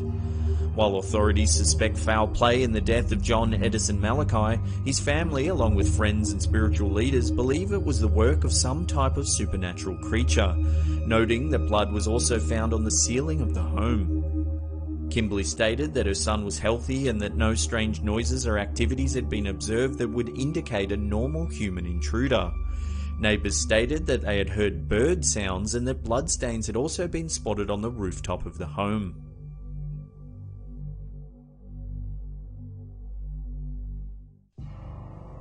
Eliza Lamb's strange behaviour and bizarre death have baffled authorities for years.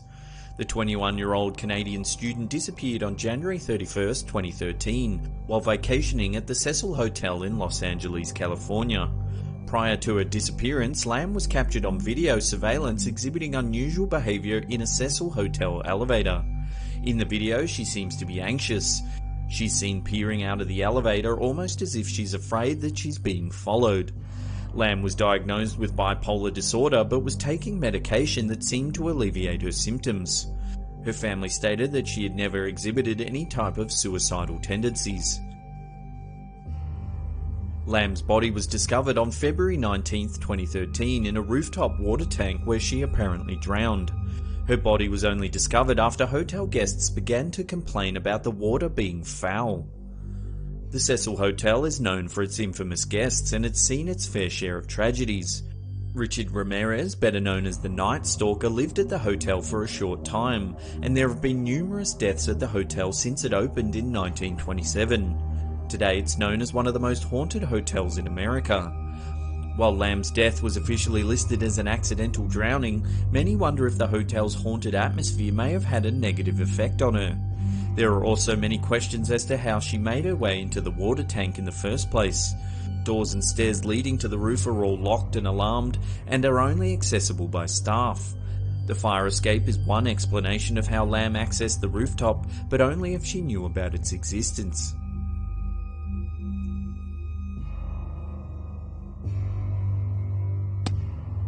Before we get to the number one spot and find out what happened to these young Russian skiers, remember to hit that subscribe button and turn on channel notifications. That way you'll be up to date with all our latest content.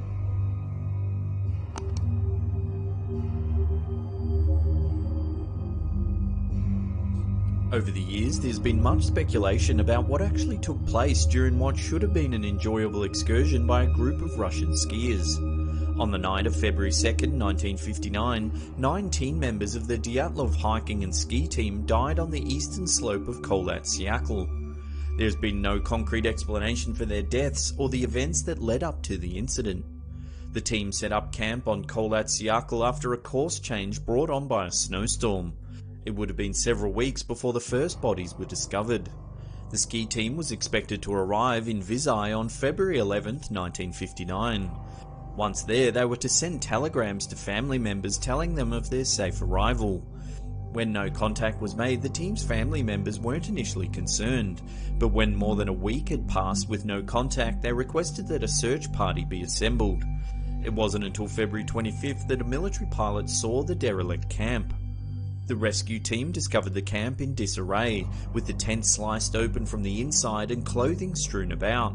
Footprints of people dressed haphazardly in socks or bare feet led investigators to the first 2 bodies, both men dressed only in undergarments. The men were found near the forest and there were signs of a fire nearby. 3 more bodies were found closer to the camp and it seemed that they were attempting to return to the tent. It was thought that all 5 individuals died from hypothermia. 2 months passed before the final 4 team members were found in a ravine near where the first 2 bodies were discovered. All 4 bodies showed signs of major trauma or crush injuries, and 1 body was missing their tongue. There were no external injuries, but small amounts of radiation were detected on the bodies and the clothing they were wearing. After a final examination of the bodies, the remains of the camp and the state it was left in, investigators determined that the team died due to an encounter with a natural force they were unable to overcome. Access to the site was limited for a period of 3 years, with the investigation results listed as classified. Many questions have arisen as to what really happened to the skiers. Numerous theories have been put forth, including a Yeti attack, Soviet military tests, and UFOs. It's been noted that balls of light were seen near the camp and could have been responsible for the death of the ski team, but no official explanation for the lights has ever been given.